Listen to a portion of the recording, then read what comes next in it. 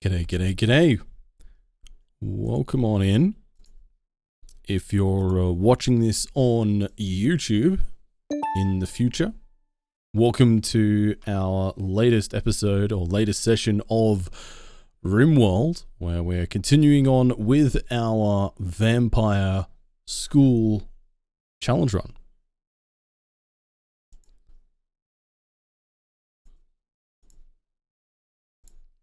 Okay, I think I've got everything all hooked up here, ready to go.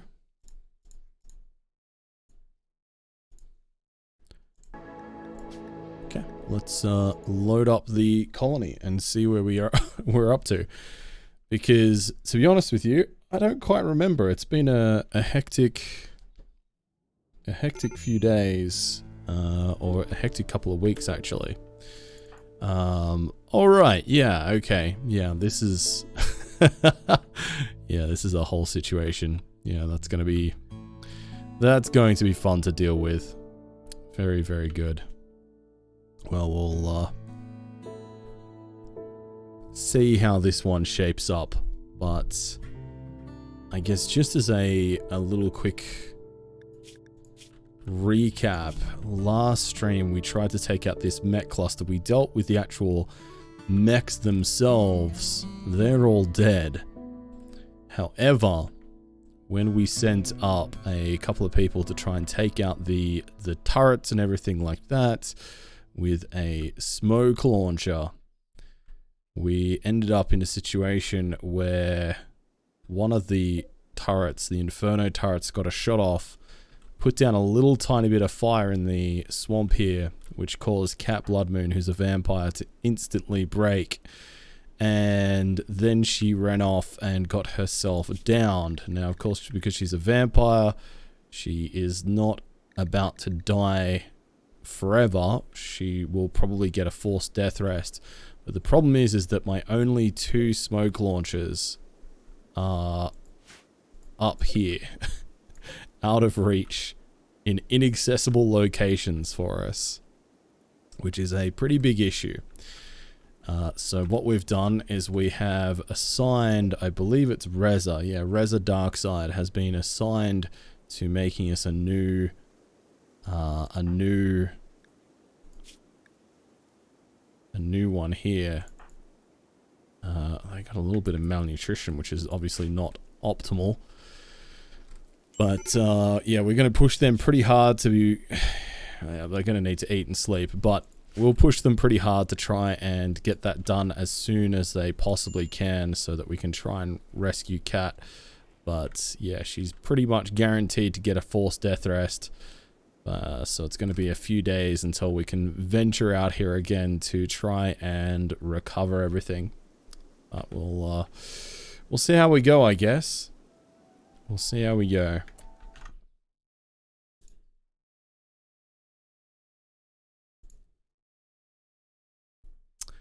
Hey, Clean Biscuit, how you doing? Eating and sleeping is for wimps? Yeah, I guess you could say that. Or for people that are, you know,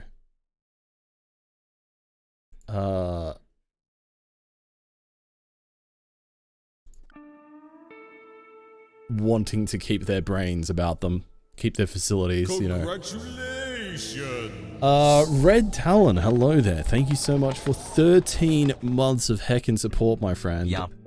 Yarp, and thank you so much for being a tier 3 sub as well. That is absolutely immense. I really appreciate it.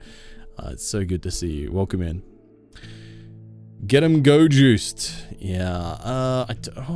We have one go juice. Unfortunately, not too long ago, we had a go juice binge, which did use up a large portion of our stockpile. I don't know whether saving a vampire who's technically immortal anyway and is not on death's door, so to say, is the best use of that one go juice that we have. So I might just leave it, but yeah, that would be a good idea if we didn't have so little. Mel, hello there. Lovely to see you. Thank you for the welcome back. It's good to be back. I was very, very nervous this evening going live because it's been, a couple of really spotty weeks with everything that's been going on. And I'm just, it's always unnerving going away and then coming back to streaming. And I guess trying to remember how to do it all, Vampires are kind of on death's revolving door, just constantly. That's the perpetual state in which they exist. That is true. Yeah, you're right about that. Yeah, it's interesting, right? You'd think like after, the 4 or so years of doing this that the anxiety would start to subside and go away after a while, but it really, really doesn't. It just, if anything, it kind of gets a little bit worse or more pronounced or is more noticeable. I also can get rid of that moisture pump there because we no longer need that. And I'm going to build a copy of a moisture pump, I think around here-ish, to get rid of that mud there. And we can build out these roads. It's a tiny little detail, but it'll just help make this little area down here look a little bit nicer, Congratulations. Hey Trunks, hello there. Welcome in. Good to see you. I'm doing well, thank you. Welcome, welcome. Rach, hello there. Has it really been another month already? Damn. To all the many more months to come. Shui, cheers also. Happy New Year. Happy New Year to you as well, Rachel. Thank you so much for the 37-month resub. Again, I really appreciate it. Thank you so much for the kind support and for the new year wishes. And I hope you're doing well. I hope you had a safe and happy time over the new year period. And I hope 2023 has a lot of good things in store for you. Yeah, that's right, Mel. That is a good point, actually. And I think there's a lot to do with that. It's like, I think...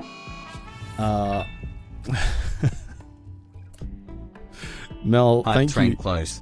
Thank you for the 100 biddies to kick the stream off with a hype train. You love to see it. All right, fine. We can kick things off with a little cheeky hype club. Why not? Why not, chat? Get your favorite dance emotes in chat. Vibe it up. Yeah, fingers crossed 2023 is going to be the best year yet, because 2022, it had its ups and its downs, but, in general, I think it was a pretty good year. And if this year can build on that and be an even better year, I'll be a very, very happy boy. That's for sure. Hey, Dr. Zayas, how you doing? Welcome in. Good to see you. Congratulations. Marguerite, thank you so much for the 5 months. Let's get some more partying going. Let's get some more partying going. Heck yeah. Thank you so much. I really appreciate the resub, Marguerite. I hope you're well. Dr. Zayas, thank you for the 200 biddies. I appreciate that. Welcome, welcome.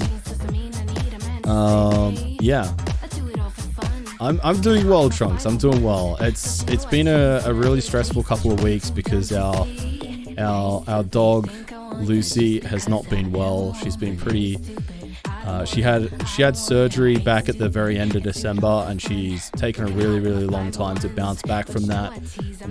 Which is why I've had to cancel, the last week or so of streams, which last 2 weeks worth of streams just about, which has sucked. But she's doing better now. The last couple of days have been the best couple of days since pre-op, which is really, really good. Very positive. So yeah, it'll be good. I'm feeling good. I'm feeling a lot more optimistic for her because there was a while there where it was like really, really worrying and really stressful. But tonight, she's down here, right next to me, as she normally does. And she's had most of her dinner, and she's been in pretty good spirits, so I'm very, very happy about that. I'm, yeah, very relieved. Who's the person flossing? That would be So Everdream, Rachel Kitten. So Everdream. Yeah. Ever's a wonderful guy, wonderful streamer, and a very, very entertaining streamer at that, for sure. That is true, Clean Biscuit. Yeah, we'll have to ease things, ease back into things. I know when I came back the other day that, well, I mean, after Christmas, even that stream that we did directly after Christmas, after the New Year, I think my voice, by the end of it, was feeling a little bit tired then as well. So, yeah, we'll try and ease our way into things and chill out. Yeah, thanks for understanding, Trunks. Yeah, I know a lot of people in the community have been extremely supportive, and a lot of people have sent messages in the Discord and everything. You know, sending their kind thoughts to Lucy, and you know, making sure that she's well looked after and, you know, well cared for, and she is absolutely all of those things. And it's been very, very sweet. So I appreciate the community being so lovely and wholesome about it.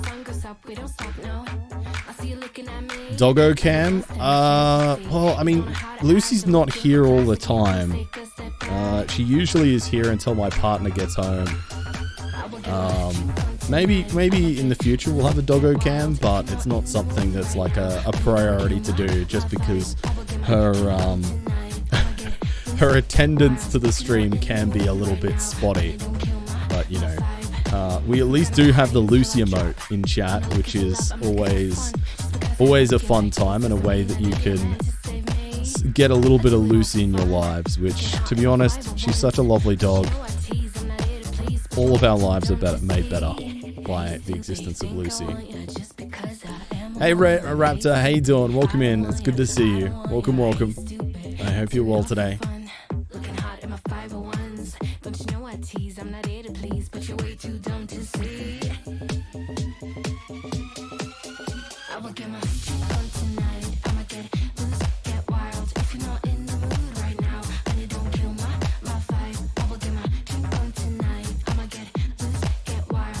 And what a great way to start off the stream and help shake off the cobwebs and ease the nerves a little bit. Thank you everybody for helping to kick things off with a little bit of hype, a little bit of excitement. You love to see it. It's very, very positive.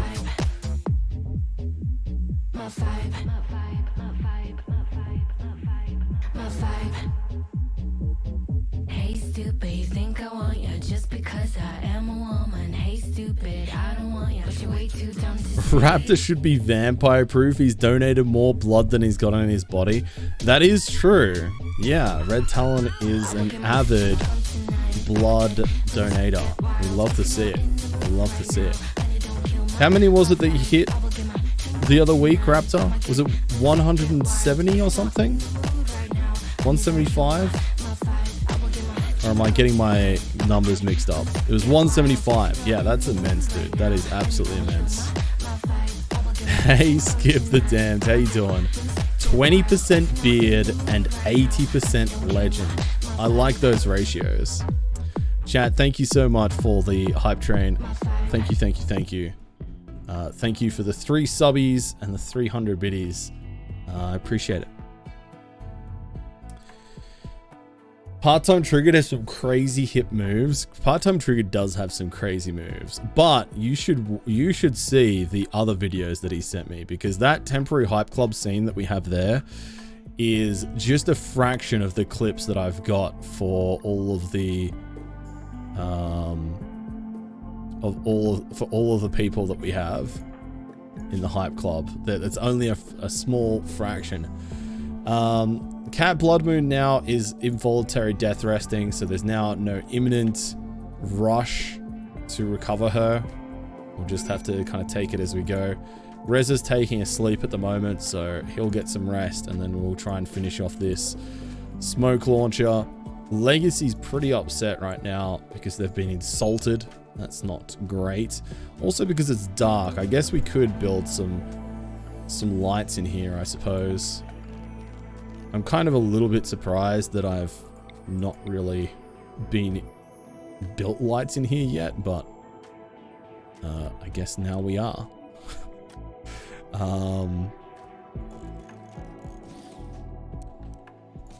Build a couple of wall lights. That should be enough for this room, I dare say. I don't want to see the other videos. My eyes are innocent. Well, look, I can promise you that they're all a good time, Skip, and they'll make your life a little bit more fulfilling.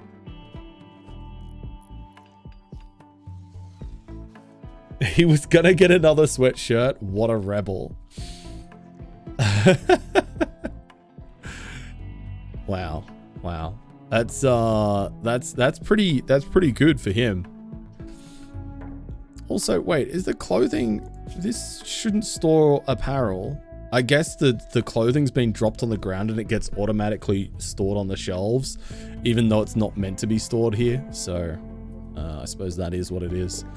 Now, chat, as a bit of context, in case you weren't here for the last stream, we're coming off the back of a pretty intense few events.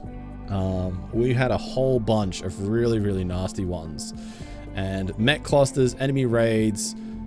This is all within like a week of each other, like barely a day between this, all of these events. So this really kind of pushed us to the brink in a lot of capacities. We also had a high psychic drone in there. We also had illnesses. I think we had flu or plague or something. And we... yeah, it's just been a really interesting and tough time for our little colony. We've been clutching at straws and desperately trying to keep on top of things. And so we are coming into this kind of on the back of, I guess, a little bit of a quiet period, which has been kind of nice. This is probably one of the longer quiet periods that we've had in terms of how the events have been spaced out. But we are probably due for another really big negative event to be happening soon. So we need to try and get on top of things and get organized as quickly as we possibly can.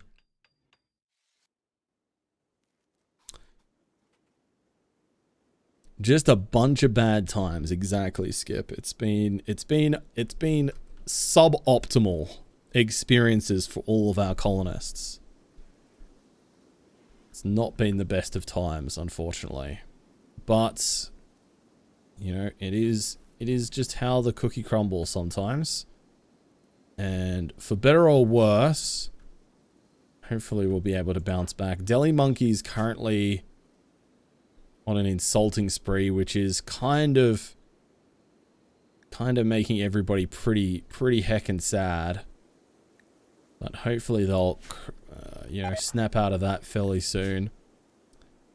Yeah, you can see a few people around the place have been are still pretty sad. Although our mood is stabilizing a little bit, and because we have had a lot of raids, we are not too bad on the food front. We've got quite a bit of raw human meat, which is great. We've got plenty of meals made. We've got plenty of hemogen. We've also got a decent amount of raw vegetables as well. So not everything is bad, especially... I don't mispronounce names. Watch this. It's Chirin. Hey, Chirin. How you doing? Damn it. Welcome in. Good to see you. Hope you're well today. Hope you and the family are doing well. Lovely to see you.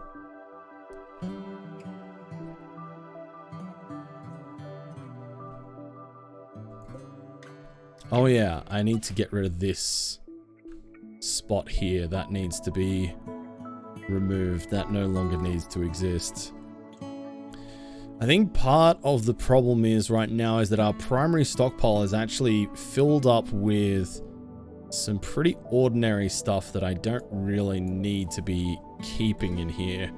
So what I probably need to do is set up a secondary stock building where we can have all of our refuse and stuff stored. That could maybe go down somewhere down here, perhaps. is kind of what I'm thinking. Babu is presently asleep for the next 30 minutes. I'm doing good. Hell yeah. Glad to hear it. Hey Hildebrand, lovely to see you. I hope you're well today. Welcome back to the stream.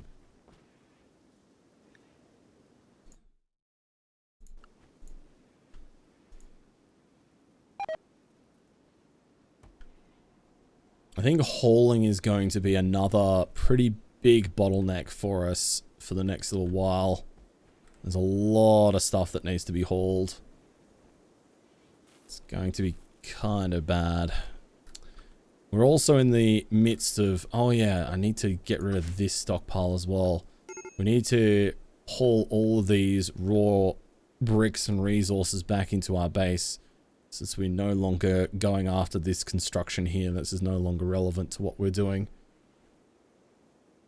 There's a lot of stuff that needs to be done for us to kind of get back on our feet here. Alright, no worries, Rach. I appreciate it. Thanks so much for being here, leaving a lurk. I hope your day at work goes nice and quickly. And yeah, I appreciate again the resub and your support. Thank you so much.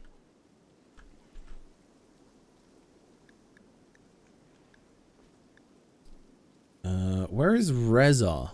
Reza should have had a decent night's sleep by now. So what are you up to? You're playing chess. Okay. Alright. Let's just let you get your recreation in. And fingers crossed Reza is, once they've got their recreation done, they're going to go and keep working on that smoke launcher, which is what we desperately, desperately need. Okay, they're doing a little bit of meditation. Do I want to focus on meditation right now? Probably not. I want to actually get this smoke launcher up and running. That should be our primary #1 objective at the moment. Think you're getting back into the world of Rim, but the ideology stuff is a little confusing / overwhelming. Should I just play with it off for my colony? Because I see that is an option. Yeah. I mean, if you're...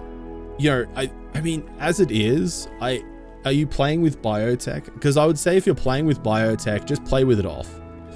Because I think ideology really, if you want it for your own colony, is only really relevant if you want to have a specialized playthrough where you want to be cannibals or you want to be cave people or something like that. It's a way of splicing up your current run and your current playthrough with a specific playstyle. But if you're just wanting to play RimWorld and maybe just learn biotech stuff, then I would say, and I would make the argument that it is 100% valid to just play with it off. It's not going to, for what you're looking for, it's not going to change your experience of the game in a negative way. It's just going to make it a little bit easier to get your head around.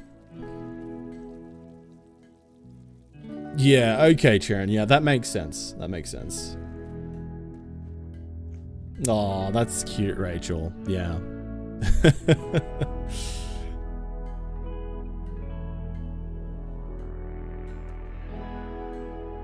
Yeah, I mean, after royalties is a pretty big gap, so there's quite a bit of stuff to get your head around. So I think anything that you can do to make you more comfortable and receptive to learning the game again is probably going to be overall a net benefit.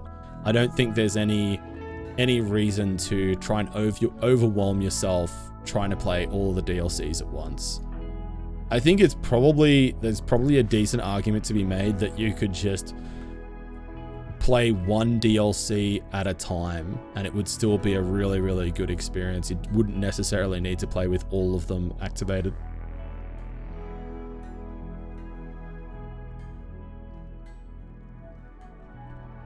It looks as though we are getting a good amount of hauling done at the moment, which is nice to see. Getting that hauled out to the old stockpile over here. Platty, thank you so much for the 24-month resub at tier 2. Egg, frying an egg, frying an egg. A Vodako, Avodaco, good to see you, Drongo.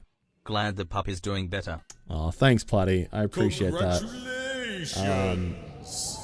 Oh my goodness. Pricey, thank you for the 31 months. 31 months scored, Drongo, you definitely are old now. The fuck did you say to me? Platty, thank you so much for the tier 2 sub. 24 months. That is a big heckin' woo. Big heckin' Danek. 2 years. It's lovely to see you, Platty. Thank you. Lucy is doing much better now. Pricey, thank you for the tier 1. 31 months. And I don't think thank you is required for the insults, but sure. It's good to see you.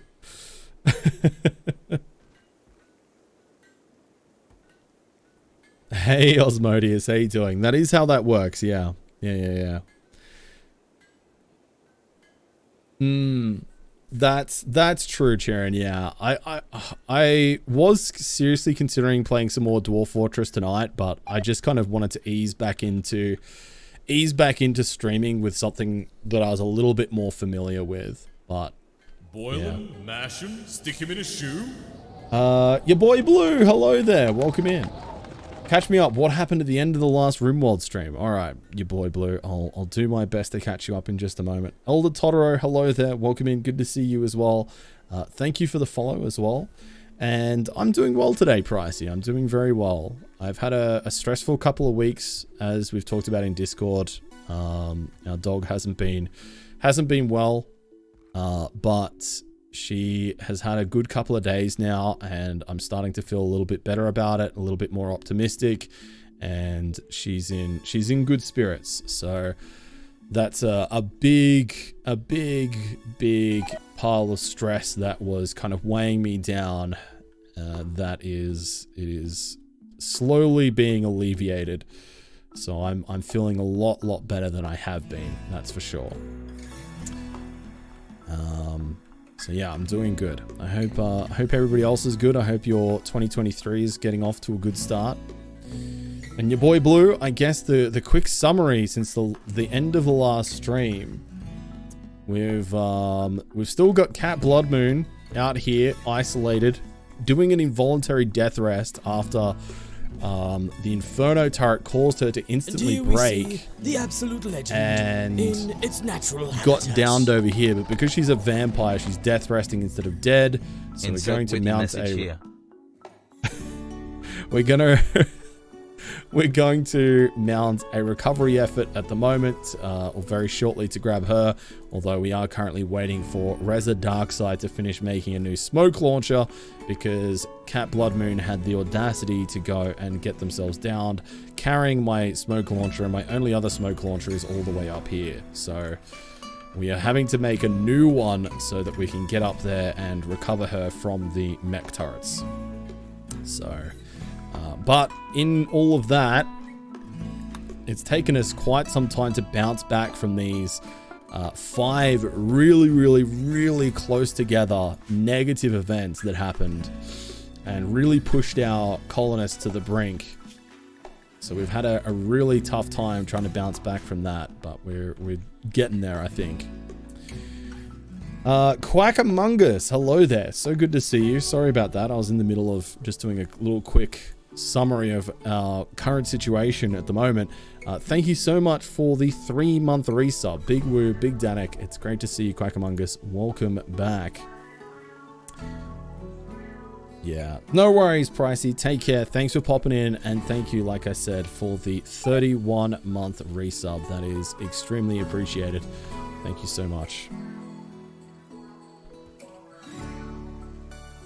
Okay, so now we've got the smoke launcher rebuilt. I think we can now go ahead and... I think we can get... maybe not Marglishan. Who are we going to get? Maybe... No, Moltokibri is a coward, so that's probably a bad choice. Reza Darkside actually doesn't have bad shooting. And is in reasonably good spirits at the moment. Yeah, let's get Reza Darkside with the smoke launcher. And then let's get... who else? Somebody else has got to be a good a good shot, right? Venomous Duck is actually pretty damn put together with the shooting. Let's get you to grab the service rifle, and we'll send you out there with Reza, and we'll go and get this recovery mission put together. The weather was pretty warm earlier in the week, but it's actually cooled down a reasonable amount now. It's actually not too bad, Quackamongus. I think today it didn't get much hotter than about 24, 25. So that for me is pretty comfortable. Yeah, so 30, it definitely didn't get anywhere near the 30s. At the moment it's like 19, which is comfortable. Ain't nothing ever gonna get him down. He's the zest around. How you doing, Zesty boy? It's good to see you. Welcome in. I hope you're well today. Oh, why is Venomous Duck about to break? Oh, you're insulted. Ugh, okay, alright. Venomous Duck, I might actually get you to consume a lavish meal. I'm a kitty cat, and I'm meow meow meow, and I'm meow meow meow. Hey, Platty. 5C there, and for some reason I'm still sneezing. Dude, my hay fever has been absolutely ridiculous. I was up at 6:30 this morning because my hay fever was so bad. It just woke me up and I could not stop sneezing for like dead set about the first 2 hours. It was actually terrible. It was so bad. Uh-oh, I think I just went inside the range of that turret. Well, luckily we're not using any vampires this time. Okay, Venomous Duck should hopefully be...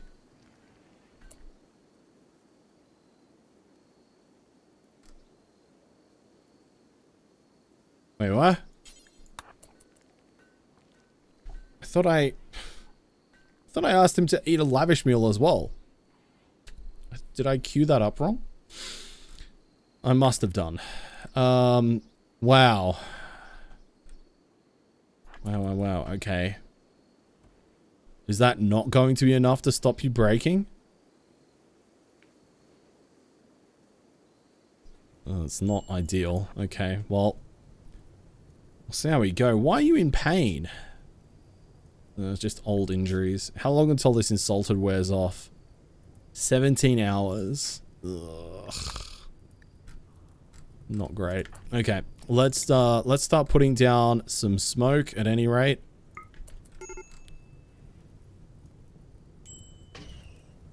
I'm going to commit to this. For better or worse, we're going to commit to actually trying to do this.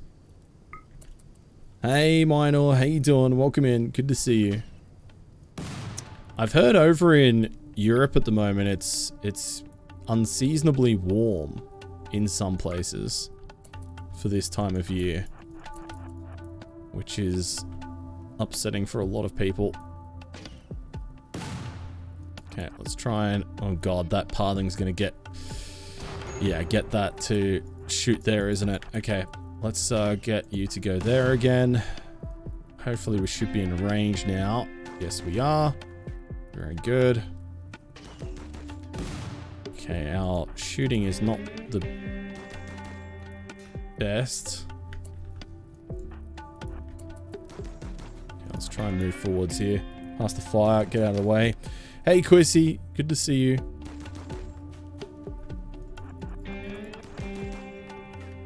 You missed the snow. That's fair. I've heard the same from quite a few people actually.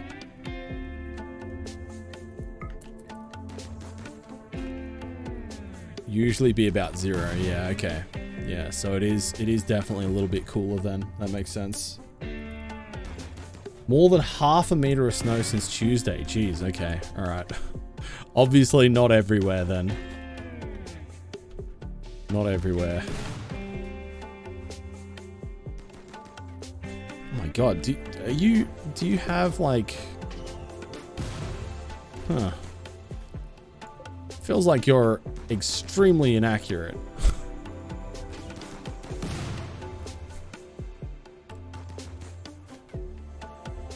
We are barely hitting. Okay. All right, let's... man, I need to wait for this fire to die down. I can't bring out any of my other good shooters because my other good shooters are vampires. And they'll instantly break at the sight of that fire. So we're just going to have to kind of make do with what we've got here. What I really need to do is probably invest in making some good miniguns for situations like this. Because miniguns make absolute mincemeat of Inferno turrets like this. It's not like you've got bad shooting or anything. It's just, maybe the service rifle is just kind of bad. Maybe it's much worse than I thought it was. 9 Celsius in the middle of Melbourne winter would be cold.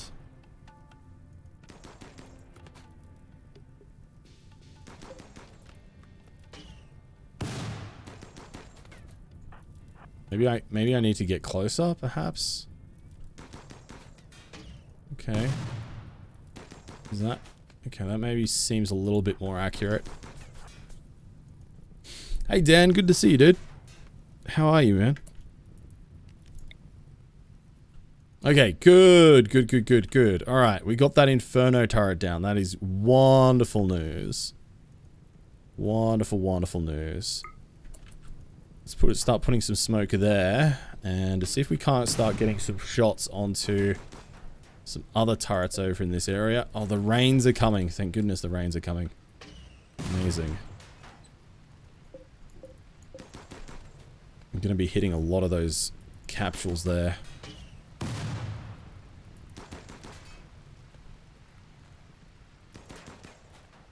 Yeah. You know what? Before I forget, let's make some miniguns. Wait, have I not researched miniguns? Multi-barrel weapons. I totally have. Minigun. Machining table. I'm just not seeing it in the list. It's too many things. The text is too small. Oh my god. Are you joking? Venomous Duck just gave up on the colony. That is not good. He's probably going to die. Oh, there it is. Make minigun. For some reason, the icon is like off the screen. Okay, all right. Let's make 2 of those. Let's make a couple of them, you know. And we'll get Quackamungus to work on those. There we go. Gave up too. That is not ideal. You have a 71% chance to arrest Venomous Duck. It might be difficult to... yeah, I'm gonna do it. I'm gonna try and arrest him. Please don't go berserk.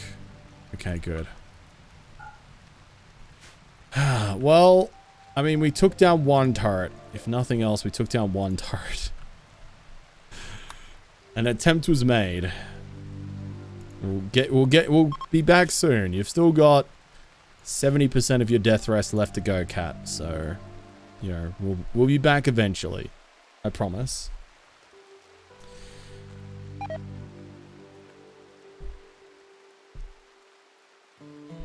LMG. Yeah, we found it. We found it. Are miniguns good now? I mean, miniguns were always pretty good. Specifically against structures.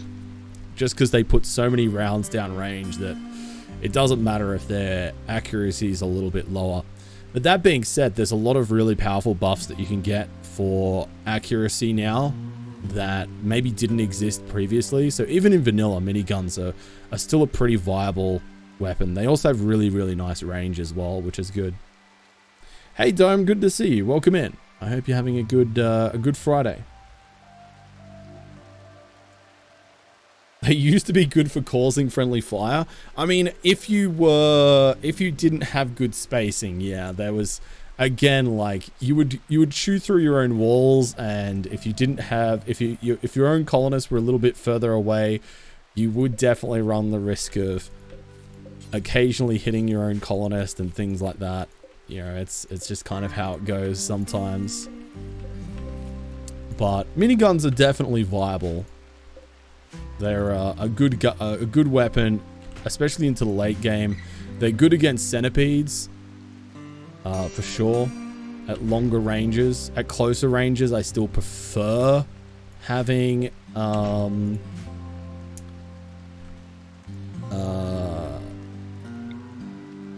what are they called? I still prefer having chain shotguns at closer range, but at medium to long range, miniguns are better, I think. Have I played much Immortal Empires? I'm still playing a little bit of it, but my god, the campaign of most factions is just being constantly surrounded. Yeah, I haven't played Immortal Empires for a little while now. Wait, what? I thought wait, what? I thought I arrested Venomous Duck, but apparently they got released immediately. Oh my god, Reza Darkside just ran wild. Oh my god, did that delete all of those work orders? No, it just means that they can't be done.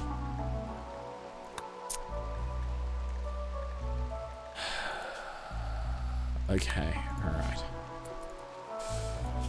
Who's our best handler? Cat Bloodmoon is the only person in our... Do you still have my smoke launcher? Oh no. Oh, that is a disaster. Reza Darkside has run wild with my only smoke launcher. And the only person that's capable of retaming them to get them back into the colony is the person that we needed that smoke launcher to go and recover them. Man, that is just Rimworld things, huh? Perfect. Oh dear. But yeah, no, I haven't played a huge amount of Immortal Empires, not lately. I was playing pretty consistently a couple of months ago, Dan, because I want to try and 100%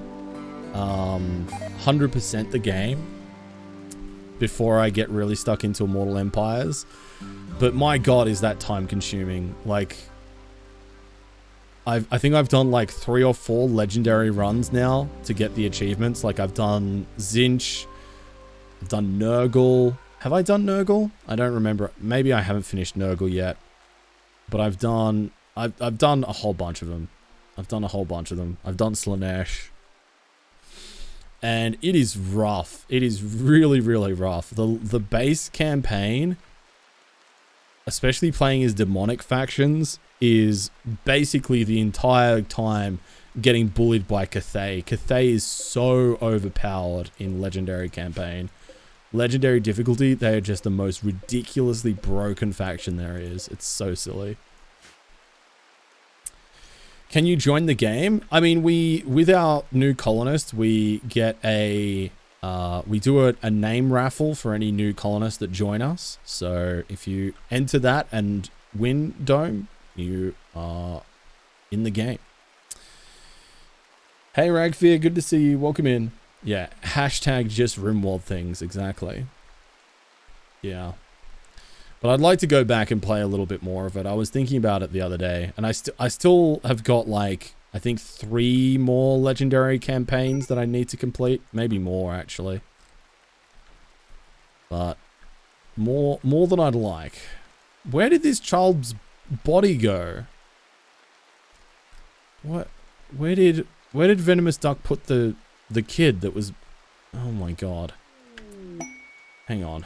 Because we're going to have Colonist unburied, don't we? Yeah, we do. We need to find this child. Where did you put them? Where did you put them, Venomous Duck? Oh, there they are. Unbelievable, dude. Quackamungus, I'm going to get you to do speed boost. Then I'm going to get you to bury this person. ASAP, please. Unbelievable. But Quackamungus, luckily enough, has gained a new Psycast level, which means they now have the ability to do Word of Foretelling, which gives us psychic whispers of things to come. Colony pawns are inspired. Neutrals or friendlies improve relations. Prisoners lose their resistance, and enemies retreat from their doom. Okay, that sounds kind of cool. We also have Craft Time Skip. Using very precise time skipping moves, the desired item to its finished state as if the creator had continued work on it. It ages the caster by 3 years. Holy moly, dude, that seems expensive. But I guess in a clutch situation where you like, I need this right now, I guess that could be kind of useful, but wow. Let's take Word of Foretelling, but Craft Time Skip, again, it seems kind of useful in a clutch situation, but is not something you're going to be using all the time, I don't think. Stargen, good morning. Good to see you. I have had a start to the year. Not the most pleasant, I'm not going to lie, but I have had an okay start to the year. It's not been the worst. But it's starting to look a little bit better now. Also, did Reza drop their smoke launcher? They did. Yes, dude. Okay. Oh, it has art as well. Maglishan's Aunt. Okay, that seems concerning. This weapon is engraved with a portrayal of Gomp being mutilated by Maglishan with a thrombohorn with quick, efficient movements. Maglishan looks distressed at what she's doing. The work is executed in a modern style. Unusually for this kind of work, at the edge of the image, there are dozens of automatons. This image relates the close combat slaying of Gomp by Maglishan with a thrombohorn on the 2nd of December, 5509. Amazing. Perfect. Time magic is so OP on vampires. Is Quack Among Us a vampire? Actually, yeah, there might be. Oh, wait. Do vampires not get like old age illnesses and things like that? I didn't even think about that, but yeah, maybe that is really OP. Huh.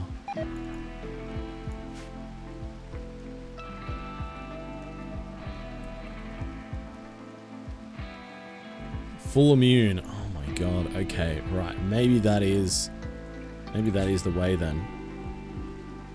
Oh, these insults, dude. These insults are killing me. Deli Monkey going on that insulting spree. Like, honestly, like, insulting spree is like one of the worst events, it feels like, in a lot of situations.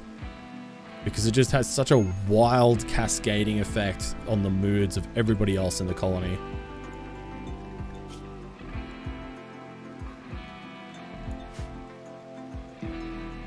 I'm sorry you've been unwell, Stargen. I hope you feel better soon. Yeah, it's not been the best start of the year just because our dog hasn't been super well, but she's looking a bit better now and has had a good couple of days, so I'm feeling a bit more relieved about that. So yeah, fingers crossed things keep going in the right direction, and then 2023 will be hopefully a good year from there.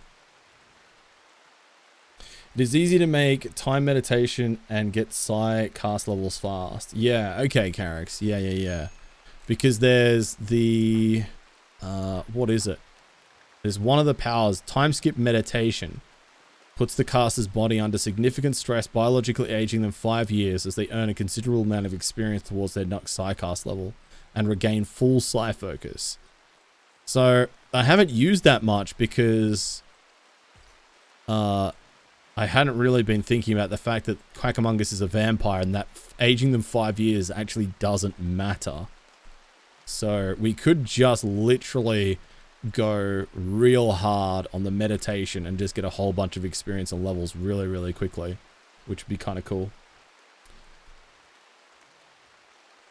Hey, Original Galan, how you doing?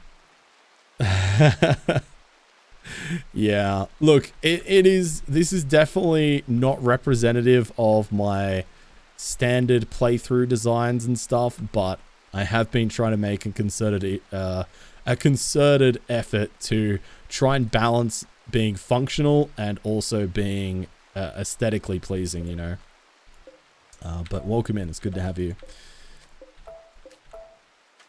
Yeah, that is pretty nuts, isn't it? Zest.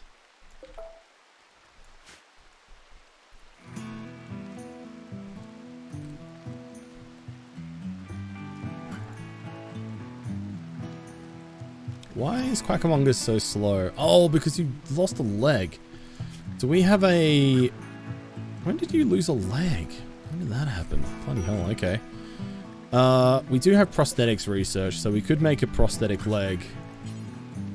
I believe. Prosthetic leg, there we go. We'll get Quackamongus to make up one of those after you've finished up making these miniguns. Although, having the... Yeah, having a missing eye is not ideal either, especially as a ranged pawn.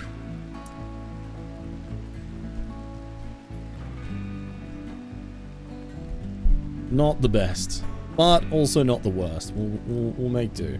We'll make do. Dalka.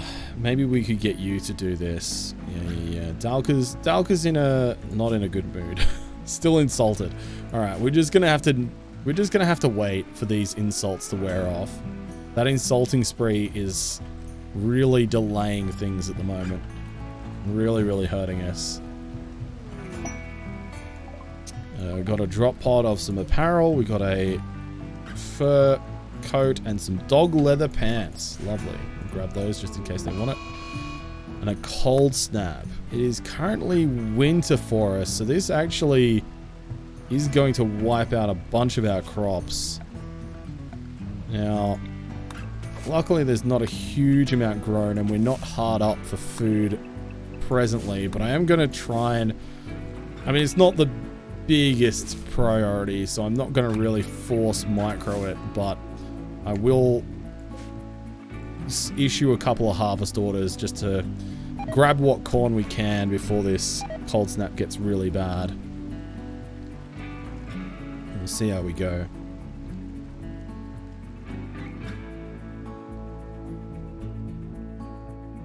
Oh, that's annoying, Plutty. That is super annoying. I hope you can get it sorted. Okay, some of it is starting to die off. Yeah. And he's now minus 10, minus 14. Jeez, that is a... Wow, actually, that's like a 25-degree temperature shift. Yeah, we're going to grab some of it, but... Yeah, that is a pretty wild swing there. I don't think a cold snap's going to...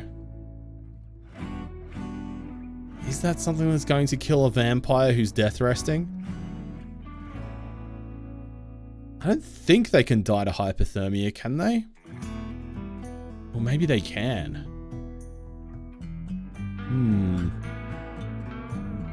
Not sure.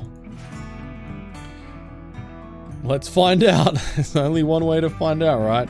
Hey, Zest. Sorry, not Zest. Kimosabe, how you doing? Welcome in. Good to see you. Okay, alright, Tay and Dalka. Dalka, how you doing? Are you feeling a lot better now? Okay, the last of the insults will be dealt with within the hour. That's great news. Wonderful. Dalka, I'm going to get you to consume a lavish meal. Then I'm going to get you to come over here and grab the smoke launcher for me, please. And we're going to get ready to send you out there. And then I need to find somebody to send with you who's probably not going to get killed. Squire Soup is in a... Man, your mood is just absolutely god-awful. All of the time.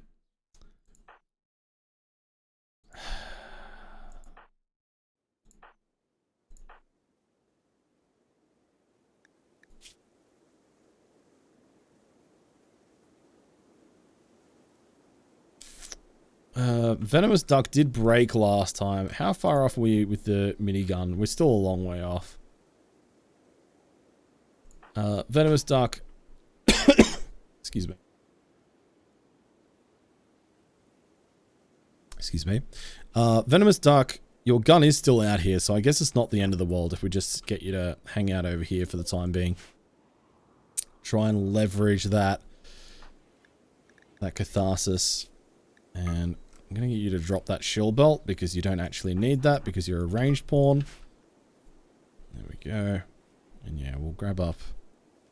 Still grabbing a little bit of that corn. Lovely.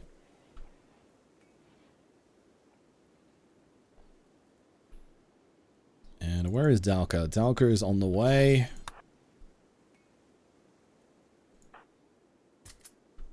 Okay, alright, now you two, let's go. Let's go, let's go, let's go. Please, please, please, let's move.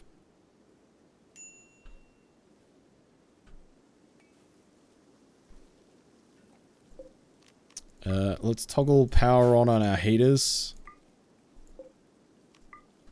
Try and keep our peeps happy. Or a little bit happier.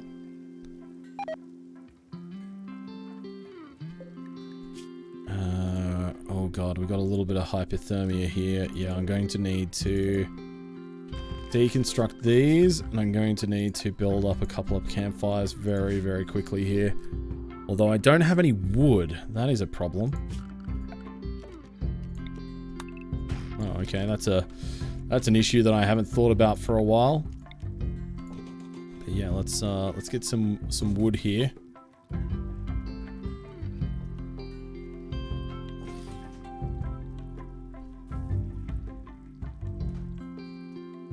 You're gonna remove this. Thank you. Alright. Okay, over on this front. Now let's get a let's move you guys up. Venomous Dark, your rifle is there, so we'll get some smoke down and then we'll grab that in a moment.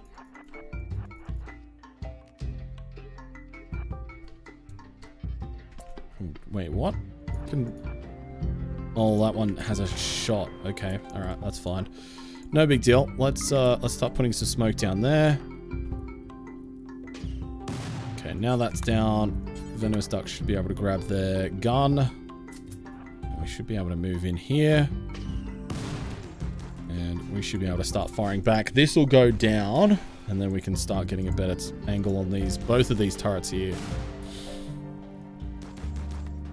Okay, and so far, Venomous Duck and Dalka are both starting from a place of pretty good morale.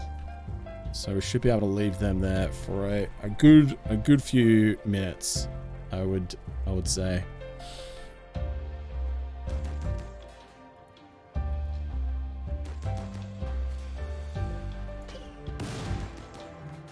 Yeah, man, that accuracy is terrible. Absolutely terrible. Holy moly. We do actually have a heavy machine gun. I don't know if I saw that before. That would actually be a better option than the service rifle. I wonder if Blue Mary Love, whether we could get you over there. Yeah, let's get Blue Mary Love to have a quick little bite to eat here. And then I might get you to grab the heavy machine gun, and I'll send you out to help out a little bit. Oh, Cat Blood Moon collapsed from extreme exhaustion. Didn't realize you were up. Hey, Boil him, Lucy. mash him, stick him in a shoe. Do you want to say hi to the stream? Thanks for the follow. You want to say hi to everybody? Oh. Hello. Oh, look at you. Look at you. Mwah. You've been worrying sick lately, haven't you? Because you've not been very well. Mwah. Oh, big yawn. She's had her dinner tonight, and she's been in good spirits all day. You haven't been sick at all. You've had no voms. It's been good. Been very good. Been a very good girl. The best girl. Oh. I might need to see if she needs to go out soon. Hey Dragon Die, hey Dawn, welcome in.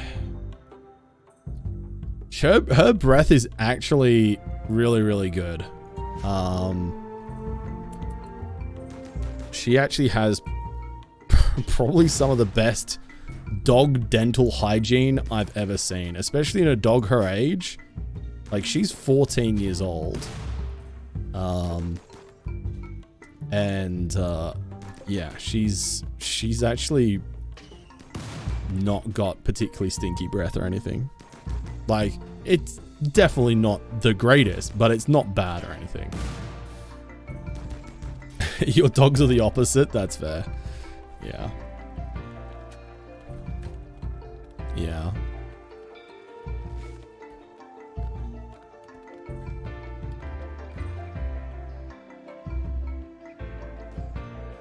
Okay, Blue Mary, let's get you up here. Let's go, go, go. Let's get you to come help out, please.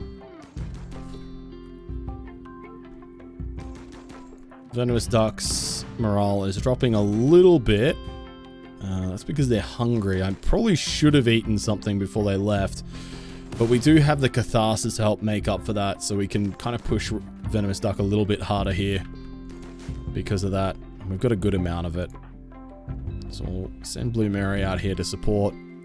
Her morale is going to be pretty strong. Although I'm surprised that our lavish meals don't have human meat in them. Oh, cougar meat. Okay, so there are some that have human meat, others that don't. Which is kind of annoying because the biggest debuff that we have at the moment is wanting human meat. But hopefully this heavy machine gun is able to do a little bit more damage. More shots is more good. Depends on the cougar, that's fair.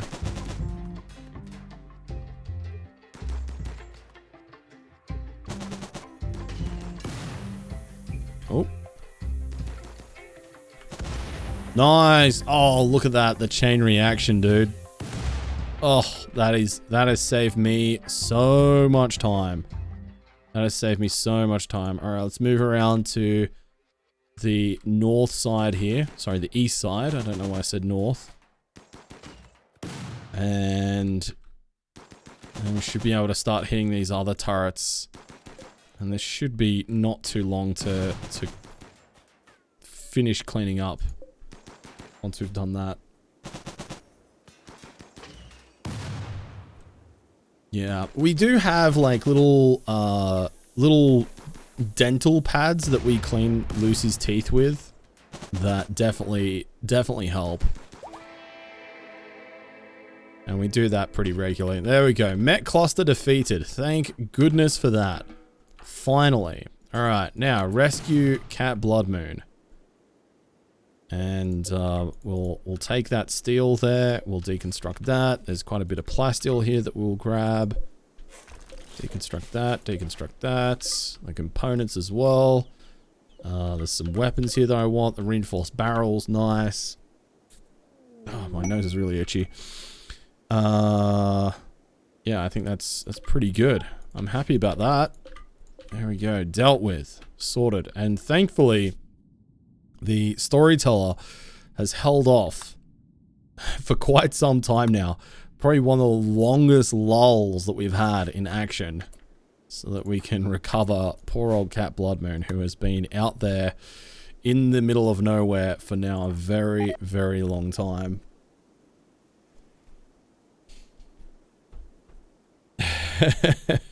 Hey, Michelle. How you doing? Welcome in. Can we get a shout out for Michelle, please?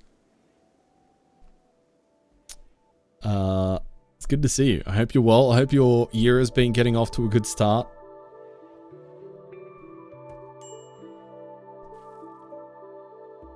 Okay, there we go. Alright, so Cat Blood Moon has now been put into her death rest casket.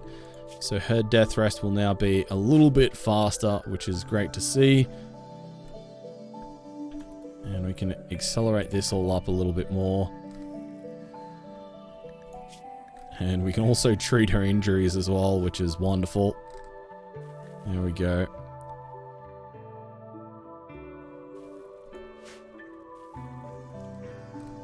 You cracked your phone screen yesterday? Oh, no. That is not optimal. I'm sorry to hear that, Michelle. That definitely sucks. Nice. Administering some hemogen there. That'll hopefully take care of the hemogen craving. Yeah, that's ticking downwards. So by the time Cat Blood Moon actually wakes up, she should actually be in pretty good fighting shape, all things considered. Okay, now I can refocus my efforts on replacing our the trees from our defensive lines. So let's go ahead and do that. There's quite a few that actually need to be done.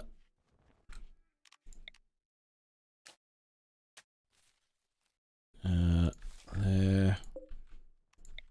And there.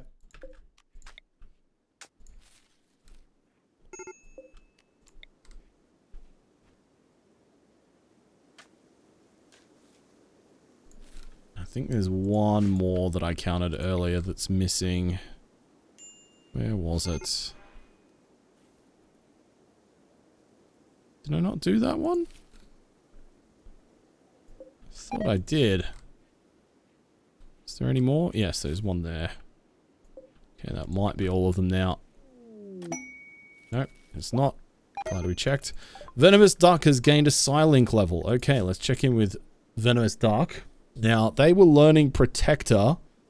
So we now have the option to choose between Focus, which psychically focuses the target's mind for a minute, boosting their sight, hearing, and moving capabilities. Or Skip Shield, which generates a spherical skip gate that sends all incoming and outgoing ground level projectiles to a distant place. People and items are not affected. So let's go with Skip Shield. I think having a couple of pawns with Skip Shield is going to be pretty useful. What is the purpose of the trees? So the trees basically stop... oh, Deli Monkey's gained a psi level as well. It's all happening. So we've got full maxed out Harmonist.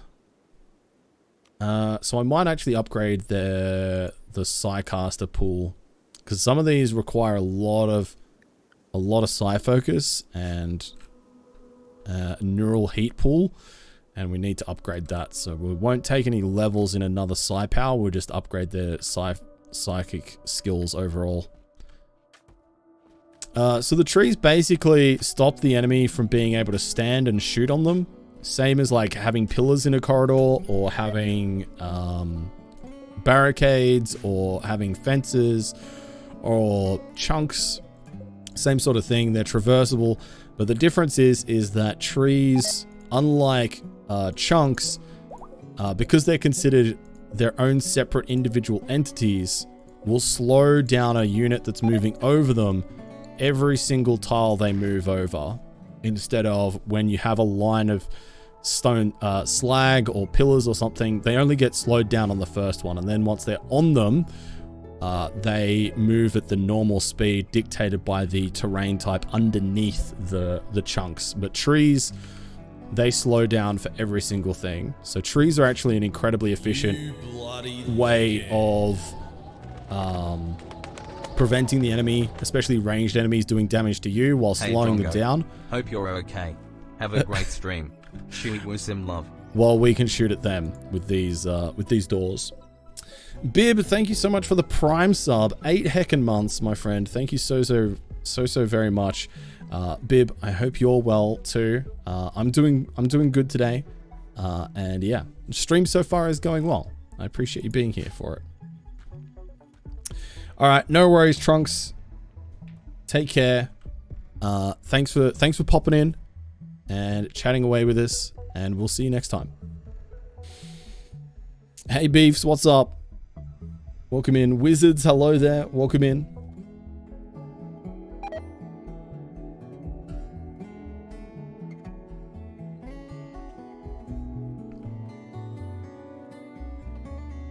Okay, the cold snap. Man, I don't feel great about us re-sowing our crops during this cold snap. Although it has been 2.2 days. So chances are it's probably going to be okay. We're not going to waste that many man hours doing it, but it's not optimal. It's not optimal.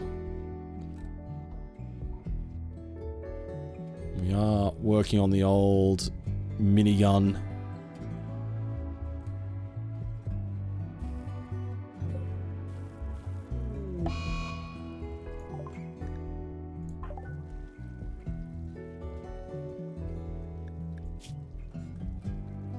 Recreation deprived. That's weird. I think I'm gonna sneeze. Why are none of these bedrooms cleaned? Nope, the sneeze went away. Ah, that would be why. There we go. Alright. Oh, for some reason that's not home zoned either. Or any of this. There we go. Oh, it's obviously been a hot second since I last looked at this home zoning because there was a couple of glaring issues there. Well, that'll certainly help. Oh, she does. Yeah, Clean Biscuit. She has a dog bed next to me, and she also not only has a dog bed, she also has the Twitch blanket that I got for the Bitfest at the start of last year. I got that, and she immediately claimed it. She was like, "Oh, what's this? This is soft." So she has a bed and a blanket to curl up in next to me down here. A decade-long toxic fallout. I love that. Yeah. Yeah. It's always a good time.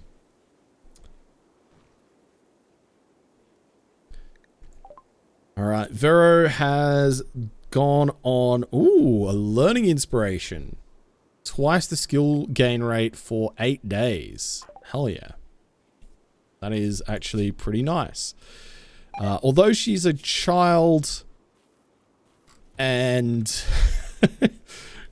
she's not really capable of anything useful at the moment, so that's kind of a bit of a pointless inspiration to have for us at the moment. That doesn't do too much for us, I have to say. Move to another map tile? Yeah, honestly. I mean, after a while, if you make the initial investment, playing with that and setting up the hydro and stuff, as long as you're able to maintain the power pretty easily, which is not too difficult, then it's pretty easy to adjust to those sorts of things. But yeah, a decade long is pretty rough. Our last couple of toxic fallouts, we've low rolled them pretty well. I think our last one only lasted like 6 days or something, which is around about the shortest a toxic fallout can actually be.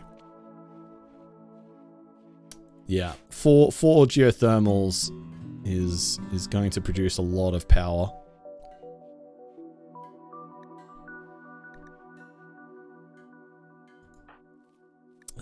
Man, muscle parasites. That's kind of annoying. Muscle parasites are pretty bad for us because it gives us a lot of pain. It also reduces our moving and manipulation, so our efficiency is way down right now, which is not the best considering a lot of what we need to do to get back on top of things right now is revolving around actually you know, building and crafting and stuff like that to get back on top of things. So definitely not the best. Also, the cold snap is over, so we can probably get rid of these campfires again now for our little blood bag friends. Anubis, how you doing? Welcome in. We are playing with Basilicus Bestower, who is a vanilla expanded storyteller. And from what we've played so far, the events appear to happen at a frequency that I would call equivalent to Randy Random. Like, they're definitely not as consistent as Cassandra. It would appear to be closer to a Randy random storyteller, but the primary difference is that Bastelicus Bestower allows your enemies and other factions to have Psycasters within their faction. If you want to check out all the mods we're running, you can type in !mods, and I've created a Steam collection where you can go in and check them out, or even start downloading them right away if you'd like.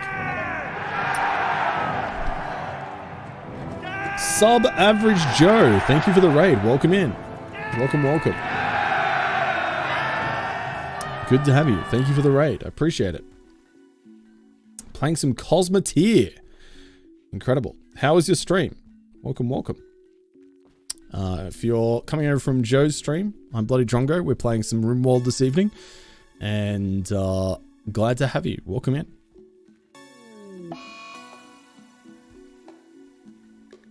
Oh, good. Another insulting spree. That's great. That'll really perk everybody up. You'll love to see it.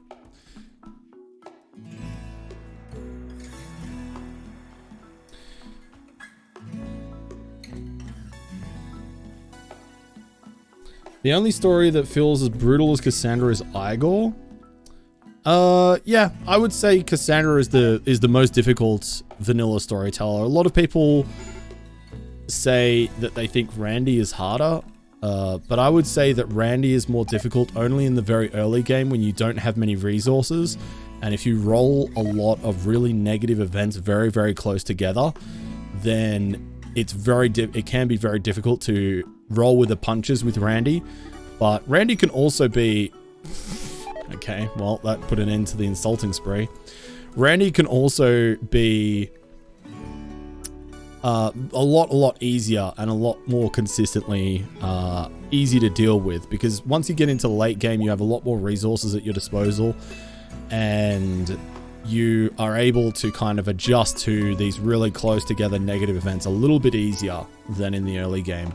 Whereas Cassandra is just monotonously difficult. And speaking of kind of difficult, we've got a psychic droner ship, which we are not in a good place to be able to deal with, because we are clean up straight out of high explosive shells from the last mech clusters, the last couple of sieges of mech clusters that have happened. The last couple of events that have happened very, very, very recently, this group of 5 events here, there was a lot of really nasty stuff that we needed to deal with that used up a lot of our shells, and I don't have a good answer for this psychic droner. It's attuned to males, and it's active straight away. We've got 3 blasters. We've also got a centurion. Ugh. Okay, that's a little bit annoying to deal with. And we've also got some smaller critters here. This is actually going to be kind of nasty. It's going to be tough. Hey, Rachie, good to see you. Welcome in. Welcome.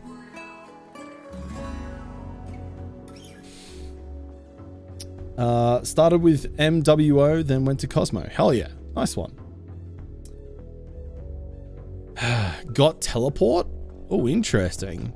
We do have teleport. Yeah. We do actually. I hadn't thought about that. We do have some psi powers that may help us out here. So we do have the ability to paralysis pulse, which is very, very strong. And considering they're sleeping, actually having 2 groups of paralysis pulse come in here might actually be pretty damn useful. And then we could just try and overwhelm these mechanoids straight away and just deal with it, not mess around with it. That's probably going to be the best way. Kind of annoying that that little Nevsor's break there has taken out one of our melee pawns straight out of the fight immediately. Bloody hell, Blue Mary's missing a lot of digits. Let's just check that everybody's got their... Okay, let's get our kids drafted up. Let's put them in there just in case anything goes wrong. Let's get everybody together. Cat Blood Moon is missing a weapon because she got downed. So let's get you to go over here. Oh, there is a minigun available. Nice, let's grab that. Dalka, you're not going to want to have the smoke launcher for this. You're going to want to grab that. Blue Mary, actually Venomous Dark, let's get you to grab the heavy SMG. Come back. You're going to want some slightly better close combat weaponry. Actually, I might get Quackamungus on the minigun and Cat Blood Moon, probably a chain shotgun. Yeah, let's do that. Hey Naxstars, 'tis the year of the centipede.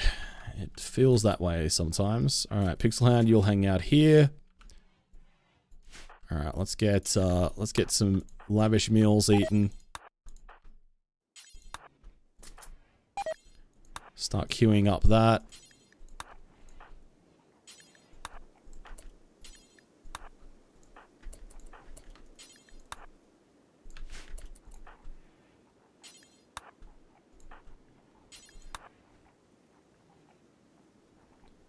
Could I beat the Centurion? I should be able to beat the Centurion.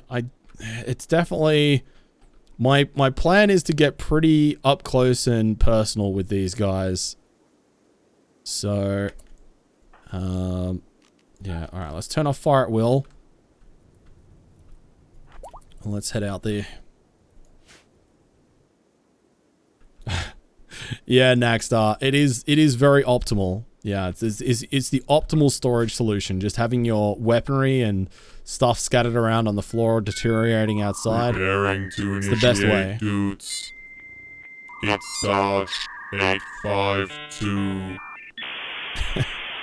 Hey Sarge, yeah, no, definitely not Saturday. Although, yeah, without the streams, I can see why you might be a little bit confused.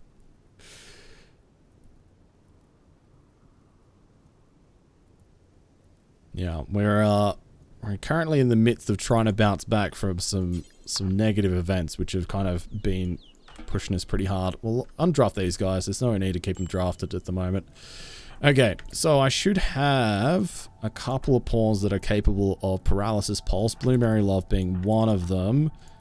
And Cat Blood Moon? No, Malto. Venomous Dark has Skip Shield. It's been a while since we played this playthrough, so I'm just trying to remember who does what. Do we... Oh, maybe we only have one. Maybe we only have one. Okay. One Paralysis Pulse. That's kind of annoying. Oh, no. Quackamungus. I forgot to bring you up. Okay, let's get you to Speed Boost. And let's get you to run up here. Definitely gonna need you. Oh, actually, let's get you to eat something first. And then come up here. Is it Nevsol that has our other Paralysis Pulse? I was sure that somebody else had Paralysis Pulse. Oh, was it Reza? Oh, you know what? It might have been... Oh my god, Reza's dead. From hypothermia.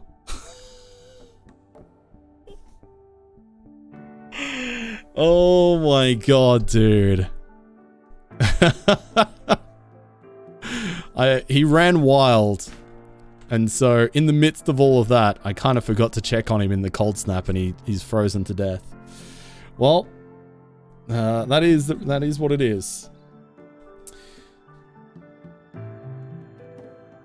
Is there a mod that allows you to group pawns like you can do to units in an RTS?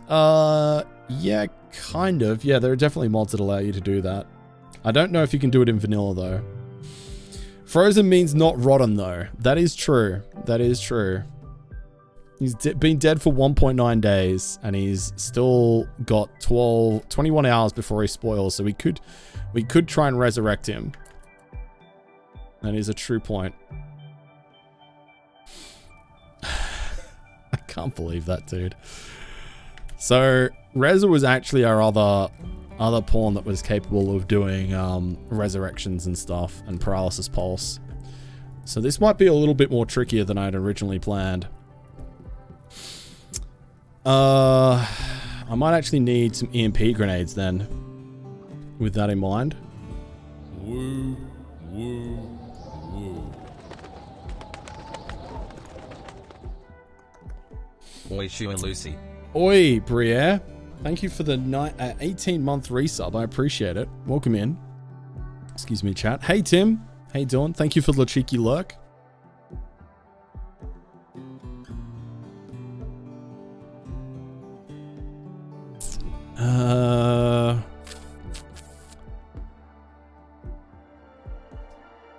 Did Kat not have an EMP belt?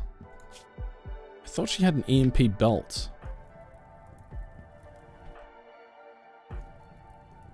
I could have sworn somebody had an EMP belt. She's actually doing good today, Bria. She's had a good couple of days. She appears as though she's on the mend. She's down here snoozing next to me at the moment. But yeah, she's doing good. She's doing much, much better than she was, that's for sure. Much, much better. I guess I could go over here. I could paralysis pulse the ones on the left flank and then try and lock down the right-hand side with melee. Because I do have quite a few melee. And we do have some powerful skip shield. Which could help us out here quite a bit. Having some EMP would be really nice though. And we're going to waste a lot of time grabbing EMP and then coming back for it. No, I'm going to do it. I want that EMP. Yeah, I just don't know why we don't have...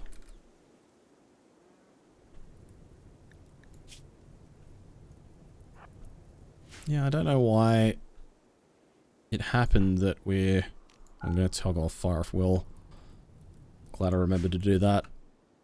Don't know how it ended up that I have lost a belt of EMP grenades, because I was sure that we did have one. But it is what it is. We'll make do one way or another. Hey Ras, good to see you. Welcome in. Hope you're well today. Wait, what? I did... What? I could have sworn I clicked on the EMP grenades, but no, apparently not. Oh, there's the EMP grenade belt. That's what I wanted. I don't know why we had taken that off, but whatever. That means we can take the heavy SMG now as well. Because we can then just... We've got 6 EMP grenades. Which honestly, if we need more than 6 EMP grenades, we're in trouble anyway. It is a launcher, you're correct. Yep, it is an EMP launcher. They were stored on the same shelf. I must have just misclicked on the launcher instead of the actual EMP grenades that I wanted. But I found the item I was looking for anyway, which is the EMP grenade belt, which is pretty useful. It basically gives you a consumable utility slot for your EMP grenades, which is really nice. So you can double it up with an actual useful ranged weapon instead of just having one pawn. It won't really do any DPS. Okay, alright, so on the left flank, on the right flank we're going to have our melee and EMP. And then on the left flank we're going to have our ranged and our paralysis pulse. That's kind of what I'm thinking we do here. Paralysis pulse has a pretty big range. So we should be able to sneak around here. Get up kind of close.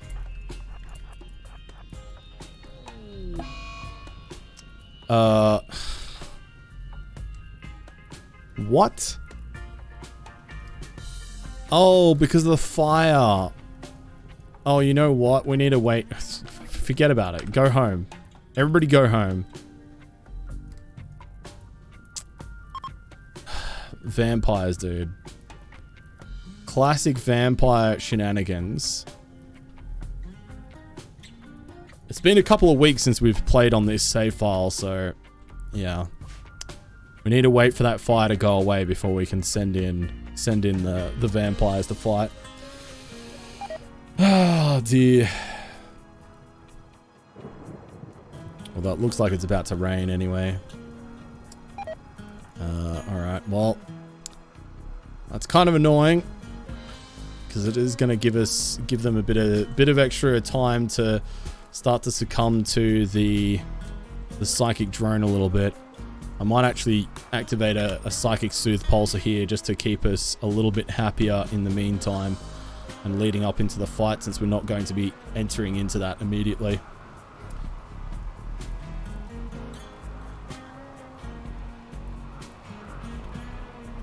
What are the sparks coming from around Quackamungus? So Quackamungus has been spec'd into our Warlord traits. So we use speed boost on him, which was what the sparks were. That was basically just indicating that he's activated one of his psi powers. We weren't exactly Ras, no, but we have managed to destroy the mech cluster that was causing us some grief, and we managed to rescue Cat Bloodmoon from the mech cluster. So things are doing okay at the moment. We're doing okay. Although Blue Mary needs some death rest. Got a little bit of time before that gets too dire, but we can't leave it too long. This fire's nearly out. Resurrect the dead guy. I'm not going to resurrect the dead guy just yet because actually I probably want to store them because it is going to be 16 hours. So I actually want to store them in our refrigerator here briefly. So let's allow corpses, and then we'll allow human-like corpses. Oh yeah, hang on. Let's turn this off of human-like butchering just in case we accidentally butcher them. Let's haul the Reza over into our freezer here. Cat, can you come and haul Reza, please?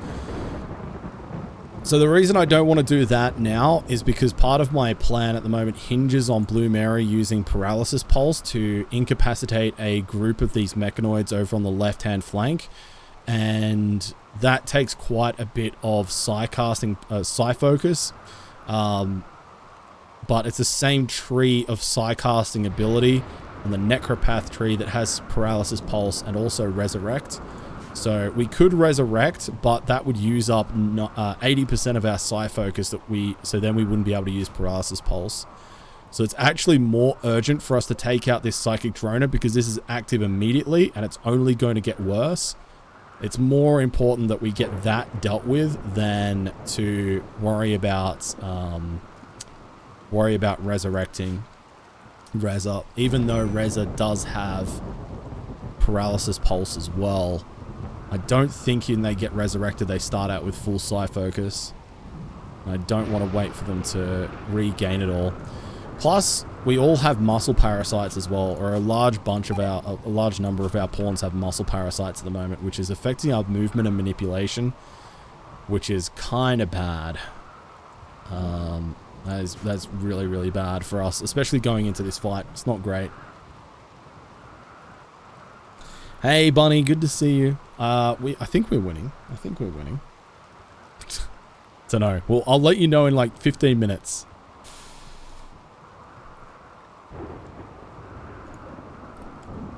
It's we're about to head into a little bit of a tricky situation. We'll resurrect later. Yeah. Nice. Nice, Raz.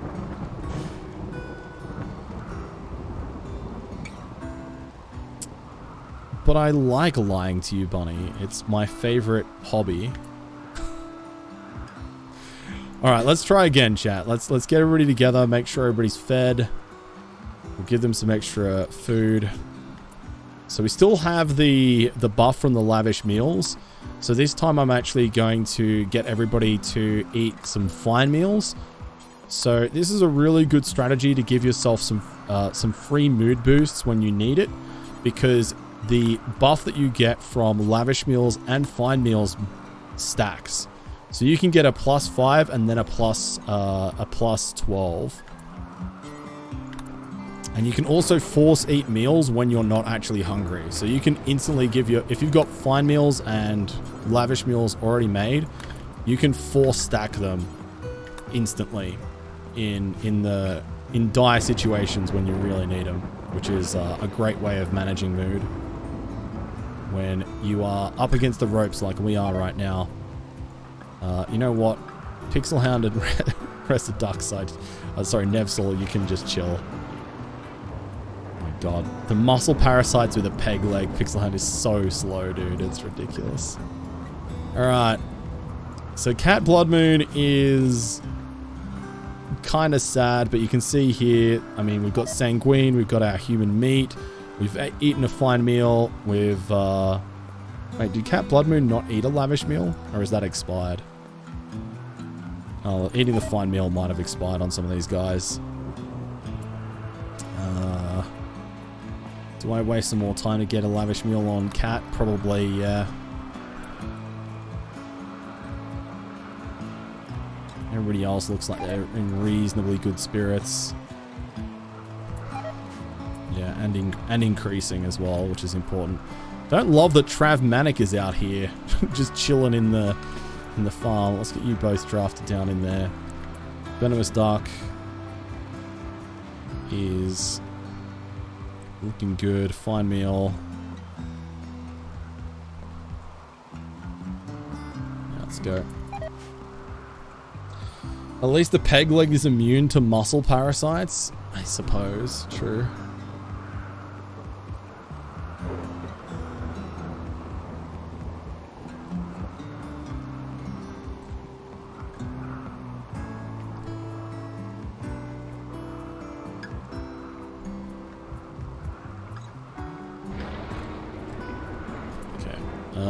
Let's make sure we turn off fire at will for all of you. Oops, no, that's not what I meant to do. Fire at will.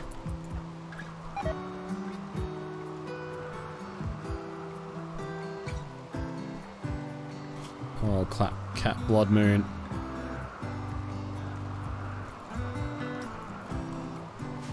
Okay, alright, so Blue Mary Love, you are going to take the left flank with our ranged. There we go.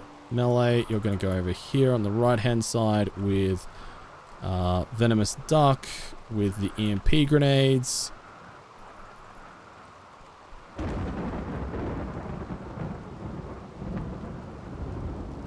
Not immune to termites, true. True. Alright. Okay, let's move over here. Let's move you guys over here.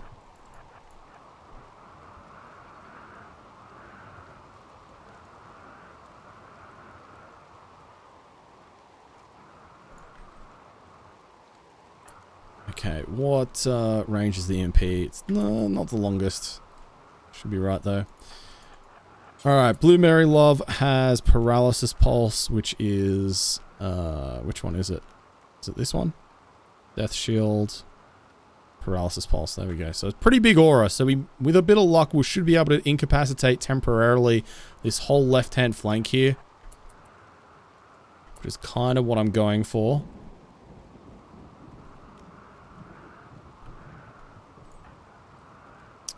Now, hopefully, meanwhile, I'll have the rest of you guys here ready in the back line. Meanwhile, on this side, I'm going to throw an EMP grenade. Probably going to try and hit this cluster up the top here in the top right with the EMP grenade. And then I'm going to run in my melee to try and lock down these guys on the south side with ranged, melee rather. And then we'll go from there. We'll need to take out the Scythers because they're pretty high threat. And then we'll need to focus on getting the centipedes locked down. Okay, alright, so throw EMP grenade. So if I aim here, even if I miss, there's still a good chance that I'll hit this centipede there. Okay, so let's do that. Let's have these guys coming around to the bottom because we obviously don't want to EMP our own guys. Okay, EMP has been launched. That's going to incapacitate all of those. So now we want to lock down that centipede there. We want to take out that lancer with our melee. We now want to long jump in Blue Mary Love into here. Like so. Did they just immune? Did they not get stunned by that EMP grenade? Excuse me. Okay, now we drop the Paralysis Pulse. Okay, so Paralysis Pulse is off. They're stunned. They're stunned. Beautiful. Good stuff. Good stuff. Alright. Let's start shooting there.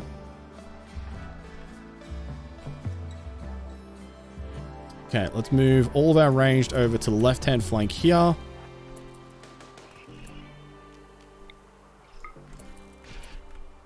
And turn on fire at will. And turn on fire at will for you. There we go. So we don't need to worry about these guys here for a little while. It's gonna this stun here from the EMP is gonna wear off before that one is. Okay, so these guys have taken out that one there. That's great. So let's move this guy in because I need to lock down this centipede blaster now as the highest priority. Okay, let's take down that that scyther there. Next up. Now there is a chance to be friendly fire here, so we'll just need to keep an eye on these shield belts. We can move a little bit closer now. We've taken out the small stuff. That's great news. 1 hour left, so we've not got a huge amount of time, but we'll clean up this right-hand flank here. Okay, beautiful. Now, let's get these guys here to start cleaning up them. Range guys, let's get you to start taking out these centipedes.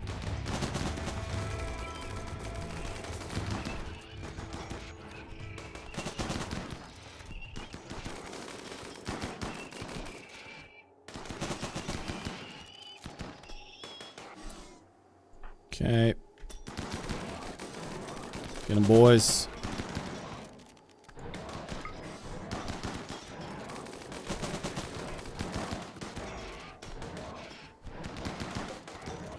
And all centipedes take a pretty chunky amount of damage.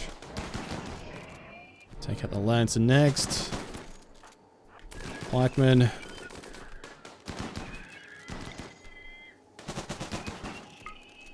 Focus on that next.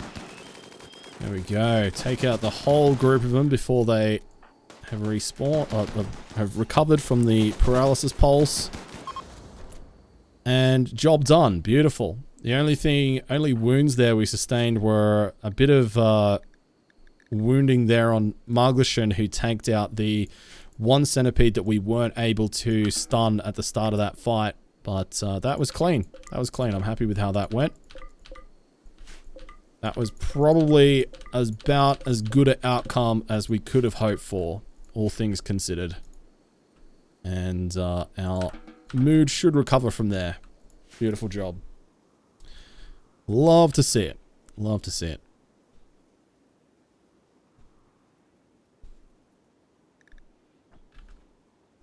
And Blue Mary Love needs a death rest, so let's get that going now. Before we get bogged down in other things. Marglishan is... man, real slow. Took a real beating in the leg. And with those muscle parasites, not loving life right now. That is for certain. Probably as good an outcome. Yeah, exactly. Because that was cheesy strats. The old EMP and paralysis pulse combo against mechanoids. Works 90% of the time, every time.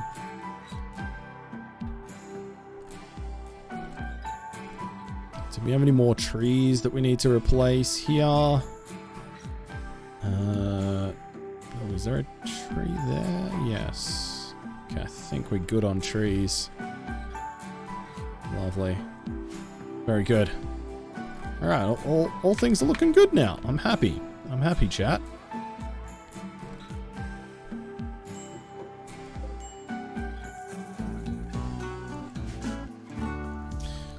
So now I need to actually build up a...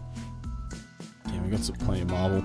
We need to build up another building here. So let's go ahead and imagine something along the lines of...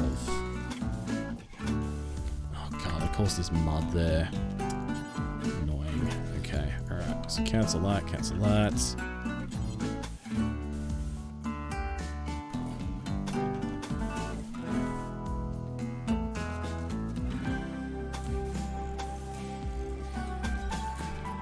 reckon if we do something like this, and then we can add in a door there, and maybe a door here as well. This can become our new overflow storage and resources for our crafting area. I mean, technically, we probably should set up a larger workshop because we're pretty much outgrown this in a lot of senses. Because we're going to need to make a proper fabrication bench and stuff like that, because we do actually have fabrication research now. So we probably want to actually get that done. I also should probably build another of these moisture pumps, clean out some of the mud up this end. Meteorite shower. Ooh, that is a hefty chunkin' piece of plasteel there, I tell you what. Oh, and some silver there as well. Wow, okay. Basil is blessing us right now. Finally, a little bit of luck going in our favor. Very good. Why the setup with the trees? Is that a kill box? Yes, this is a kill box. So this is like an alternative kill box method to say something like a singularity kill box. It's not quite as powerful as a singularity kill box, but it is still very, very powerful. It's just an alternative. Hey yo. Hey, yeah, yo. Absolute banger, dude. If we could get over these muscle parasites soon, that would be lovely.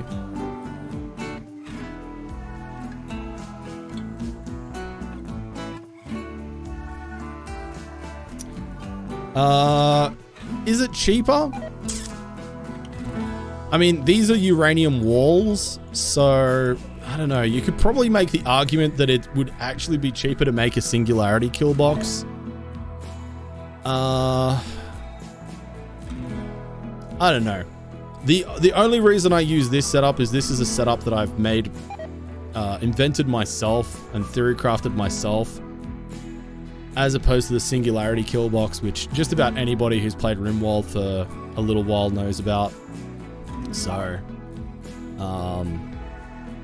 yeah.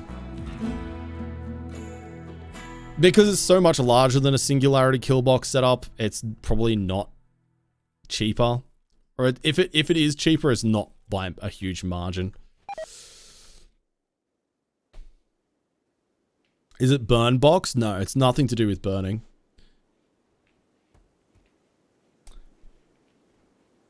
Singularity is less labor intensive, yeah.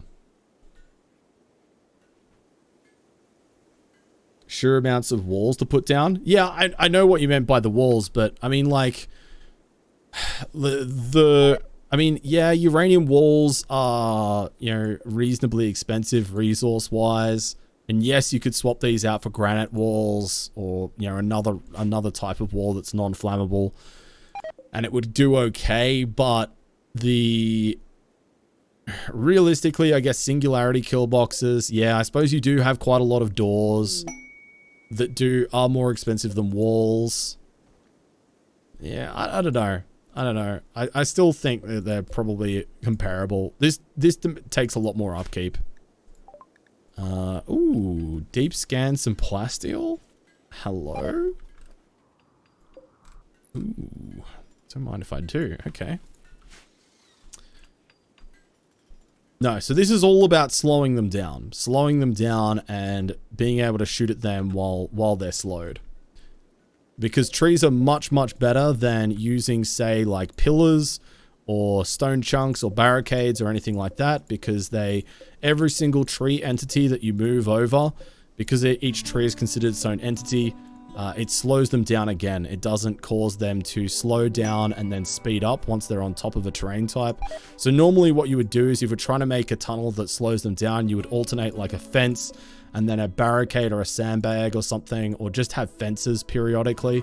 But this removes the need to have an alternating tile setup. and it has only 25% cover effectiveness, which means it's pretty accurate to actually shoot things in it. And it is one of the slowest things to move over. Trees are one of the slowest things to move over as a terrain type.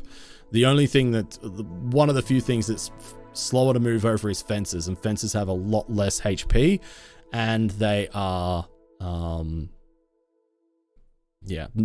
nowhere near as durable and useful. A mech cluster, 8 troopers, resurrect a mech serum and the bionic eye. Normally I'd be all over this, but because we've got the Psi Powers mod installed, we don't really need the resurrect a mech serum, to be honest. Singularity doesn't work with some mods like run and gun. That is true, yeah, but I would also argue that mods like run and gun aren't particularly good. They don't make the game they don't make the game any better. I used to play with it, but not for quite some time. It really doesn't increase the enjoyability of the game for me.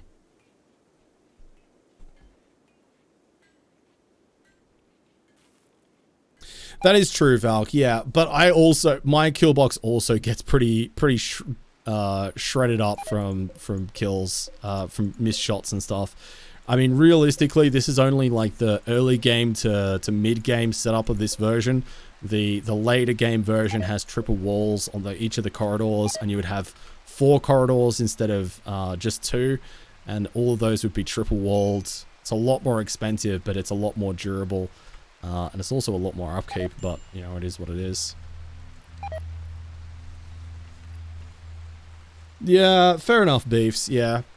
I think the problem with run and gun, I think, is because RimWorld is inherently tile-based. Like, you've got tiles in-game, and that makes it much more of a strategy game than a real-time complex shooting game. And there are some weapons in the game as well that are balanced with the idea that you have a penalty to how long it takes them to get ready to shoot and how long they have a cooldown before you can move afterwards. And having run and gun installed immediately breaks that balance. Not just for vanilla weapons, but for all of the modded weapons that you might be playing with as well. So it tends to kind of skew things pretty rapidly in my experience. How often do you need to replace the trees? They shouldn't die that often by themselves. It's usually only after big firefights, because the one downside compared, like, yeah, so that's one there that we need to replace. So it'll turn into a smash stump. So the good thing is with smash stumps is they still have the same effect. They just have lower health, but they do also have less cover effectiveness. So it's good. So even if you do have some smash stumps there, it's not the end of the world. But yeah, you do want to try and keep on top of it regardless.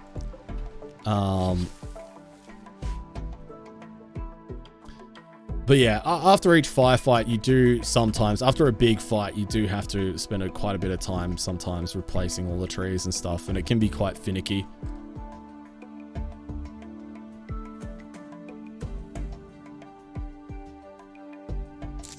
Good point, Dalka. Yeah, it probably isn't safe to remove. Oh, actually, it might be.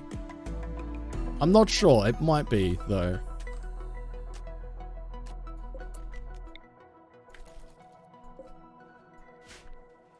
It's a fairly simple mod in the respect that it just stops, well, it just stops them from having to stop to fire their guns, right? So it actually might be okay. I don't think it'll change anything else. I could be wrong. All right, I think, oh, the Roar of Kinby. The Edakeen are back. So they're going to prepare for a while. There's several groups of them. Let's see what we're dealing with here. So we've got a group in the top left, a group in the bottom left as well. Ugh, Doomsday. Okay. That's a little bit scary. And nothing too scary there. Oh, we got some in the oh, another Doomsday and a rocket launcher as well. Okay, yeah, they've got some kind of scary stuff here. Definitely nothing to be sniffed at, but they're going to prepare for a while, so we might have a chance to get aggressive here. But I'm going to take a quick break before we get into this fight. We're nearly 2 hours into the stream, and yeah, I'm going to take a quick break, grab a drink, and have a bit of a stretch and stuff. So if you want to grab a drink, grab a snack, have a stretch yourself, med check, any of that good stuff, then now is the perfect time to do so. And yeah, thanks for hanging out with me this evening, everybody. I appreciate it. We'll be back in 5 minutes, okay? All right, I'll grab you one as well, Anubis. Exactly, Bunny. That's what I'm saying.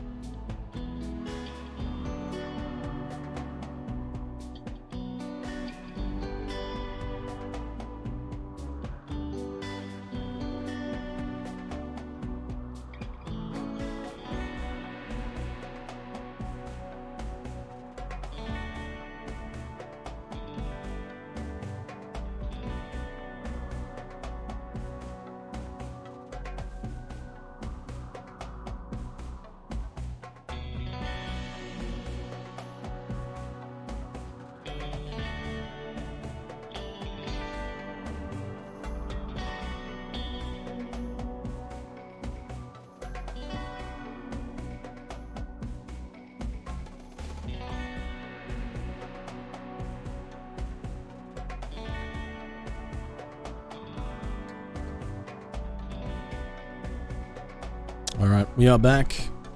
Thanks for bearing with us, chat. Sorry, my my partner got home just as I was taking a break, and we're just chatting about Lucy and stuff. So yeah, thanks for bearing with me, everybody. I appreciate it. Antagonist, lovely to see you. Eagle, hello there. Good morning. Paradoxia, hello there. Welcome, welcome.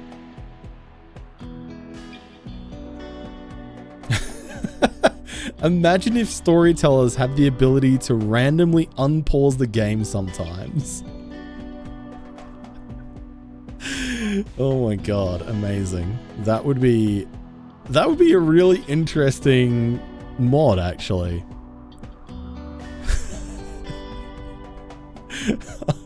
Imagine, let's take that idea one step further. Imagine a storyteller where you don't control the speed of the game. The storyteller randomly controls the speed of the game. So it can go from 1 to 3 speed randomly at any time. That would be ridiculous. That would actually make for a really interesting one-shot, I think. Alright, so we've got a couple of Doomsday rocket launchers and sniper rifles as well to worry about, which is concerning. So let's get Quackamungus. Let's get speed boost. And we're going to get Quackamungus to try and take out some of these high threat units first, such as this Doomsday and the rocket launcher here, first of all. That's the big ones we want to take care of. Alright, no worries, Anubis. Oh, yeah, Ligai BRB. Sorry, I thought you were saying BRB, but yeah. Exactly. Everything's dead. Probably safer than... Oh my god, Zest. I wonder if we could do that, where it polls the game chat and you get to choose what game speed the game runs on. every like 30 seconds, chat has the option to vote on a game speed, and then I have to play for it for the next minute or something, or 30 seconds. Dude, that is a really interesting idea. That is a really interesting idea. I know, right, Mitch? Yeah, same. Watching people like Warren play on 500% no pause is just ridiculous. All right, so let's do guided shot. So guided shot doubles our range of our weapon, which is really, really powerful. And we're going to do controlled frenzy as well, which doubles our damage. Okay, so we've just deleted that guy with the Doomsday rocket launcher, so that's good. Let's fall back. Okay, just as the sniper rifle got there. That's good news. All right, so now I need to try and take out the guy with the rocket launcher. Let's do guided shot again. So guided shot lasts only for a few seconds. That's all we need. Perfect. All right, so... Oh, wait, that was the guy with the minigun. Okay, well... Whoops. Okay. So the first group of the Edekeen are...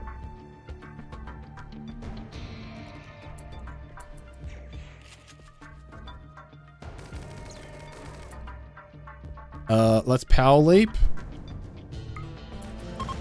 Woo! Oh my god. Okay, so the power leap there just saved us. So the good thing about power leap as an attack is that it can allow you to avoid damage in situations like that. So we did take out the guy with the sniper rifle, but the guy with the rocket launcher did actually get his shot off. So that's one group of the Edekeen dealt with. So let's move over here, because I think this was the group that had the other Doomsday, wasn't it? No, actually, I'm wrong. It's this one down here. Oh, and Deli Monkey's over here. Okay, Deli Monkey, come back, please. Don't want you to get mixed up in this.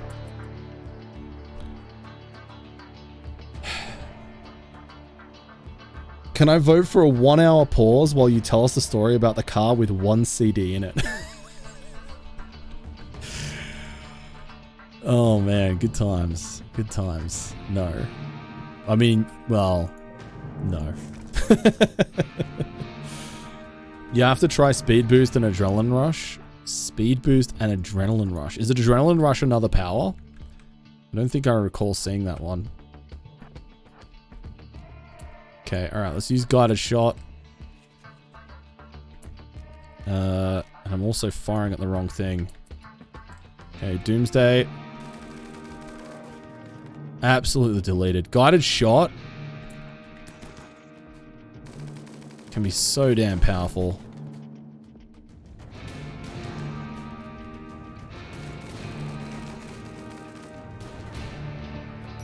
Ow. Hit me in the torso.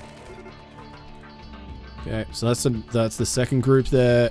Now attacking. Let's use guided shot again. So guided shot literally only lasts for 8 seconds, so it's good for 1 volley. But it does mean that we cannot miss. It doubles our range and means we cannot miss.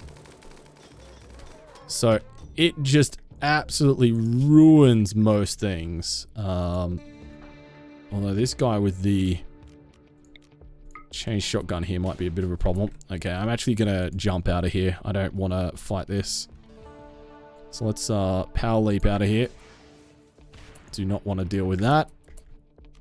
Let's use guided shot again. There we go. All right, so we've dealt with that group. They're out of there. So now it's just this group over here. Let's zoom up here.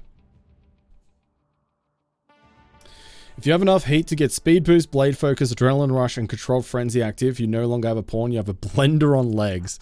Yeah, so Quack Among Us has 371 heat pool. So he's very, very, very good. He does have blade focus, although he's not particularly good at melee. He's okay. But yeah, he has some good powers.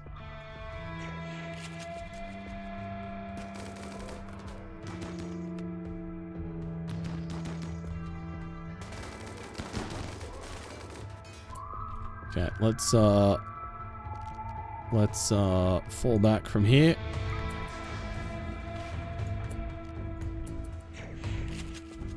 Guided shot again. Just look at that damage against a guy with power armor. It's just absolutely disgusting.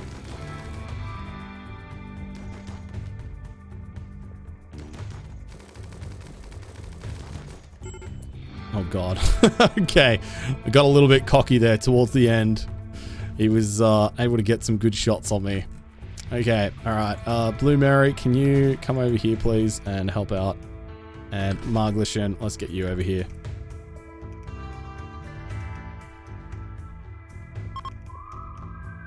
Hey Imp, hey Don. How in the world did he get that much heat? Oh my god, they're kidnapping him. They're actually kidnapping him. No shot, dude. No shot. Oh my god. I need everybody to come and help because the problem is here is that we have basically got everybody with muscle parasites, which is going to mean we're super slow. We're going to be super, super slow here. Yeah, this is not good. Oh my god. Okay, Blue Mary Love, you're going there. I need you guys here to take out this guy. Cocky, he said, the beast, good to see you, friend. Hey, Hyperventilator, thank you for the 14 months. I appreciate it. Welcome in. It's good to have you. Oh my god, dude. Blue Mary. Okay, I'm gonna need you to be faster. I need you to do long jumps. No, dude, I can't catch up. I don't think I can catch up.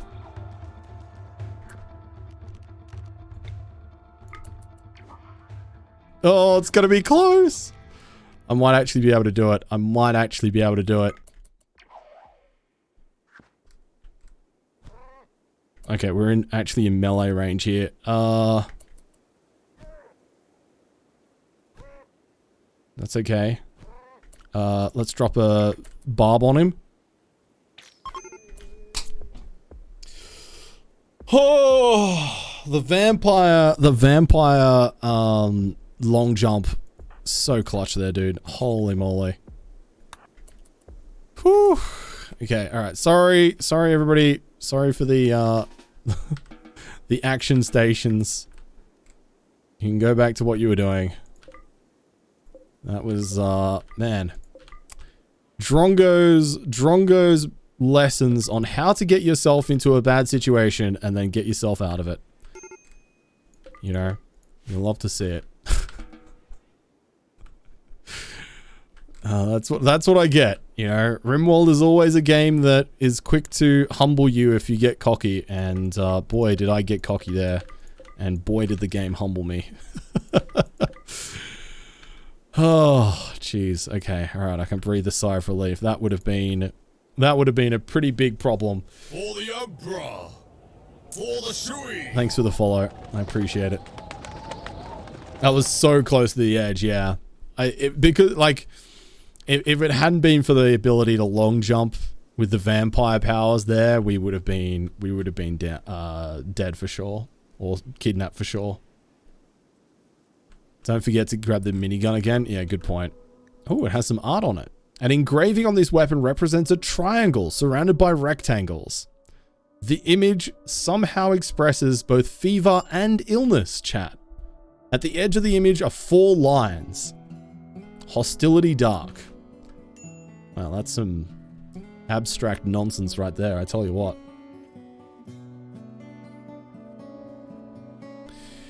Yeah, Dalker, it is a bit annoying. I wish you could, like, you might actually be able to do it. I think you can actually set up so that it's like you have a pool that just populate your list and then hide the rest, because there's a lot here that I'm not going to use regularly, like you know, pain block and focus and stuff like that. Regrow limbs are ones that really only want to go looking for.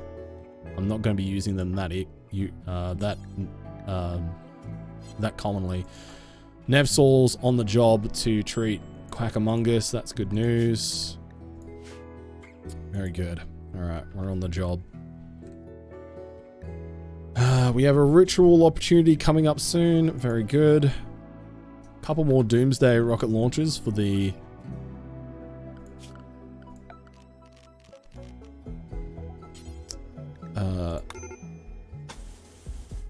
stockpile, which is nice.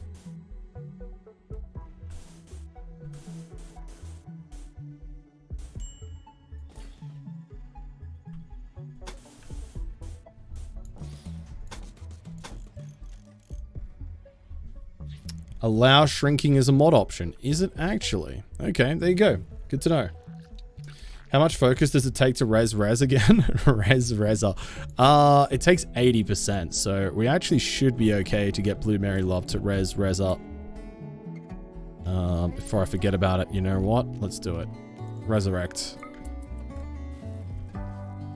Straight after a raid like that is probably a decent time to do it as well, because it's somewhat unlikely that we'll get another one immediately after, although, I mean, this kind of speaks to differently, but we might be okay. We'll see. There we go. All right, beautiful. Reza is now alive again. Blue Mary Love is lost a lot of digits. A lot of digits. Might need to use that regrow limb power in the near future. Oh dear. Dalco, can you rescue Blue Mary Love? And Tay, maybe you grab Reza, please, and thank you. There we go, lovely.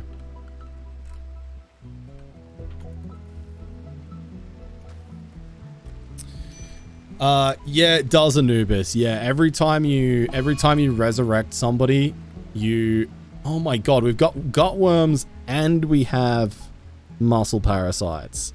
Oh my god, our colonists are going to be so sad, man. Okay, I'm actually going to bump up our food restriction to fine meals for the next little while to try and manage that. Actually, our food stockpile isn't looking amazing. We're a little bit lower. Yeah, that cold snap. Missing out on that harvest when the cold snap came has really hurt us by the looks of things. But yeah, you have to cut off a finger every time you resurrect somebody. Oh, did you, Dome? That's so weird. Melod, how you doing? From time to time, your Ark run comes to my mind. It's such a great time. Oh, thanks, Melod. That's really kind of you to say. It's really funny, actually. The other day, so for those of you who don't know, maybe you're not in the Discord or whatever, or maybe you don't have announcements for our Discord server turned on, but I just recently launched a YouTube channel called VoDs Drongo. Where I'm going to be uploading all of my VODs and stuff, because basically, you know, I just wanted somewhere where I can, it's not actually on the socials, but there's a link to it, VoDs Drongo there. But I want somewhere to kind of catalog all of our challenge runs and stuff, because I'm a little bit sad thinking back to like the Ark challenge run and things like that, where, you know, a lot of fond memories, but unfortunately those are kind of lost to the you know, lost to time in a lot of ways. But when I announced that the VOD channel was live, for example, now I've got all of our playthroughs, all of our play sessions of our Dwarf Fortress run here on Twitch. Every single play session that we've had of Dwarf Fortress is now live on Twitch. So if you do want to check out Dwarf Fortress playthrough, you can do that. But somebody pointed out in Discord, I think it was Sassafras, pointed out that they'd found a random channel, just some random channel that had like all kinds of different weird content on it, but it had a bunch of my old VODs from not just our Ark challenge run, but also our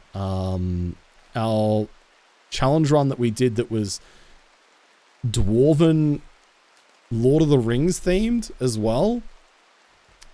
Snippets from that. So that was kind of a weird / fun find. And I haven't had a chance to go through and watch them yet to see if there's anything particularly cool captured in those VoDs. But it was kind of a cool moment being like, oh snap, okay, maybe this isn't like lost to the sands of time completely, because I'd kind of resigned in my own mind that I was never going to see that content again because it just doesn't exist anymore. But apparently it does. Are they sure it wasn't Aussie Drongo? Yeah, it was. It was definitely not Aussie Drongo. This is not a case of Aussie Drongo getting mixed up. I'm not going to link to their channel because I don't want to promote it, but this is a screenshot of it. This is a screenshot of it. So these are videos from like 3 years ago, and they all have like 1,000 views each on them. But yeah, Lord of the Rims, which was our Rimworld Dwarven themed challenge run. And then we've got the Merciless Arc. So this would have been a before I got partnered on Twitch. And they're not the full VoDs because they're only like an hour long. They would just be snippets of the runs. But it's kind of cool to see. And yeah. I'm kind of looking forward to actually checking them out and seeing if there's anything kind of really good captured there that I want to check out.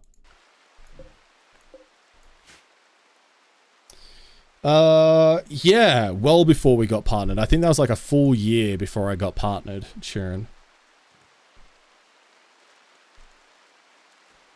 It's one stream chopped into 5 videos. I don't think it is. I could be wrong, but I don't think it is because there's at least 2 different sessions there. We'll see. Nice, Sharon. Nice. Does anybody else like the fact that when animals self-tame, they learn how to use doorknobs automatically? Yeah, I think that's... I think from a logistical game sense perspective, if you had to train them before they could open doors, man, that would be so annoying. So yeah, I'm down. I'm down with the canon that Rimworld animals, once they become domesticated, they're just like, oh yeah, doors. We know how they work.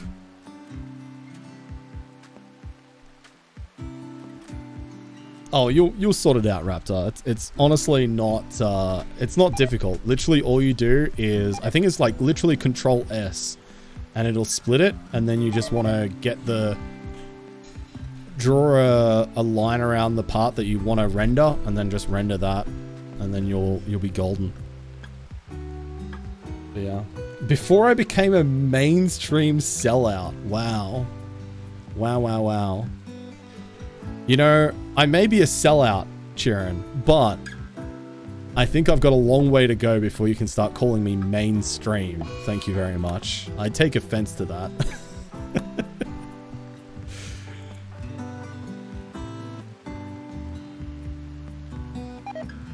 Man, you know, it's even worse, Anubis, in Australia, because you'll just, you know, that exact same situation happens, but it's a kangaroo with a stubby of beer sitting on your couch, and he's just shit all over the floor. And it's like, oh, come on, man. Oh my god, this one's called Maglashan's Assistant. This weapon bears an illustration of Maglashan lying in bed with a visible look of exhaustion. Maglashan's last projectile sits nearby, complete. Oh, project, sorry. The work is shaded in hues of blue and blue. This portrayal tells the story of Maglashan collapsing from exhaustion on the 4th of April. Too bad Maglashan is pretty much exclusively melee and a brawler, so they'll never use this, but that's kind of cute. Then we've got a cute little minigun there with some art like that. Right now, Drongo is an indie sellout. That's right, yeah. Most indie games that I like the look of, if they want to pay me money to play their game, you can be damn well sure I will play their game. I'm going to play it real good. It was Huntsman's. Nah, Huntsman's are cool, man. Yeah, look, Huntsmans are like vampires. They'll only come in if you invite them. Otherwise, they're pretty chill, you know.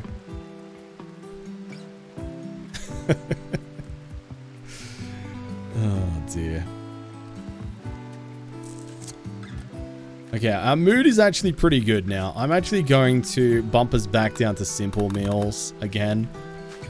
Just because I don't want to completely exhaust our fine meal stockpile. But yeah, it's getting a little bit nervy here. And we'll turn on butchering human-like corpses again. So strangers and slave corpses will butcher up.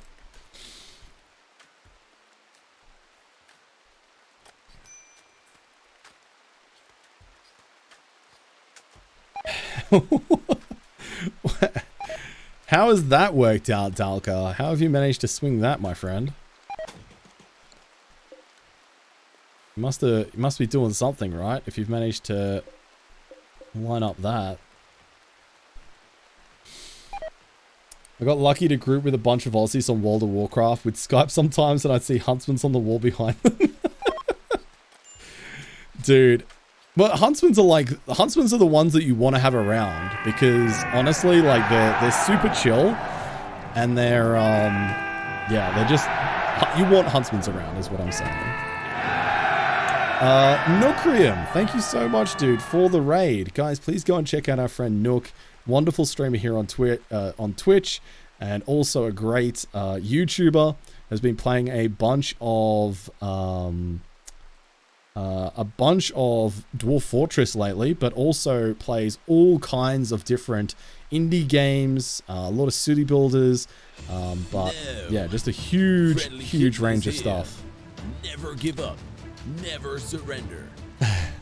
Hey, Friendly Kitten, good to see you. Nook, I hope you had a great stream. You're playing some reassembly this evening. I hope that was a good time. And if you're coming over from Nook's stream for the first time, hi, I'm Bloody Drongo. I'm a variety streamer from Australia. We play all kinds of different games here on Twitch. We play a lot of RimWorld, which is what we're playing tonight, but you can also find me playing games like Dwarf Fortress, GeoGuessr, occasional racing games, and other indie games. Sometimes some shooters, sometimes cooking, sometimes art. It's a bit of a mixed bag. So if that sounds good to you, feel free to hang out with us, chat along, or lurk away to your heart's content. I appreciate you joining us. Hellhound, hello there, welcome in. Jate Live, hello. Globular, hello. It's the Pants Raid. I love that. Wait, how long have you had this pants emote, Nook? Why have I never seen that before? Have I just not been paying attention whenever I've been in your channel, or is this new? My condolences, Jade. It's one of the first. Amazing. I love it. Okay. Good stuff. Hey, Vincenti. How you doing? Welcome in. Yep. Add it in. Add it in, my friend. Harley, hello there. Lovely to see you once again.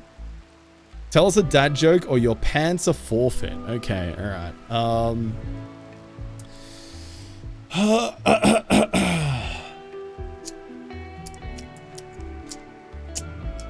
All right, I've got one off the dome here. This is just coming off the dome. I've not Googled this. This is not a pre-existing joke. This is just one that I've made up on the spot. So, why are dogs so big in the trouser industry?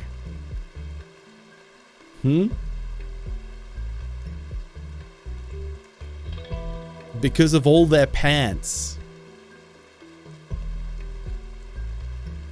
Do you get it, chat? Do you get it? Do you want me to explain it? I'll explain it. Don't think I won't. It's always funnier when you explain it.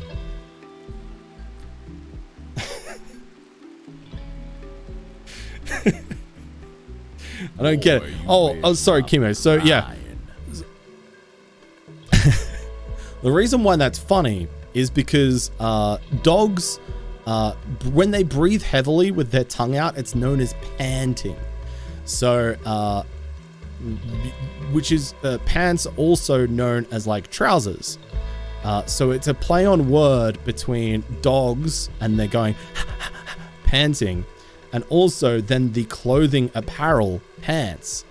So saying they're big in the trouser industry because of all their pants is a very funny joke.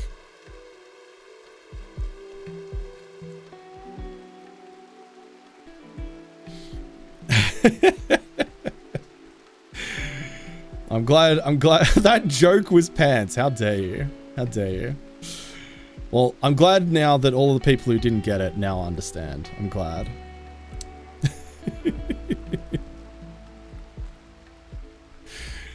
Still not getting it? I'll send you an essay, Nook. I'll send you an essay, my friend. But yeah, thank you so much for the raid, dude. I really appreciate it, and yeah, I'm glad some people got either a kick out of that, maybe had a little bit of a chuckle, or maybe you're fueled with rage and anger and resentment, and you will never come back here again. Either way, I think I've managed to set the bar reasonably accurately for what you can expect here on this stream, which is just really awful humor. So yeah, it's Victini. Oh, sorry, my bad, Victini. But welcome, I appreciate it. Thank you for correcting my pronunciation.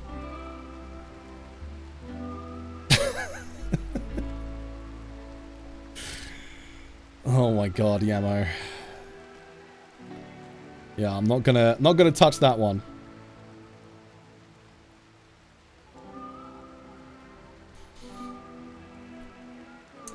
I'm glad to hear it, Imp. Yeah, I honestly, like, whenever I want to get fired up, I go to my friend Simcopter's stream, and then he just does his Australian accent, or Australian, he whips out his Australian sayings, and it offends me so much that I'm like, right, cool, now I'm ready to start my day.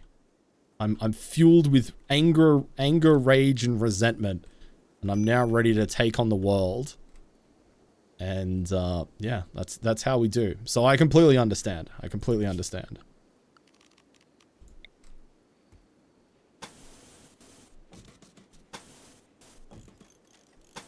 Oh wait, is there mud in here? Oh, there's patches of mud in here. For the Emperor. It's gonna take a little while for that to be sorted out. Thank you for the follow. I appreciate it. Thank you, thank you.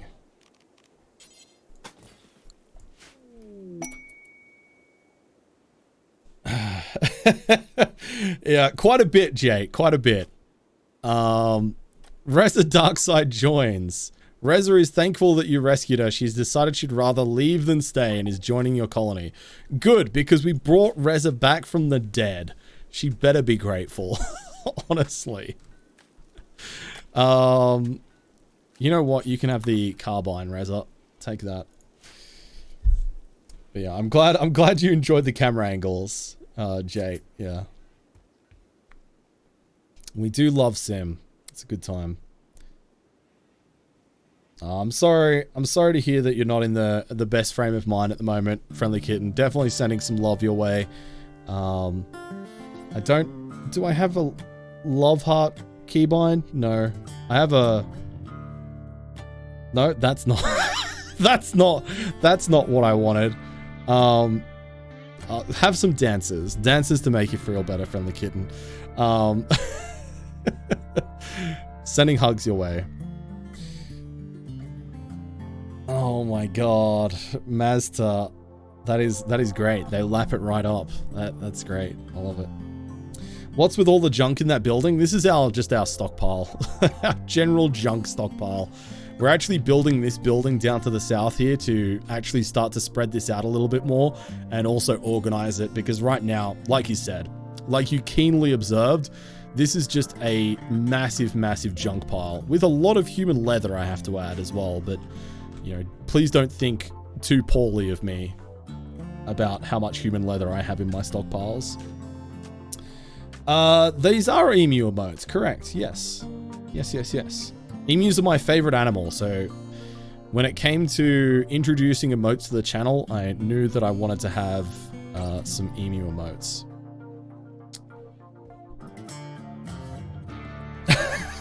Shock the toast. Instantly just like, wait, is Twitch chat calling me out?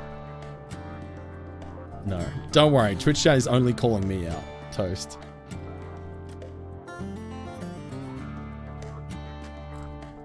I don't think there's that much flammable stuff in here, to be honest. And we've got fire extinguishers, Sharon. So, you know, this is pretty safe, all things considered. And we've got fire foam packs in here. Although I don't have fire foam poppers. So, I think after the last fire, I said I was going to build fire foam poppers in here. And you know what? I'm going to do that now. Just in case. Because we have had a fire in here that burnt everything down. If you want to look at our history of wealth, this, oh, hang on. This downturn here, our wealth in items just went off a cliff. That was the great fire of 455. It was a bad time. We don't talk about that. Boil him, mash him, stick him in a shoe. An emu sympathizer. True. Why don't I use shelves? Oh, I do use shelves. We are using shelves. I know that you can use shelves and have them and not have to leave corridors between them. But aesthetically, I prefer not having shelves, just like an entire room full of them. But for a storage room, I might do that. But since this was kind of our crafting workshop, I didn't have it set up that way. But yeah, I don't know. I'm aware that you can set it up differently and more efficiently. Twisty Reptile, hello there. Welcome in.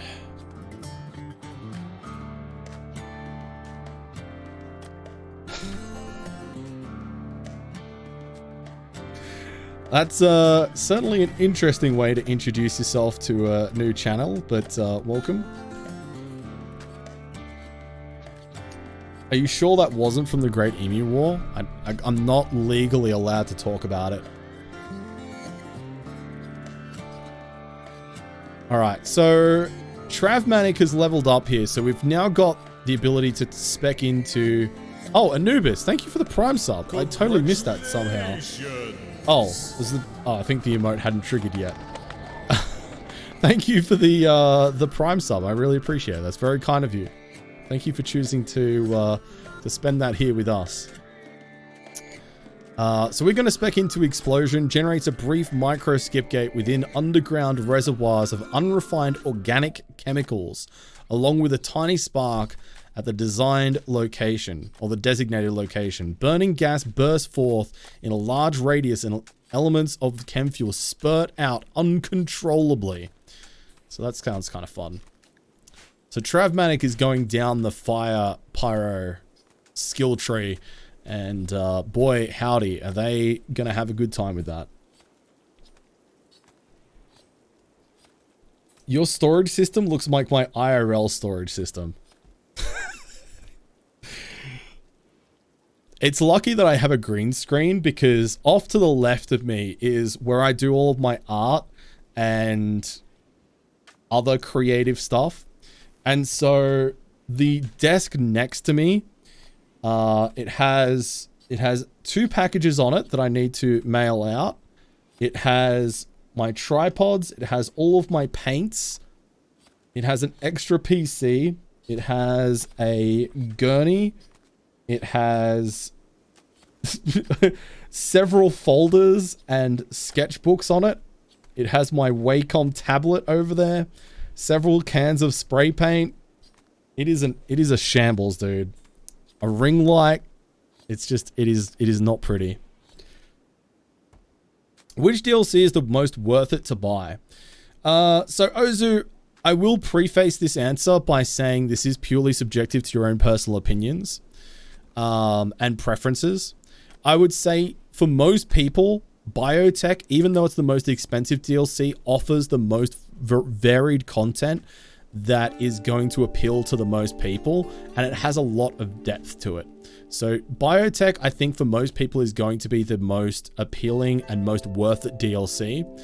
If you've played a lot of RimWorld already and you're looking to try and have some really specialized and very flavored runs. Say you want to do a cannibal only run, or maybe you want to do a cave person run or something like that, then if that's something you specifically want to do, I would then recommend maybe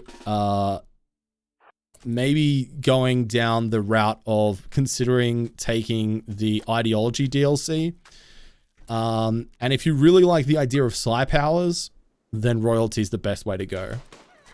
But I think generally speaking, was that my pet? I thought that was a random hair in my face. I didn't realize it was a pet. Okay. I don't think anybody's bonded to it, so it's probably fine. You monster. It was an accident. I didn't know. I didn't know, chat. Don't judge me. Oh my goodness. A gurney or gurney? I have no idea which one's which, Rachie, to be honest with you. Can I see my bedroom design? Sure.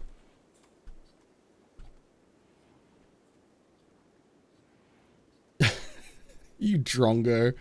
Accurate. Yeah, I think that's a good way to describe it, Dalka. For sure. Yeah. Accidentally put 3 rounds into it. Yeah. Apple Flap, thank you for the resub. 3 months. I appreciate that. I hope you're well today, Apple Flap.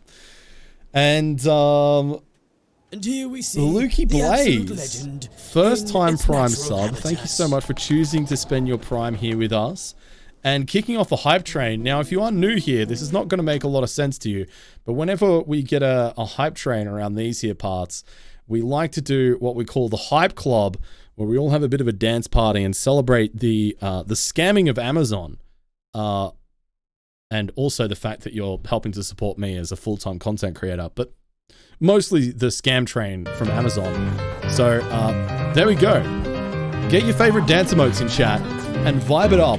It's the Hype Club.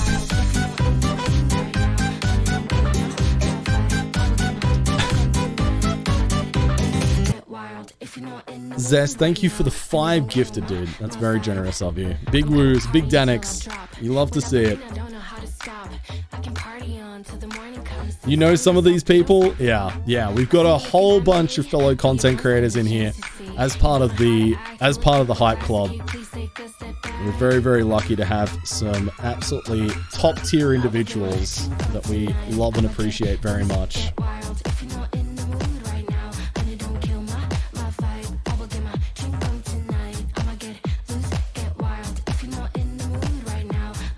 Need to get Nook in the Hype Club. Look, if Nook wants to get into the Hype Club, Nook has a standing invite to be a VIP in the Hype Club. But it is a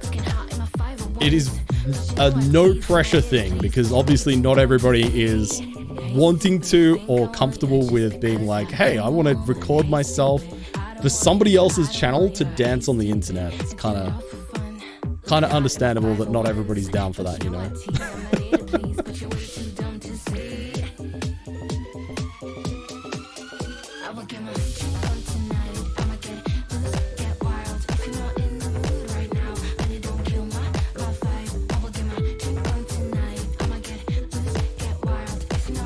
I just realized that the game music was still playing. I never got to answer before Quaggamunkus got kidnapped. How do you get so much heat cap? I'll explain that in a minute, Dalka. Remind me to answer that after the Hype Club. I'll explain. Zoroaster, thank you so much for the 7-month resub. It's wonderful to see you once again. Look at you moving. What are the yellow things in the walls between your bedrooms? They're gold fences and gold tiles. If you don't have gold, silver works. And if you don't have silver, then jade also is a great option. In fact, I would use jade before I use silver, actually. Yeah, jade is really, really good. To boost value, to boost beauty specifically. So by building in the middle tile between the bedrooms, that middle tile impacts the beauty of all of the surrounding bedrooms. Because when it's calculating a room's beauty, it calculates the corner pieces as well. So if you have a fence, you build a fence in there, and that will give you, plus 10 beauty or whatever materials you're using. And then with a fence, it's cheaper than using a wall. So yeah, sure, you could make a gold wall or a jade wall or something, but you could, if you build a fence instead, it's cheaper than building a wall, and you get the benefit of being able to build a tile underneath it, which you can't with a wall, which the tile underneath also increases beauty. So it's very cheap and a very efficient way to increase the wealth of the beauty of a bedroom.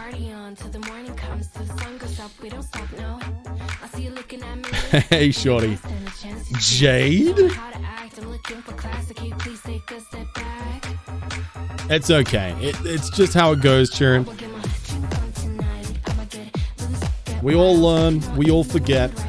It is what it is. All your knowledge replaced with World of Warcraft nonsense. Love to see it.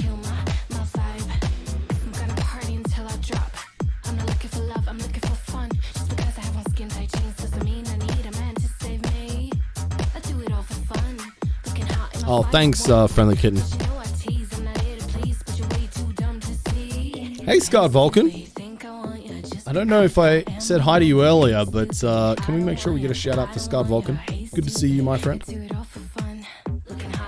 Chat, you're looking hot in your 501s, by the way. Just so you know. If nobody's told you yet today, I just want you to know.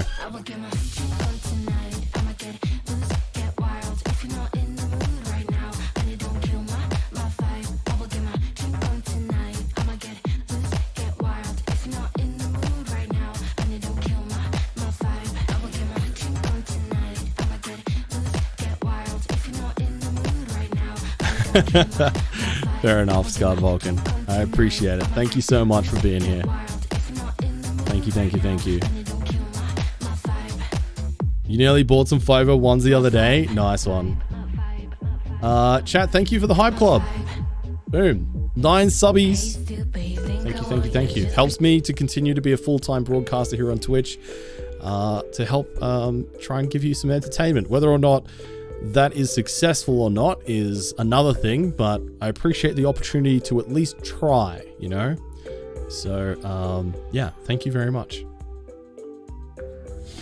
You had to Google 501s? Don't worry. The first time we, first couple of times we listened to that song on stream, I was just like, chat, I have a confession. I don't know what 501s are. And then chat had to explain to me what 501s are. I was like, oh, okay. Good to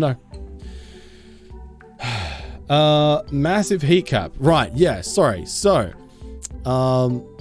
with Quackamungus, so he has a heat cap of 371. He also has a... I don't know where it's represented, actually. Where is psychic sensitivity represented?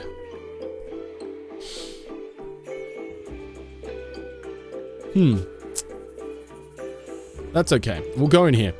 So basically, when you level up with your psi casting, you can then spend your points. Instead of actually getting a point, you can spend it in here, which unlocks or gives them more stats. So you can hit upgrade and it'll give them better neural heat limit, better neural heat recovery rate, better psychic sensitivity, better meditation focus gain, and psi focus cost factor as well. So it increases all of those things. So once we maxed out Warlord, we dumped a lot of points into this. So he now gains psi focus really, really quickly. And he also has a massive neural heat limit. So it's definitely worth spending some points on this. And speaking of Quackamungus, they're going on an insulting spree, which is not ideal. Wow, that feels bad, dude. Jeez. Is there not hoods available?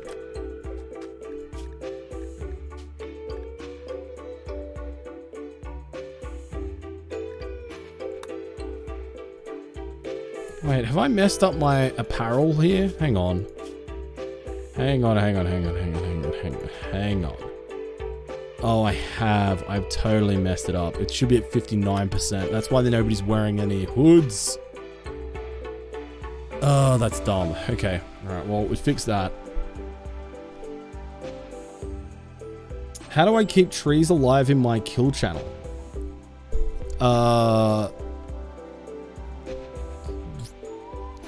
Just by planting them? I mean, it doesn't require that much upkeep. Occasionally they die, but it's pretty consistent that they'll stay alive. If the question is more, how do you get them to grow directly adjacent to each other? It's with the grow zone. Because obviously you can't plant them directly adjacent to each other. So this isn't a grow zone. This is literally just an area of land where we've replanted the trees. So you just extract a tree and then replant it.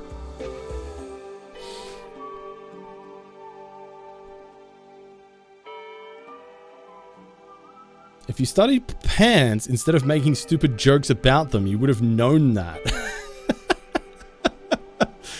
I can't believe I'm getting roasted right now for not knowing enough about pants and yet still making jokes about them. It's kind of toxic, not gonna lie, chat.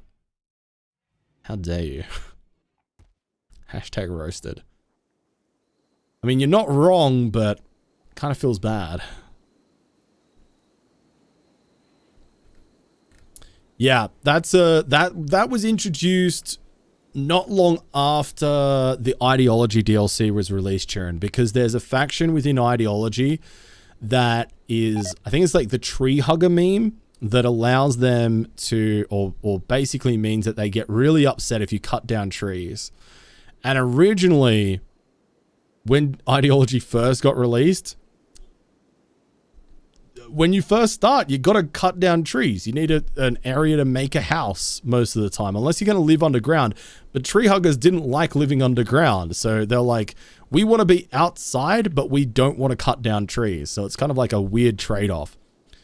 And so to rectify this problem of like people that tried to be tree huggers basically having their colonies being constantly really unhappy because every time they wanted to expand their base, they'd have to cut down a few trees just to make room. Tynan added in the ability to actually extract trees and then replant them. And you can replant them in a way that they wouldn't normally be okay with necessarily. In an artificial grow area like this. Yeah, no worries, Jade. Absolute pleasure. Thank you so much for coming over in the raid and chatting along with us. I really appreciate it. And yeah, hopefully we'll catch you around in the near future. Appreciate it. Good night. Yeah, take care, Jade.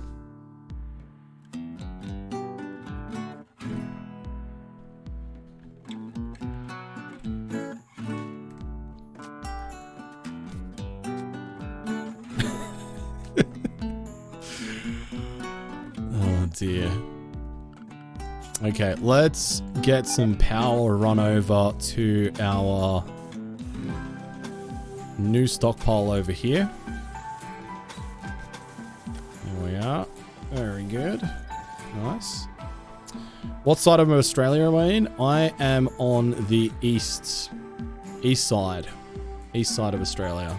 I'm regional New South Wales, so like 4 hours inland from Sydney.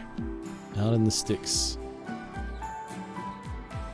How far until our corn harvest is available? Yeah, we're running a little bit low. Might actually need to set up a new corn farm, actually. Food situation right now is looking a little bit precarious. You know what I wouldn't hate is if our next raid was a tribal raid. A tribal raid would actually be pretty beneficial to us, because that's a lot of food.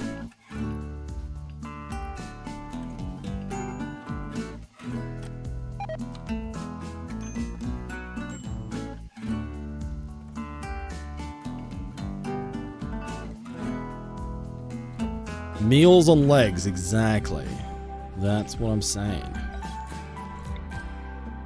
And we'll home zone this. Yeah, lovely. Hey, Exacord.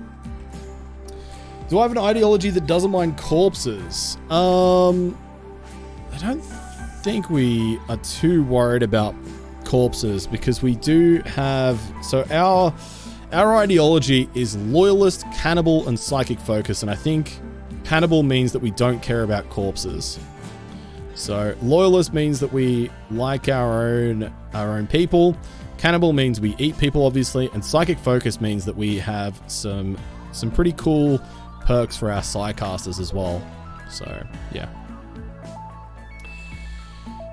What's the deal with Basilicus? So that's a bit of an interesting one because there isn't a whole load of information out there as to how Basilicus Bestower works. From this event here, you can kind of see that this event frequency is probably fairly equivalent to Randy. And certainly playing it, it feels like a frequency of Randy. Like sometimes you'll have these really, really close events, really well clustered together, and then you'll have long periods of downtime. It's definitely not as regular and like as punctual as Cassandra is. But the big difference between Basilicus Bestower is that they will all of your enemies have the ability to have psi powers, and other factions can have psi powers, and they can all use them. So it ends up in some really interesting interactions and some really interesting fights. If you're not careful, it can get out of hand pretty quickly.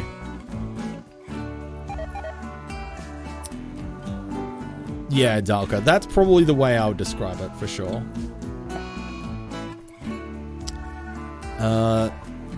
Wow, everybody's pretty sad right now. Intense pain.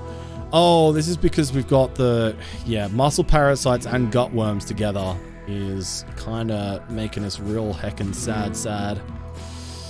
And we do not have a lot of food to burn to help equalize out our mood. So we're probably just going to have to weather this out and hope that we start to have people come good. Who's... I thought there's... Hang on, whose sword is this?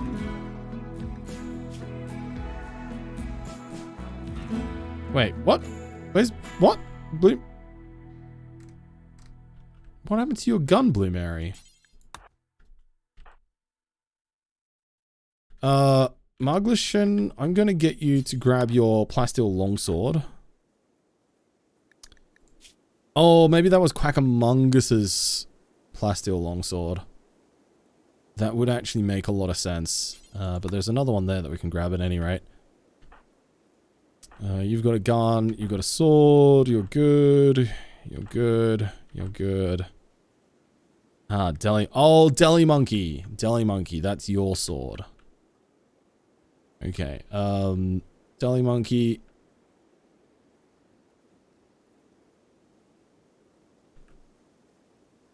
I don't think I've actually got any more plasteel longswords.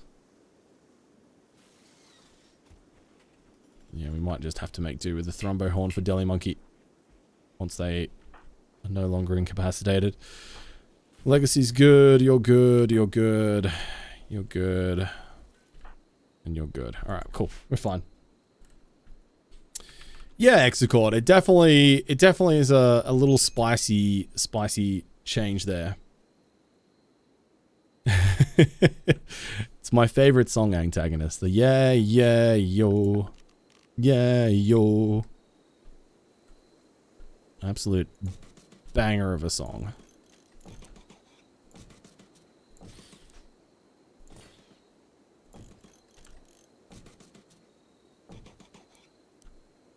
Okay, let's see if that's enough to illuminate this room.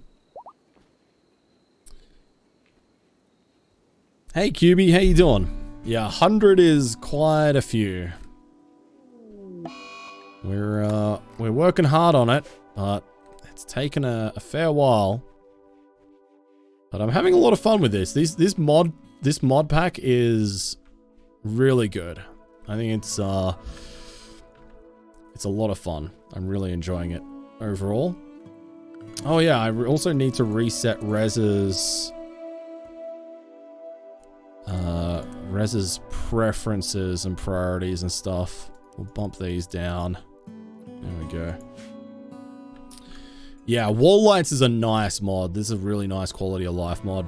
Very, very helpful. 10 out of 10 would recommend. Hey, Tormented Soul. I'm doing very well, thank you. How are you today? I've had a bit of a stressful few weeks, which is why I've missed a few streams lately. But I'm happy to be back and yeah, feeling real good, you know? I was very, very nervous tonight before I went live. I think there's just something about like being a streamer and then having a bit of a break. Doesn't matter for how long it is. But if you have a bit of time away and then coming back and being like, oh man, you know, are people going to turn up? Have I become irrelevant already? You know, do I still remember how to be, you know, somewhat entertaining? All those sorts of questions running through your head. And yeah, chat has been super nice to me. Besides their criticisms of my jokes, they've been super nice. And yeah, I've had a great time back. And it's like every time I go live, I remember why I do this and why I enjoy it so much. You know, it's just a good time. So yeah, I'm doing very well. Doing very well. Oh, you can't build over mud. Interesting. I guess that makes sense.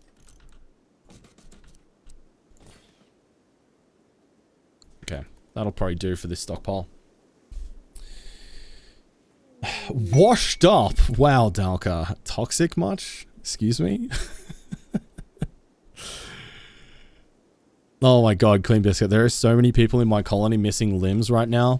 We are working on a prosthetic leg currently that I started about 3 hours ago in game for poor old Quackamungus who is missing a leg. We're missing a lot of appendages. Ah, thanks, Imp. Thanks, Tormented Soul. Glad you're not too bad. If you can call them jokes, cheers. Yeah, see, it's like, it's a the duality of Twitch chat. It's like, yeah, Drongo, we're really happy to see you. You absolute motherfucker. It's like, you know, it's always a good bit of give and take. Can build a bridge over the mud. Oh, that is true. Yeah, a bridge, and then we can, yeah. All right. Actually, I might not. I don't think I'm that hard up with the space, and we've got these moisture pumps here that is going to get rid of that mud eventually. It's going to take a couple of months in game, and at least visually then I will be paying attention to when those mud patches will be gone. Yeah, I'm not hard up for the space, so I'll keep that in mind though. But yeah, you're right. You can just build a bridge over it and then probably build a shelf over it. That makes sense. Would your brothers be nice or give it to you straight? I'd like to think my ego is pretty robust. So obviously I want you to pander to me relentlessly. Tell me I'm the best streamer ever. Never criticize me. Kappa. Why is Blue Mary so sad, dude? Holy shit. Oh my god. These... Oh god. Sick. And has been insulted. Go and eat some food immediately. Boil him, mash him, stick him in a shoe. Bad time. Thanks for the follow. I appreciate it. Oh, we created masterwork back-to-back shelves. Wow.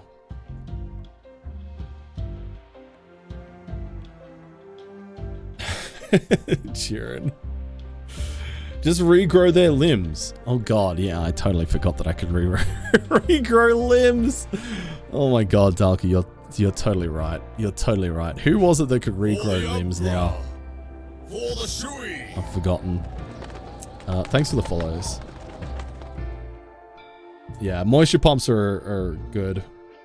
How dare you put your life before our viewing? Yeah, toxic streamers, privileged. Toxic privileged streamers. You hate to see it, honestly.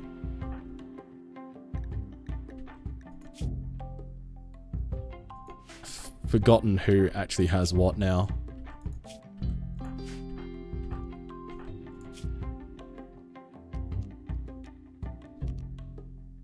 I've forgotten who regrows limbs. Definitely not Trav. Oh, here we go. Regrow limbs. Blue Mary. It is Blue Mary.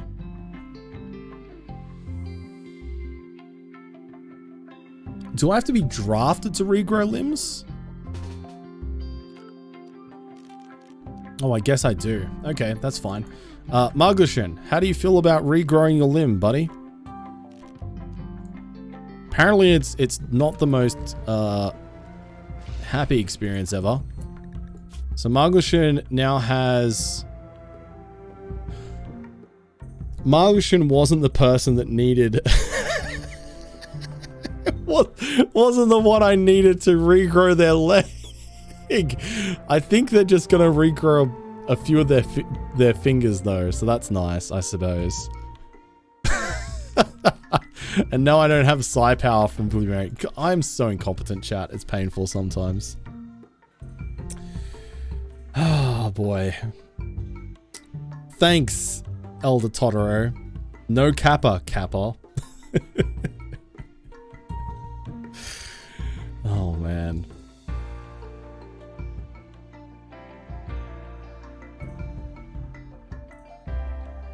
Is Muglishin a starfish? Well, yes. Yes, they will be.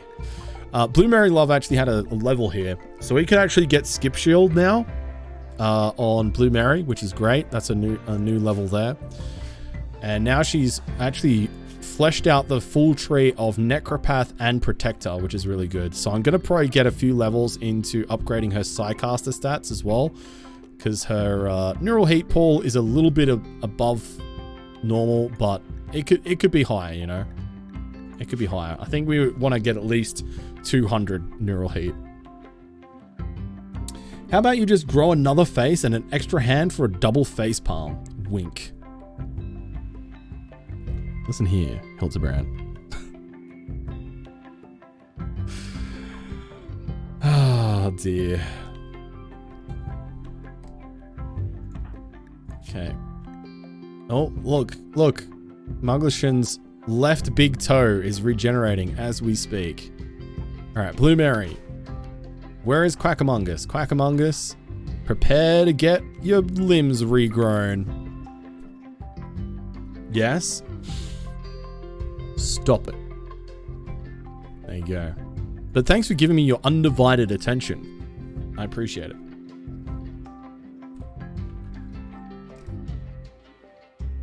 My favorite part about Blue Mary is that she needs to pull our gun out to heal you. Let me get you with my healing gun, boy. Also, I don't know why we're wearing a shield belt with a heavy machine gun. How about no? Alright. You know what? Fair enough, Hildebrand. I respect you enough to get along with that opinion.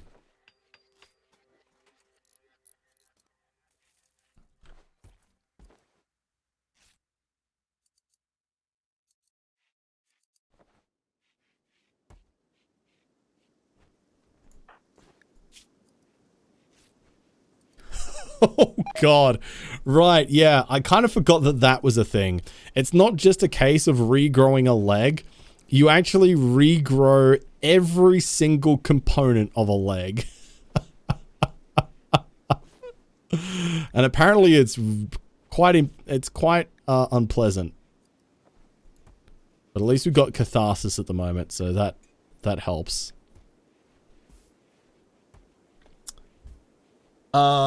So the shelves look different because we're playing with the vanilla textures mod. So we can actually change how a lot of the default things look. One of the annoying things... oh my god! This is new. This was not here the last time we looked at this. Okay. So I wonder if... Okay, yeah. So now we can actually choose what it should look like, which... Oh, that's so much better. Because before you had to do just random, and then just do random until it got to the one that you wanted. I'm so glad that they've overhauled that. That's great. You can select all your shelves. Oh wait, can you fucking actually? And do it on all of them?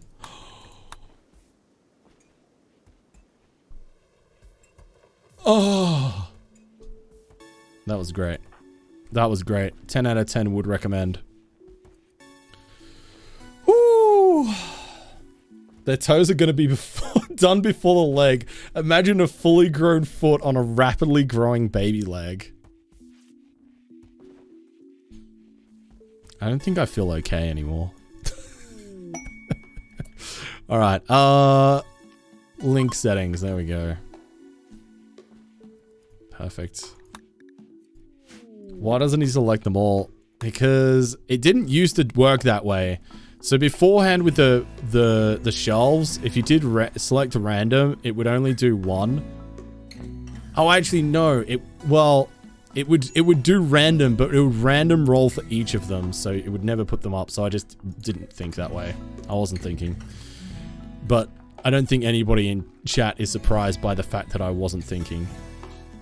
So, you know, it is what it is. Did I ever feel okay? Wow, that's a big question. That is a big question. Did I ever feel okay? Short answer, no. Long answer, no. No, not that I can recall.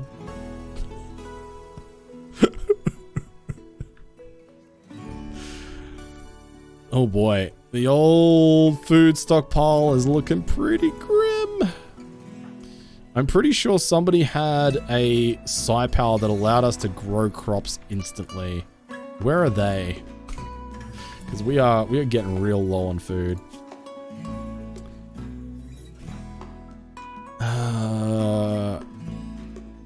Was it this one? Chronopath? Plant time skip. Yeah, Quackamungus. Quackamungus, my friend. I need you to come down here and I need you to grow some corn for us. Do legs count as crops?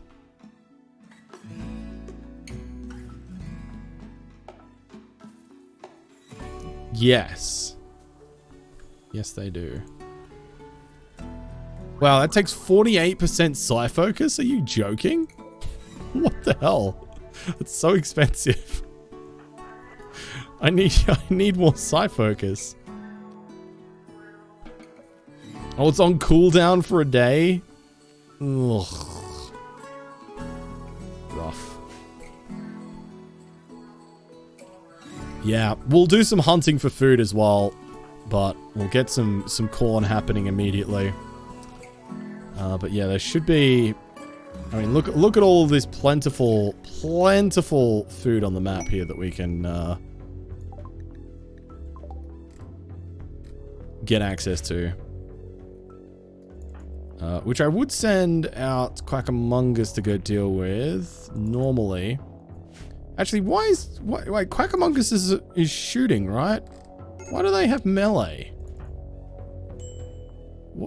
What was I thinking? Take your minigun and you're gonna go hunting, my friend.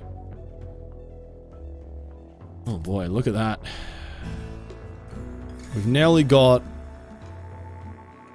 the toes. The foot is nearly fully regenerated, chat. That is impressive. Still, just don't think about the fact that the foot's fully regenerated and the leg's still got 110 hours until it's fully back.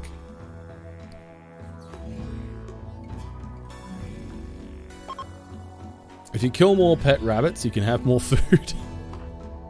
I don't think I've got more pets. Actually, I do, but I'm not gonna kill them because I'm a good person, despite what chat says.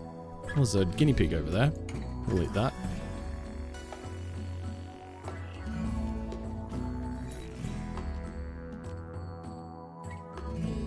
Oh, you're using a shield belt. Sigh. There's gonna be dropping shield belts around everywhere.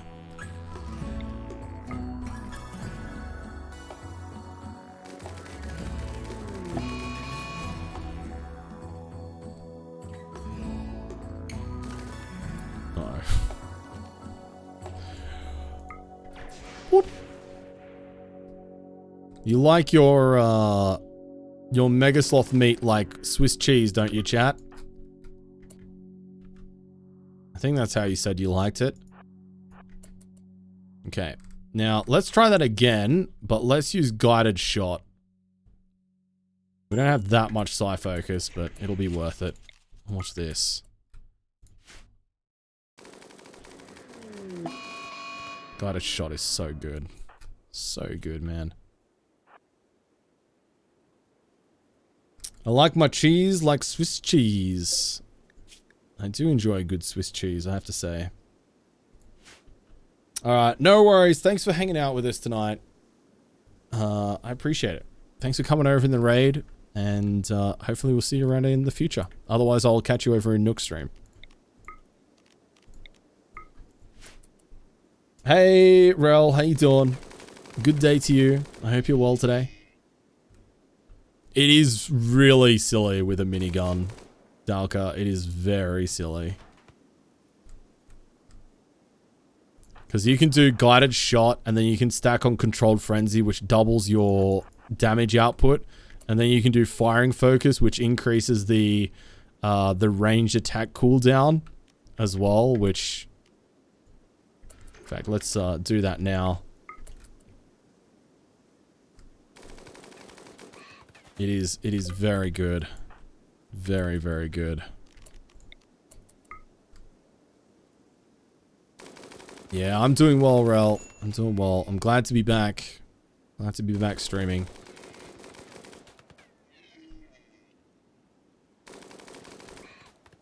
There we go. Another gazelle down.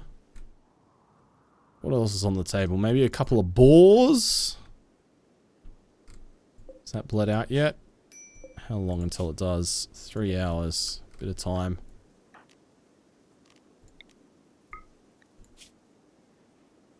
Oh. That's a boar down.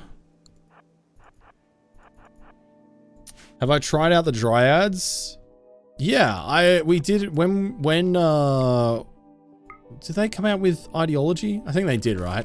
When Ideology first came out, we did a couple of runs that used granulin seeds and the dryads and stuff. I actually think they're pretty good. I know a lot of people like, oh, you know, it's a waste of time. You assign one pawn to it and they have to tend it all day. It's not a very good way of spending your time for that pawn. I think, you know, for some pawns, if you've got a small colony, it can probably be not the best way to spend their time, and it's probably not that good. But I think a lot of colonies, especially once you get into the mid to late game, are going to be benefiting from dryads immensely. Like, especially if you have like one pawn that is maintaining a whole bunch of hauling dryads, you're basically amplifying the effectiveness that pawn can do. Like, sure, you don't have as much control, like direct micro control, but it's still way, way better. Like, you're amplifying your effectiveness for that one individual. Plus, if you have you can have a good gardening pawn that's pretty or good growing pawn that's pretty bad at everything else. So it's like, what else are they going to be doing, you know? So I actually rate dryads a lot higher than I think a lot of other people do.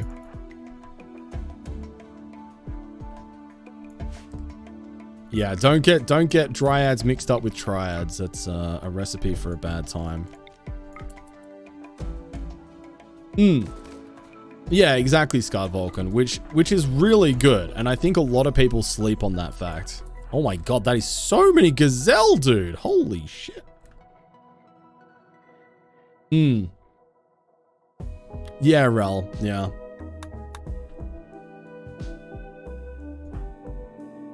So yeah, I think they're great. I think dryads are a great way to play. They're a really interesting dynamic, and yeah, I think they're a lot of fun.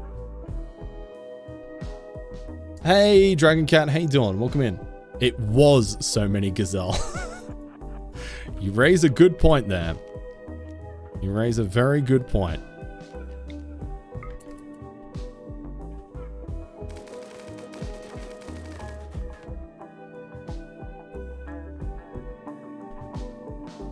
That one just ran off the edge of the map. How dare it?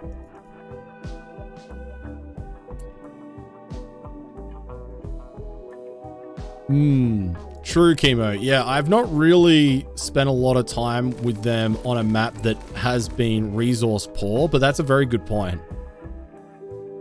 I think the maps that we've played with them have been pretty temperate, so we already have access to a lot of the basic stuff that we need.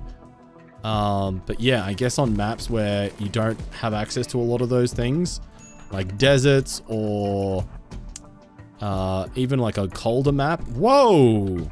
There's bloody 600 silver just sat out here on the ground that I somehow missed. I don't remember when that happened. Oh, that was the Neanderthal group, and I totally did observe them dropping that silver. I just forgot about it pretty soon after. Let's also unforbid that. Is our food... Yeah, our food stockpile is looking a little bit better now. It'll take a little bit of time to catch up, but we're not on death's door anymore.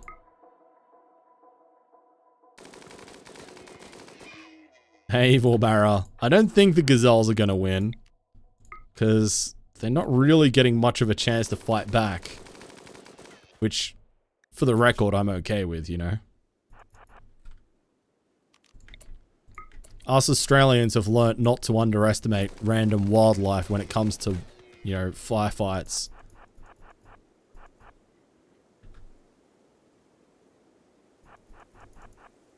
That donkey's asking for it. Get him more.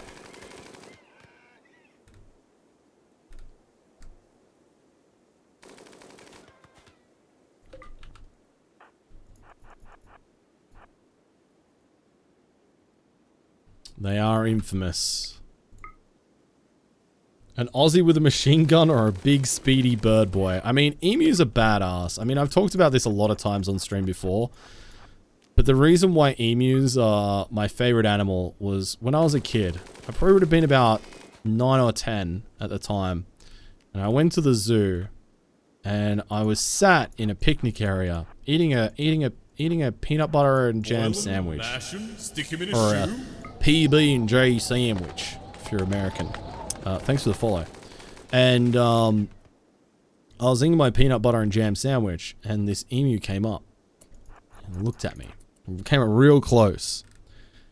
Came up real close to me. And it looked at me in the eyes. It was like...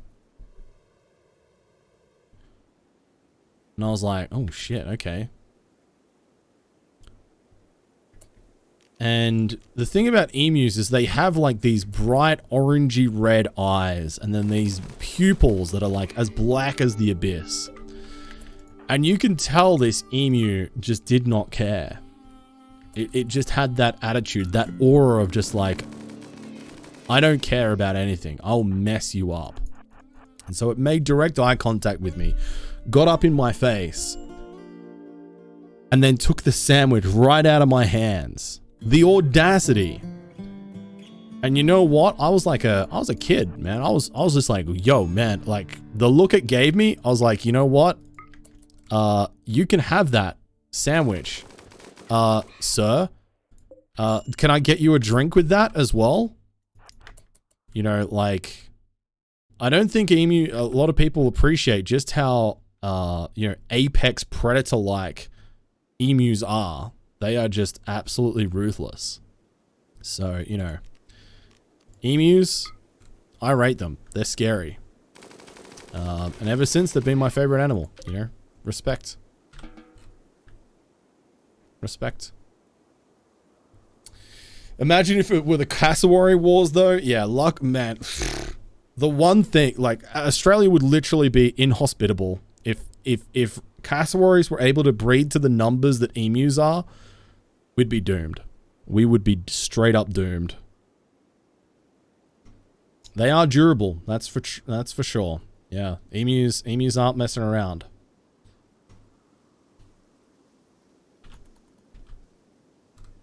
I wouldn't say that too loudly, Skywalken. Beautiful Skyrim, thank you for the raid. Welcome in.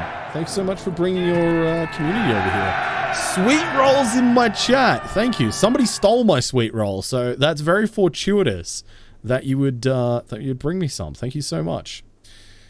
Hey Dark Elf Twilight, how you doing? Welcome in. Tree Manifesto, hello, welcome.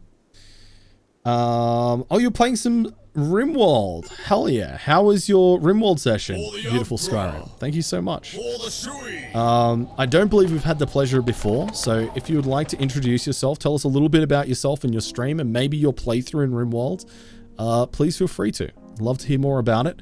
And for those of you who may be coming here for the first time, hi, I'm Bloody Drongo. I'm a variety streamer from Australia. I'm sorry. First of all, my condolences that you've been brought here. But you can find me playing a lot of Rimworld. We play Rimworld pretty regularly. You can also find me playing things like Dwarf Fortress, GeoGuessr. We played Pokemon recently on stream. I assume you have some interest in Bethesda games. Beautiful Skyrim, off of the name. Apologies if I'm wrong. I've been getting a real hankering to potentially play some more Fallout 3 or Fallout 4. Been getting that itch that comes around once every year or so.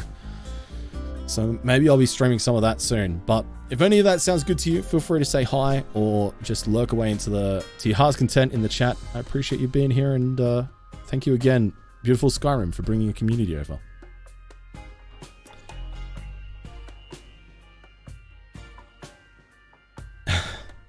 I'm sorry you've been having issues with your internet, Dragon Cat. Nice to meet you as well. Started a little adventure story, new colony, tropical rainforest, and a lake map. Nice, very cool. Wow, okay. Wow, that is, yeah, that is actually a fair while. It's been up for a little while. Here for the occasional shoey. Yeah, occasionally we also drink out of shoes, you know, it happens. But yeah, thank you so much.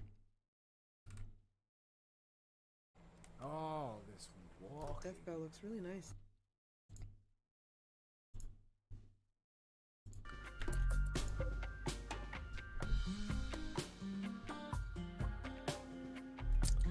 I think it only counts if you don't unfollow me and then refollow me, Charon.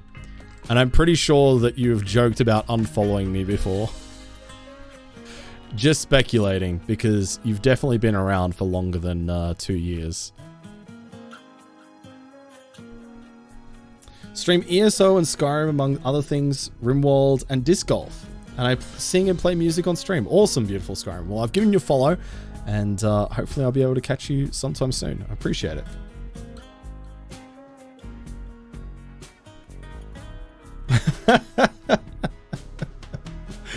Oh no, Dark Elf. I'm well, I you know what? I wish there was a way that Twitch would show you kind of like your raid history, so you could kind of go down the rabbit hole when you've been kind of AFK lurking in a channel to know how you've ended up in a particular place. I wish that was a thing that Twitch was able to do for us, because I know that feeling. But welcome in. I'm glad you're enjoying the vibes. Is losing really fun? Honestly, yeah, beautiful Skyrim. I enjoy. This is something that when I was younger, no. But as I've gotten older, the more joy and satisfaction I get from losing at games and being able to recognize that when I fail at something within a game, and this also applies to things in my everyday life as well, day-to-day life, recognizing that just because I failed doesn't mean that I wasn't able to enjoy the experience. And I really enjoy and relish the process of failing and then taking what I've learned from that failure and making concerted effort to get better in the future. And that's something that for me has become a process that I've applied, and I guess I've learnt a bit from RimWorld as well, because I don't think I had that attitude towards losing at games before I started playing RimWorld. So I don't know, but yes, I would say losing is fun for me. Not all the time, and sometimes it can be frustrating, sometimes it could be sad and annoying, but I do actually really enjoy losing. It's a nice process to be challenged and to learn and then be able to get better as a result. And that's yeah, it's a fun process to go through.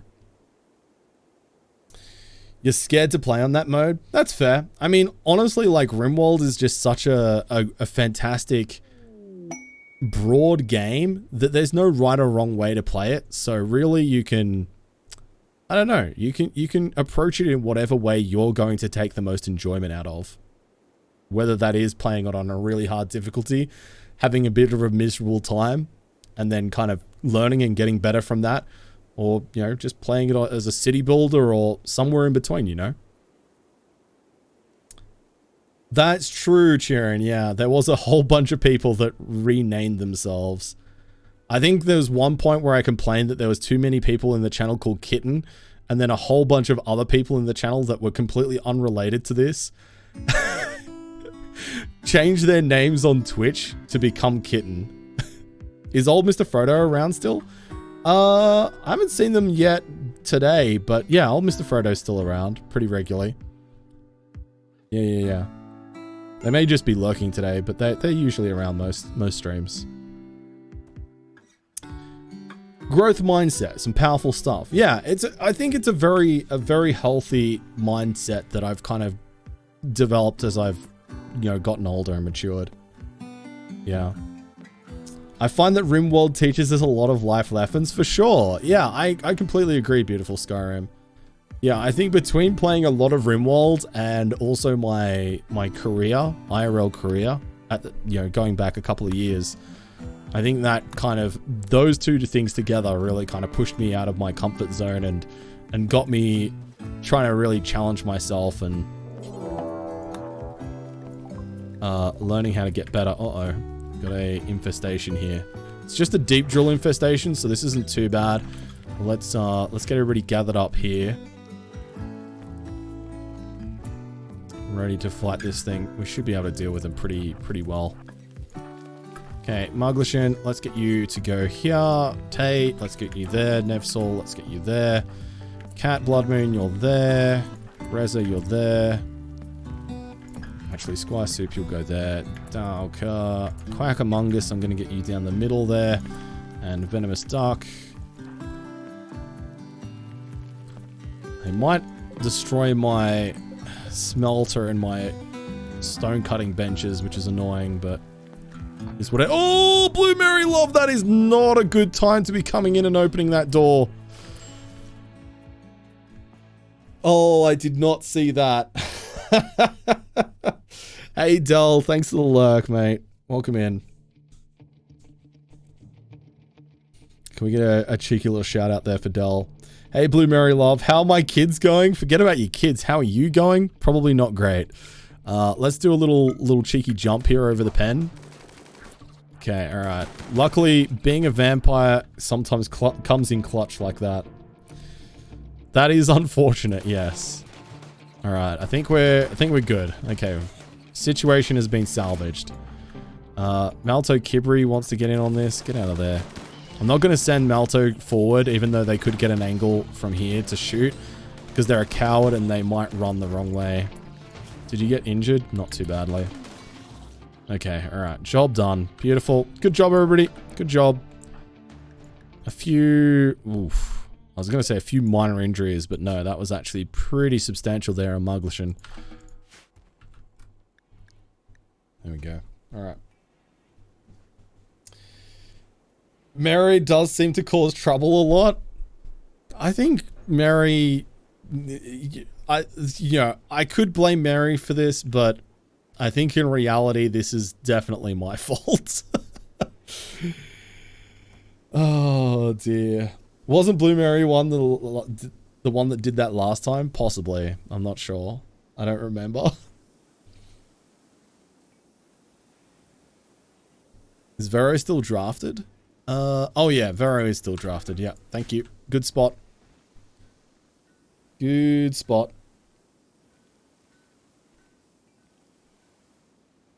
Oh, that's a lot of thrombos.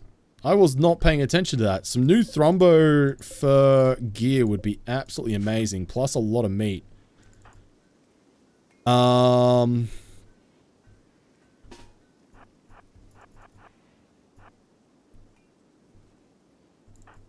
Okay.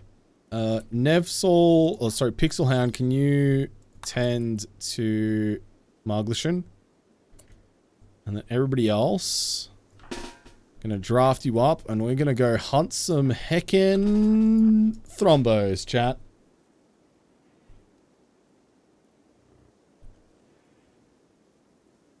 Hey Mortes, good to see you.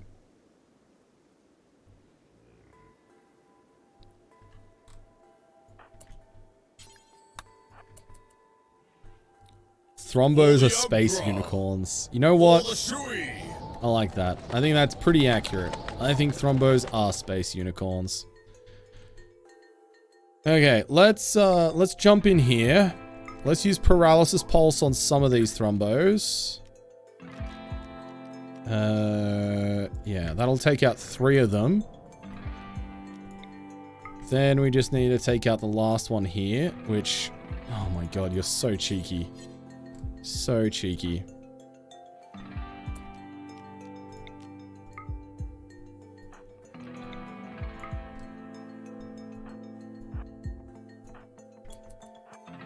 Where's Deli Monkey's sword?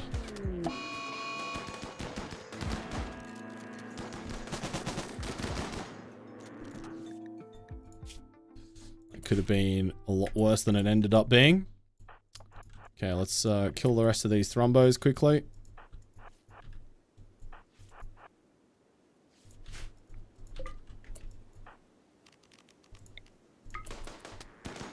That's a big boy.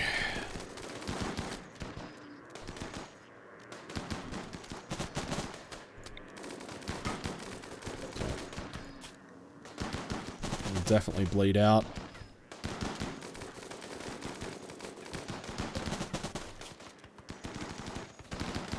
Oh my god, trying to shoot a prone target in this game is ridiculous.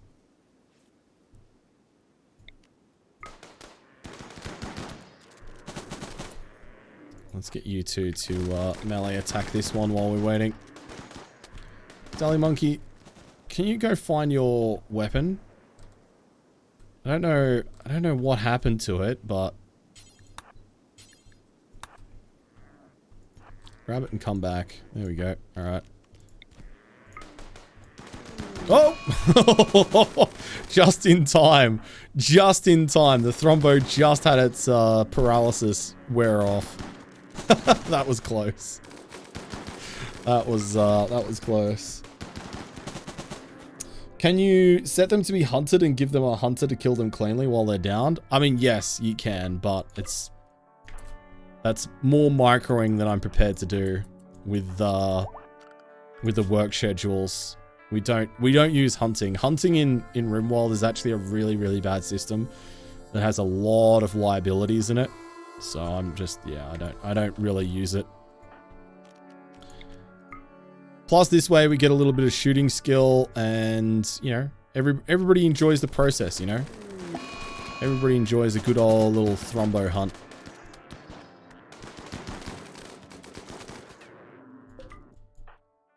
There we go. Another one downed. I think there's only one more left to go. Nice. There's a chance that you can ruin the fur if you don't hunt it? I don't think that's true. I don't think it makes any difference. I mean, as long as you're not straight up destroying body parts, which I guess can happen, then it shouldn't matter too much. It's a pretty negligible difference.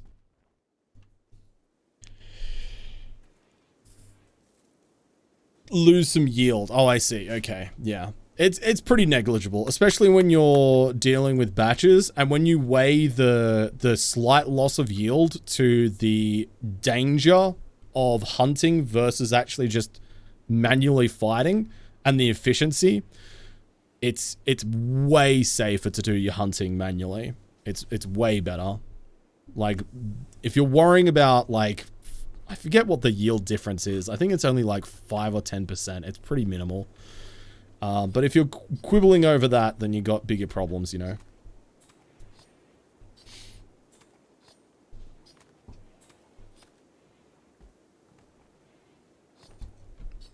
Let me just Google it, because I've not looked at this for a while. How much is Rimworld yield, butchering yield?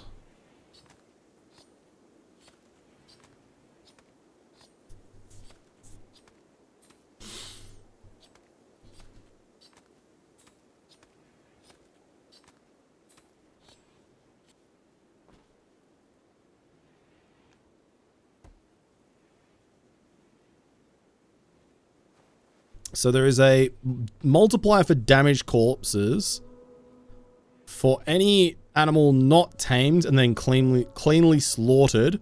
A percentage multiplier for lost body parts. So yeah, there's no direct penalty for hunting, butchering an animal that has been hunted versus being manually attacked like we were doing. The only thing that impacts it, like I said, was if you destroy a body part. Yeah, but there's only a multiplier for damaged corpses. So you still get damaged corpses. It's still considered damaged corpses even if you hunt them.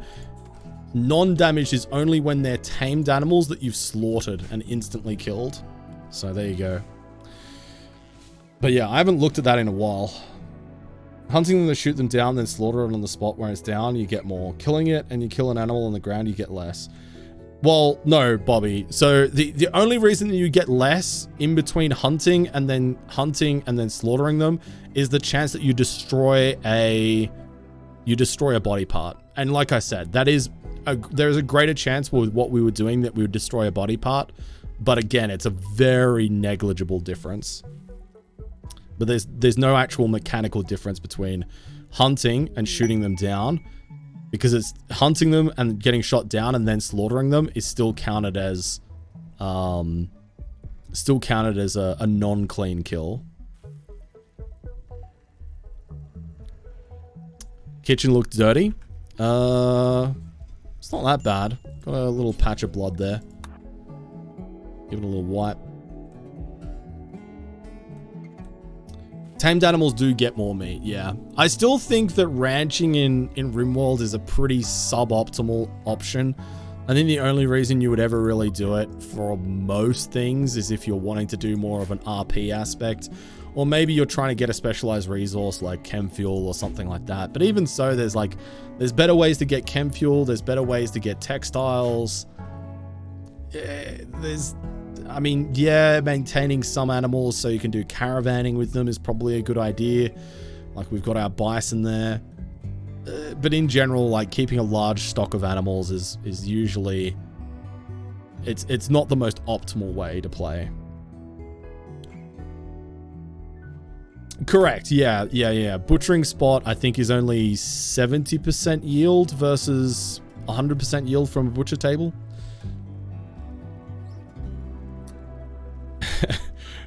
Animals were a lot of fun before pens, for sure. Yeah, in some of our challenge runs, we used to run a lot of animals, but that was for combat rather than food, you know. Hey, Grubberino, good to see you. Shades of Nate, thank you for the raid. Welcome in. Good to have you. How was your stream? I hope you had a good one. When they hunt, they don't have to attack it 10 times before it dies while it's been downed. When it's been downed, they just kill it. Well, again, Bobby, the only difference there between the two is the chance that they destroy a body part. That's the only difference. And again, that's a negligible difference. But there's besides that, there's no difference. Like what you're talking about is already, it's a very tiny difference. And it's much, much safer to manually hunt against manhunters. And especially thrombos like that. You're not going to send out a single hunter. And plus it's more time efficient as well, because the pathing, depending on what your schedules look like and what your pawn's individual needs are, sending out individual hunters to go after a herd of animals is really, really inefficient, time-wise. So I think we can all think of playing RimWorld, you know, the times where we've set up a herd of animals to be hunted, and then our hunter will go out there, fire 2 shots, miss them both, and then go home. And so they've spent all the time going there and then all the time going back, and they've not achieved anything. And then they'll go back and do the same thing the next day. Whereas if you just draft them and then manually hunt, sure, you might get a little bit yet less yield, but you've also, you've got greater micro control against manhunter events or revenge events. Plus you also save a lot of time on going back and forth. So it's much more efficient to do. Playing some Valheim. How was Valheim, Nate? Hell yeah.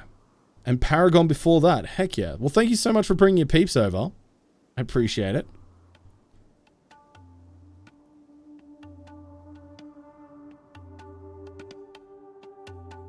Oh, I see, Witless. Yeah, okay, I see what you said. Yeah.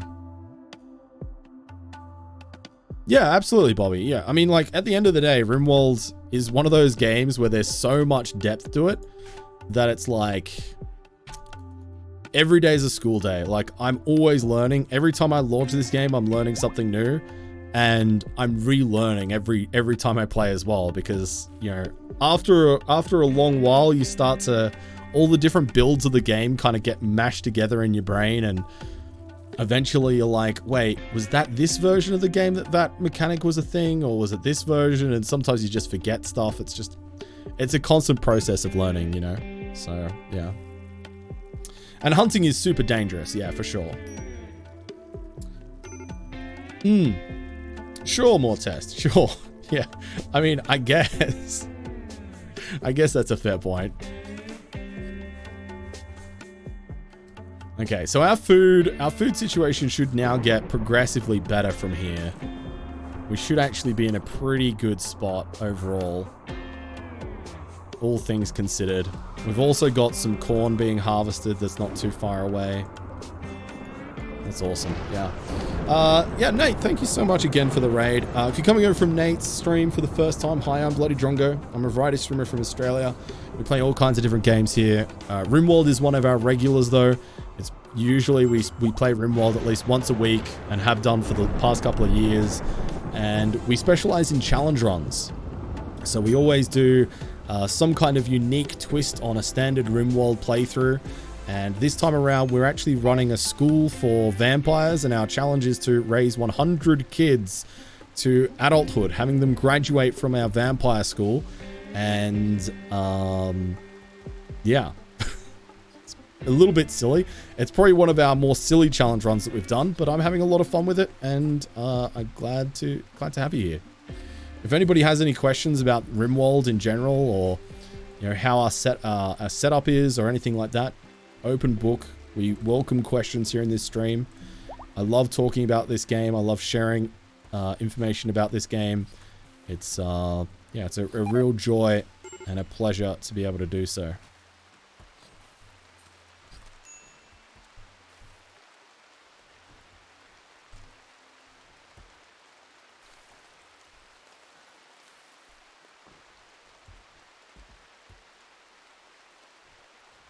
Okay.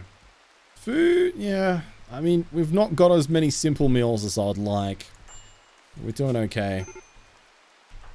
Looks like the...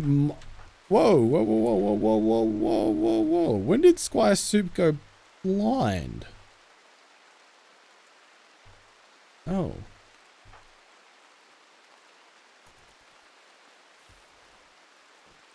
Huh.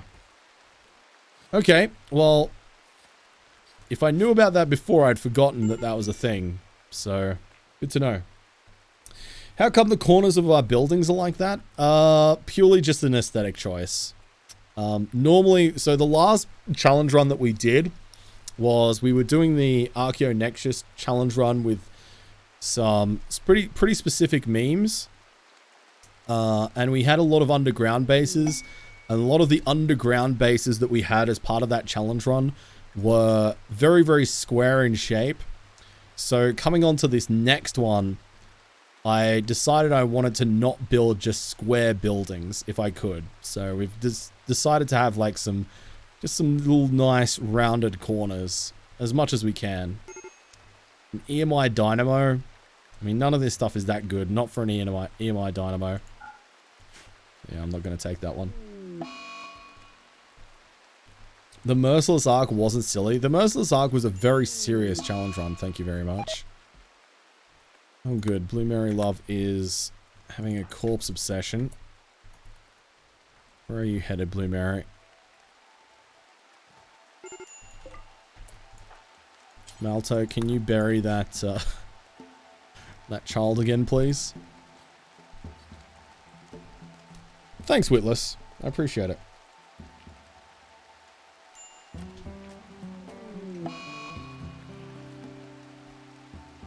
A little bit of animal plague.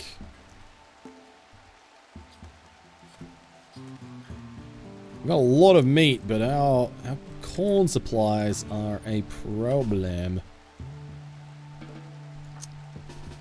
Quackamungus, can you come over here again? I'm going to get you to do plant time skip again. And I think we've got enough Psy-Focus that we can actually do... Oh, it's got a 24-hour cooldown. That's right. Never mind. So we can't just keep doing it back to back. Thought I was being clever there, but I was not.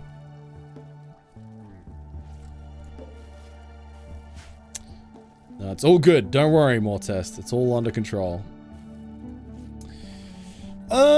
I've not played Battle Brothers. I've seen bits of it. Like I've seen... Oh, God. Who was it that I was watching? They played quite a bit of it. Is it Northern Quarter? I feel like it was Northern Quarter that I watched play quite a bit of Battle Brothers. But I could be wrong. But I have watched quite a bit of it. But I've always found it a little bit intimidating to jump into. But yeah, it's always a game that's kind of been on my radar, but I've never gone out of my way to play, if that makes sense. You may have over 2,000 hours in it. Oh my god, Tim. Thank you for the follow as well, by the way. And IEP, hello there. Lovely to see you. Welcome back. Brick wall difficulty curve? Yeah. That's kind of the impression that I got, and I was just like, man, do I need another game like that in my life? The answer to that is probably not. But also, maybe? Could be fun though. You know? Could be fun. So, yeah, I feel kind of conflicted about it. It's a game that I think I would enjoy if I devoted the time to learning it. But the trick is devoting the time to actually learning it is challenging.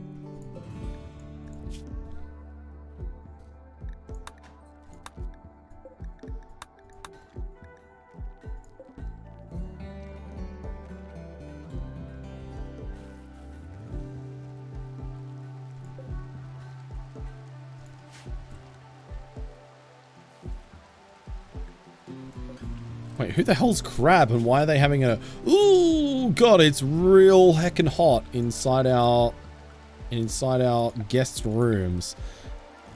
So, These people down here, chat, are our drinking buddies. And we call them drinking buddies because this is where we harvest our blood from for our vampires. And we've cut off their legs so they can never escape. They're just bedridden and we just regularly harvest them for blood. Marglishan is pregnant. Let's go. Nice. Heck yeah. GG. Don't judge me if you're new here. If you played a little bit of Rimworld, you'd be doing this too.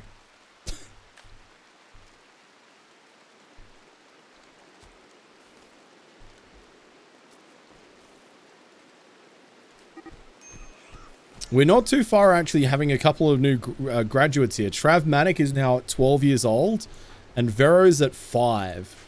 So we're actually getting super, super close to having new graduates.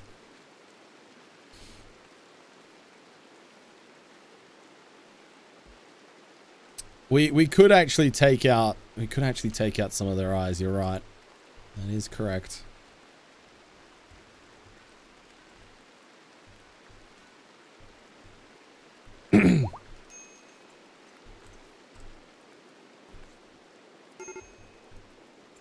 Wait, what? What is happening here? Hang on. Oh no, it overwrote the wrong stockpile. Everything is being stored in here, not...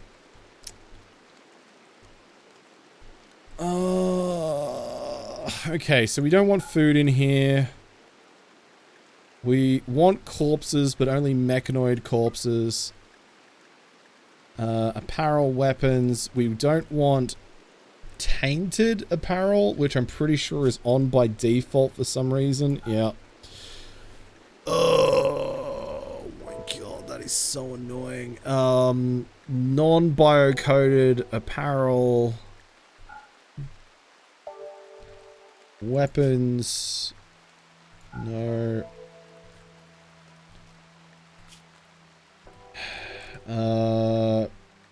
Raw resources. We'll turn off of steel. Not interested about that.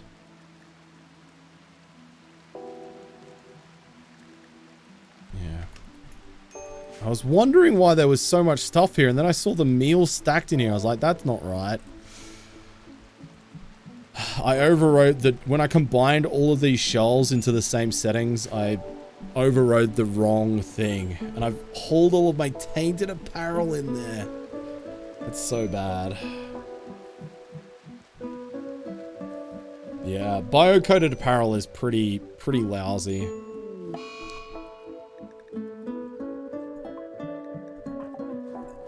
There's not a whole heap that you can do with it, unfortunately.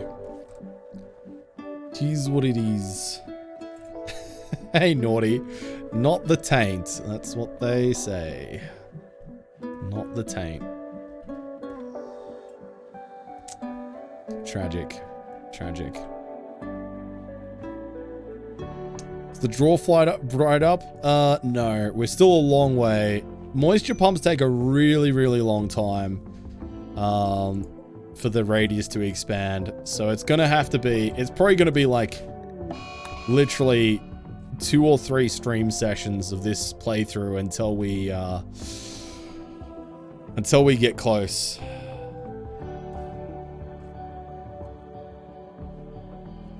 But one day we'll dream of a dry storage floor. Something for us to aspire to, you know? Wait, what happened to Legacy?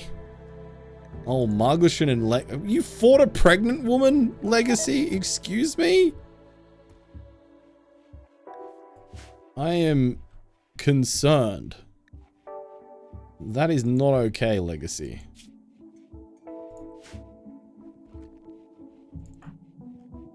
I have questions. Heatwave is pretty warm. 45 degrees Celsius outside. That is definitely sweat temperatures. Yeah, biocoded is basically next to nothing. I just usually let it decay. I don't even, it's pretty rare that I'll set up a smelt order for biocoded weapons. And the reason for that is that there's not a setting, at least in vanilla that I'm aware of, that allows you to set up a work order that distinguishes between a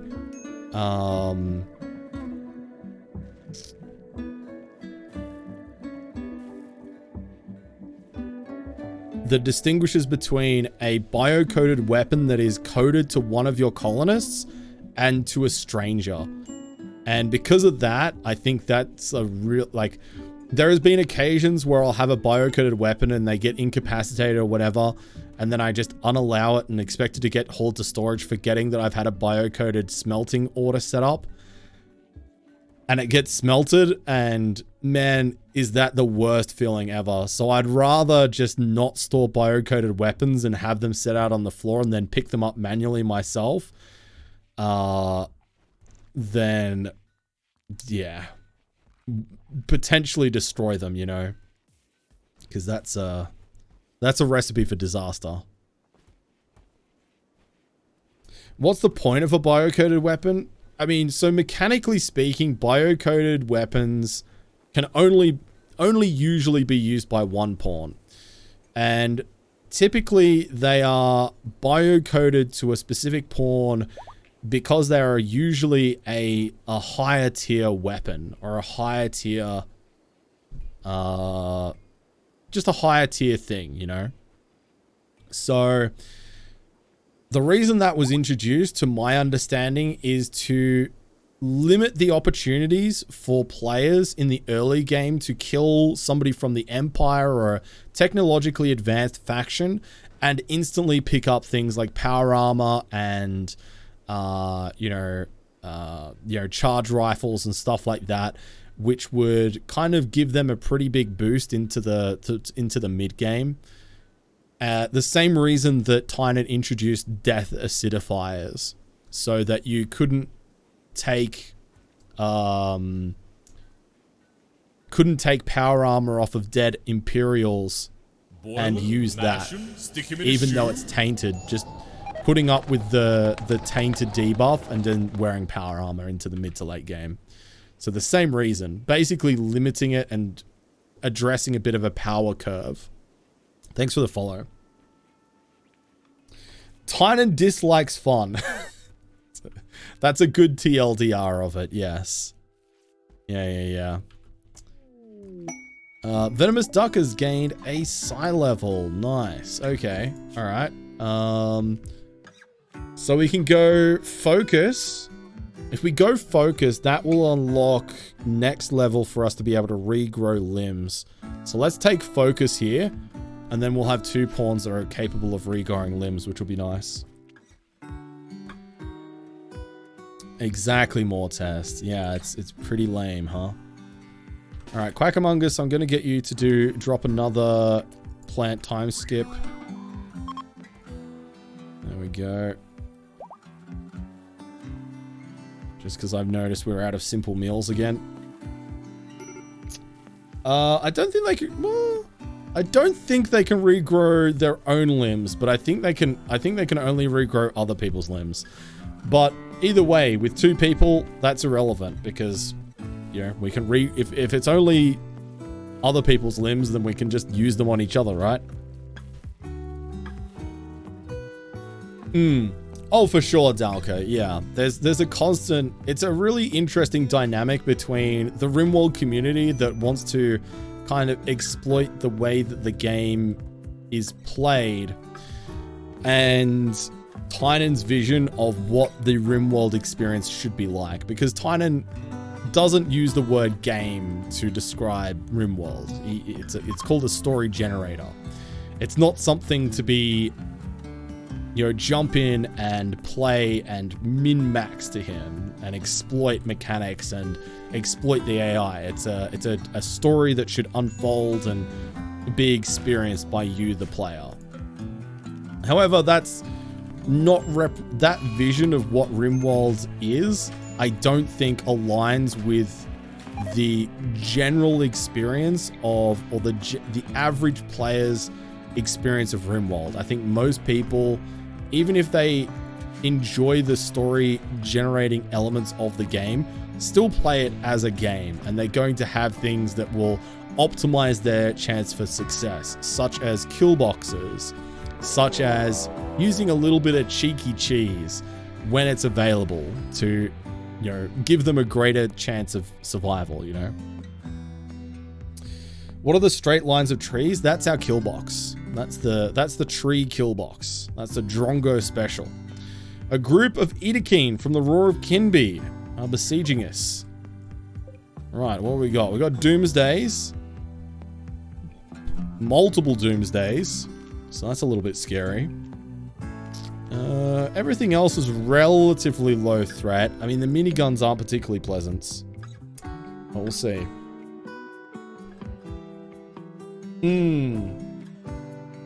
Well, I don't know, Dalka. I think from a story perspective, it probably makes sense. But I also think that generally speaking, players will play on a harder difficulty than they really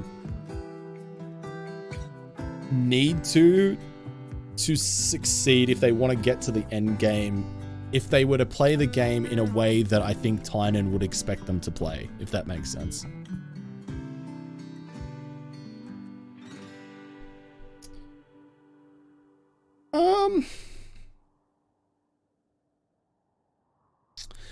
I think it's interesting, Tim, when you talk about it from that perspective. I think it's interesting because I think part of the fun for me is whenever there's something that kind of addresses a way of gaming the system, part of the enjoyment I get is from going, okay, well, how can I do this now? Or how can I address this now? How can I overcome this particular problem now with the resources that are given to me? So I don't necessarily find myself... I know some players get a bit frustrated and maybe feel a bit resentful for some of the changes and nerfs to various different things over the years. But I'm somebody that's like, I'm along for the ride and I will take a good amount of enjoyment from just trying to use what I can with what's given to me, sort of thing. So, yeah. I suppose that is true, Dalka. I think from a specifically narrative perspective, I think that can make sense. But from a gameplay perspective, it's not fun. When something really overwhelming and bad happens, it's not fun to have to throw up all of your progress. Throw away all of your progress. That could be, you know, hundreds of hours of playtime in some circumstances. So, yeah, I think it's understandable. But I think as well from Tynan's perspective, for what he wants RimWorld to be, which is not a game, he's not interested in the gameplay experience because he's not thinking of it as a gameplay experience, if that makes sense.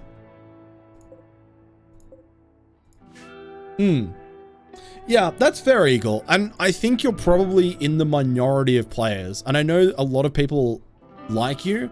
And certainly I will try to find a balance between what I feel is like really cheesy and what makes the game enjoyable / playable for me.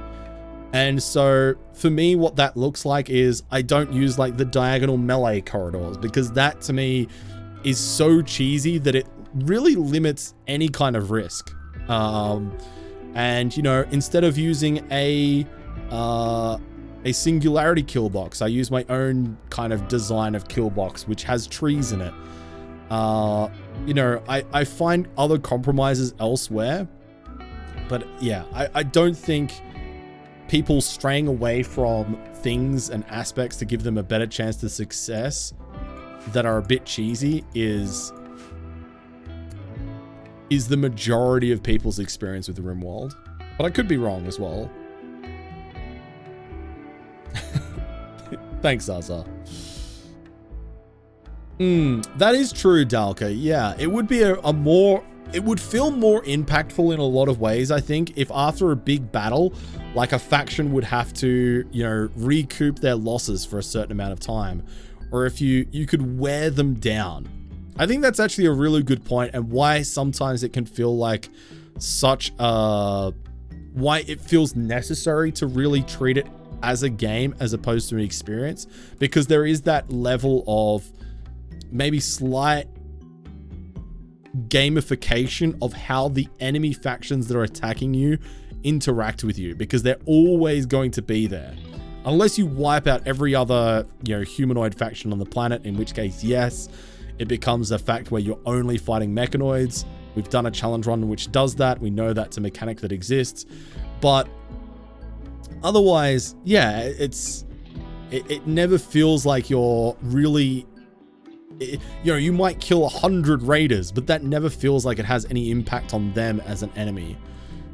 Which, from a storytelling perspective, it should, right?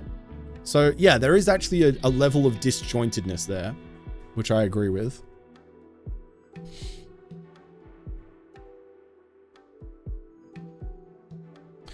Sure, Tim, sure. I think in that perspective where you're the creator and then other people are playing it, I would actually say it's the other way around, where it's the players trying to fit their experience into what Tynan has created, because I don't think he's created something that is specifically for players. I think it's other players being like, this is the experience that I want. Why isn't it giving it to me? Trying to put their square peg into a round hole. So I think that's maybe the difference in perspective in how we're seeing the discussion. So, yeah.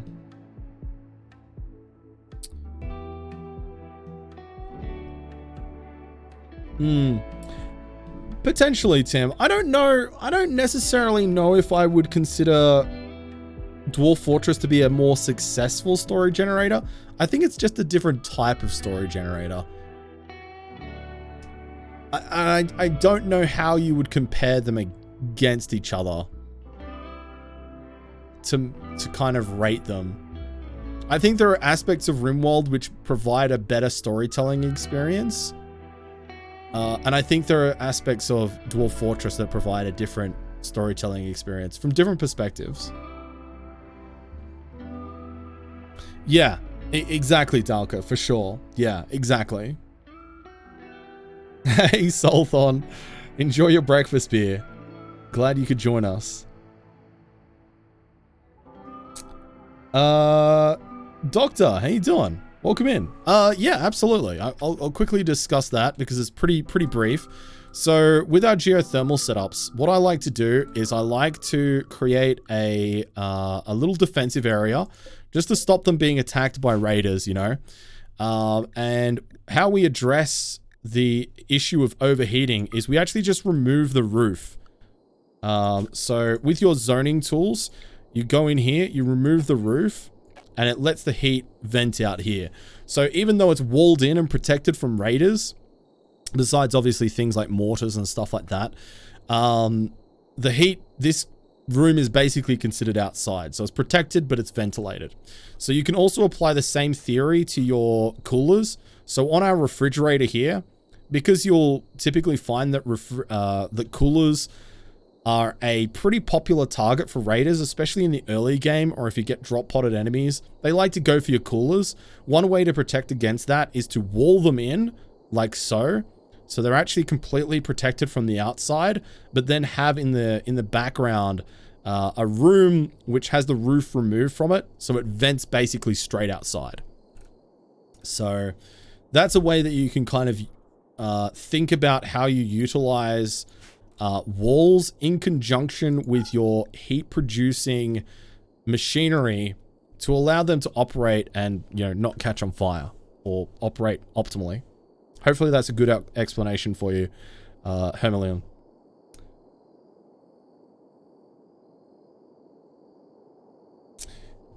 Yeah, I think that's a fair way to put it. Dwarf Fortress is definitely a lot more macro level in my mind, but it's also kind of weird because it's also a lot more granular in some of the details that it gives you. But I guess like overall, it is more of a story about how your city goes. And it feels like with RimWorld, at least for me, it's more about the individuals and the individual traits and their progression and, you know, whether they live and die. It feels a lot more impactful. Like, I always feel a little bit sad when one of my RimWorld colonists dies. It feels like it's really, really a bad thing, and I feel bad and I feel frustrated and I feel sad when it happens. Whereas I don't think I feel that upset ever when a dwarf dies in Dwarf Fortress, because it can have some knock-on effects, but it never feels as impactful to me. But again, that's probably a subjective thing. So yeah. When your geothermal gets struck by lightning, I mean, I guess it's technically possible. It's pretty unlikely though. Pretty unlikely. And you can access most of the geothermal to put out a fire if it on the odd occasion where it does get hit by lightning. But it's pretty rare.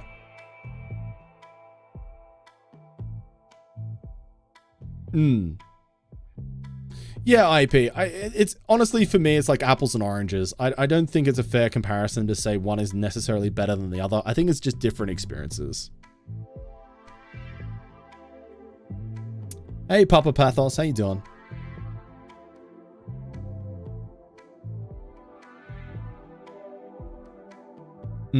Yeah, exactly, IAP. Yeah.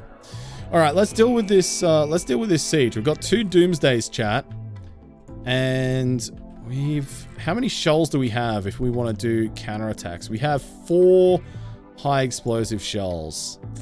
That's not a whole lot. It may be enough. It may be enough. Do we actually have any of our mortars loaded, or are they all unloaded? Not loaded, not loaded, not loaded, not loaded. We got 2 loaded. Okay. All right. Let's set these to be loaded. We have enough shells that all of them can be fired. I think the rate that we're getting these attacks, I might actually need to finally build a, what is it called? Chem fuel generator or whatever it is. Not a chem fuel generator. What are they called?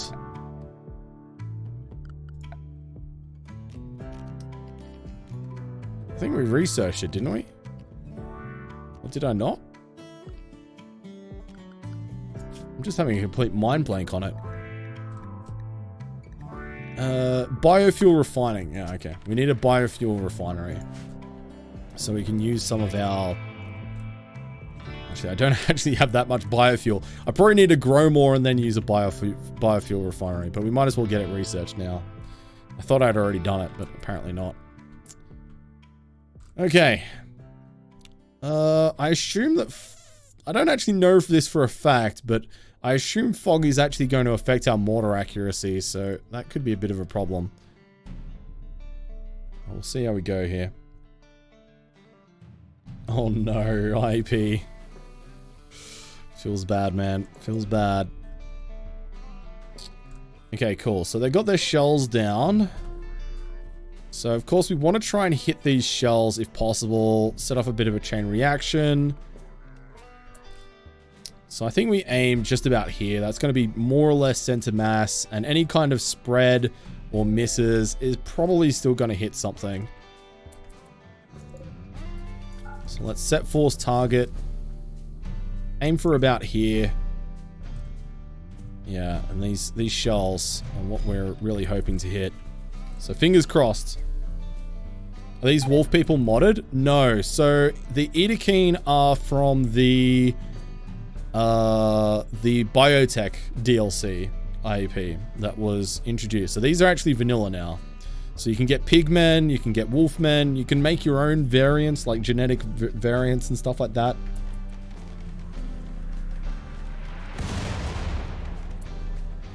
Okay, we didn't hit any of their ammunition stockpiles. We did hit quite a few of them though. Decent amount of damage. I'm actually a little bit surprised that they've not aggroed. This guy's lost the ability to hold a gun anymore, so that suits me just fine. Okay, let's... I wish I could set the shells on all of my mortars at once. Okay, let's follow it up with a round of incendiary shells, shall we?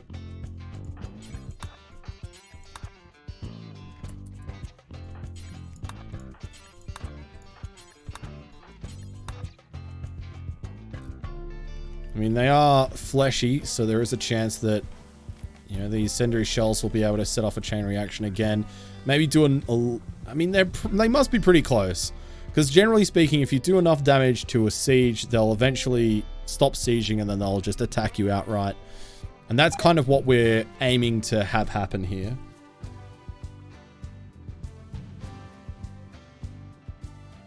Yeah, still a lot of people, and we have not taken out any of the Doomsday rockets either, which was one of my secondary hopes.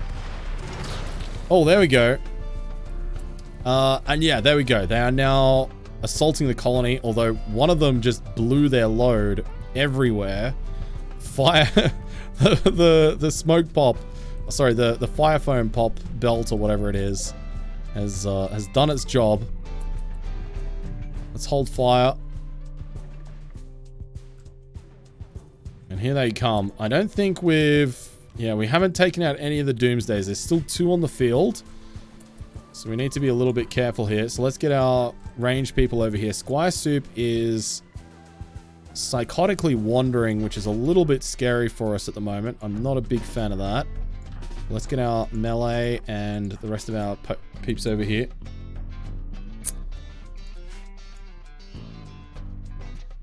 You allowed to show that on Twitch?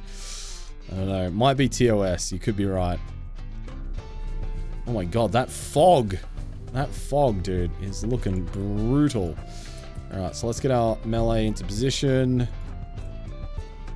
Oh, they are quick. They are quick. Alright, I think we should be just in time here.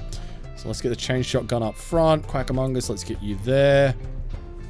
Okay, let's get you doing firing focus. Let's do controlled frenzy. And let's do guided shot. Alright, so that should instantly start to put some real hurt down range on these guys. They are going to be regretting coming here.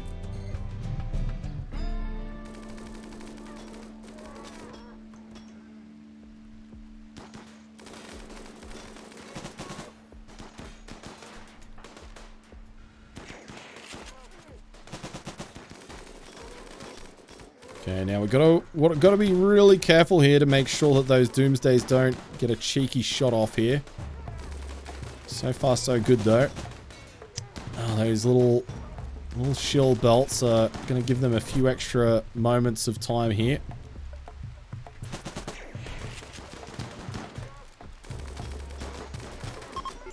Yes! Alright, they're broken. They're fleeing, chat. We love to see it. Love to see it.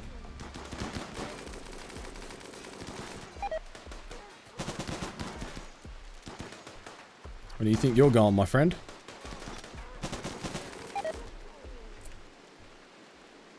There we go. Lovely. Perfect. Job done.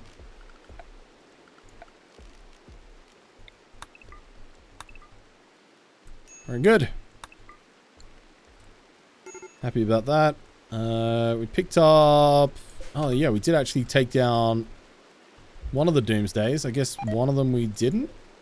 Yeah, second Doomsday is actually going to get away. That's okay. I'm not too fussed about it. Masterwork Cloth Hood. Very good. Perfect. Biotech is amazing IP. I think it's probably the most diverse and probably the most well-rounded experience from any of the DLCs that we've had so far for the game. They're very good. Any salvageable shells? I'm Red Talon. I am a large, semi-muscular man. I can take it. Unfortunately not. that round of fire shells that we shot, the incendiary shells, obviously burnt through and caught their ammo stockpile light, so we didn't actually pick up any shells from that, which is a little bit sad, a little bit disappointing, but it is what it is. The carnage is going well, Red Talon. We're making good progress tonight, it feels like. We're doing well. Doing well. But chat, I know we've only been live for 4.5 hours. That's pretty short for me, but I am actually going to call it here because I can feel my voice starting to get a little bit strained, and having a few days off, it sometimes takes a little bit of time to get warmed up and get back into the swing of things. Speaking for 5 or 6 hours pretty much non-stop is not something that's the easiest if you're not like fighting fit, you know. So yeah, I think we'll call it there. Play it safe with the old voice. We'll remember to chuck our saves in. There we go.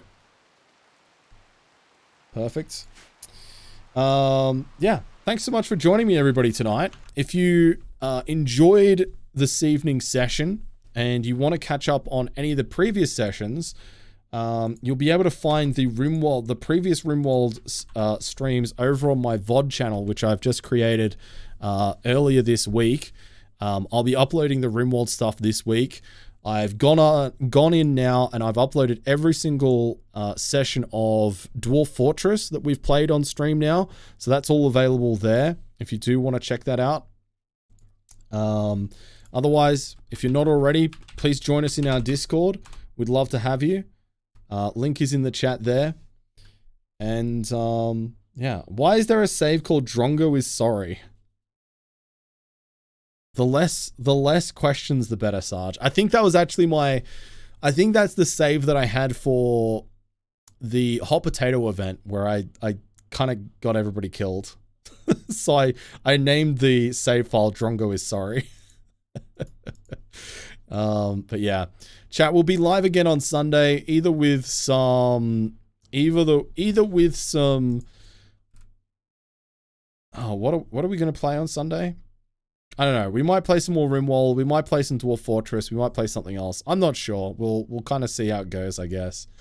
Yeah, we'll see, you know. Who knows? Who knows? But yeah, thanks everybody for joining us. We're going to finish things off with a raid. So I'd love you if you would join me by copy and pasting one of those raid messages in the chat there. There's one there for subs. There's one there for non-subs. I think we'll go and say hi to Part-Time Triggered. Part-Time Triggered's one of our wonderful friends here on Twitch. He's also one of the people in the Hype Club, just in case you need a reminder. That's Mark there. Just here. Part-Time Triggered. Check out that booty. Check out that booty. So grab those raid messages. We're gonna go past the love over to Part-Time Triggered. He's playing some Conan Exiles, which I've not seen too much of. I know a little bit about it, but I have not played much of it. Haven't played any of it, actually. And I'm keen to check out what Mark's up to. So let's go past the Hype Club and the hype over to Mark. And yeah, I'll see you all on Sunday, same time, same place. Thanks for being here. Have a great weekend ahead of you. Or if you're heading into your Friday, have a wonderful rest of your Friday. And I'll see you all next time. Thanks for joining me. Farewell. Farewell. Bye-bye.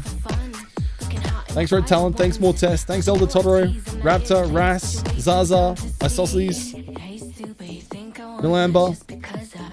Thanks all of you for joining us. Farewell. Boil him, mash him, stick him in a shoe.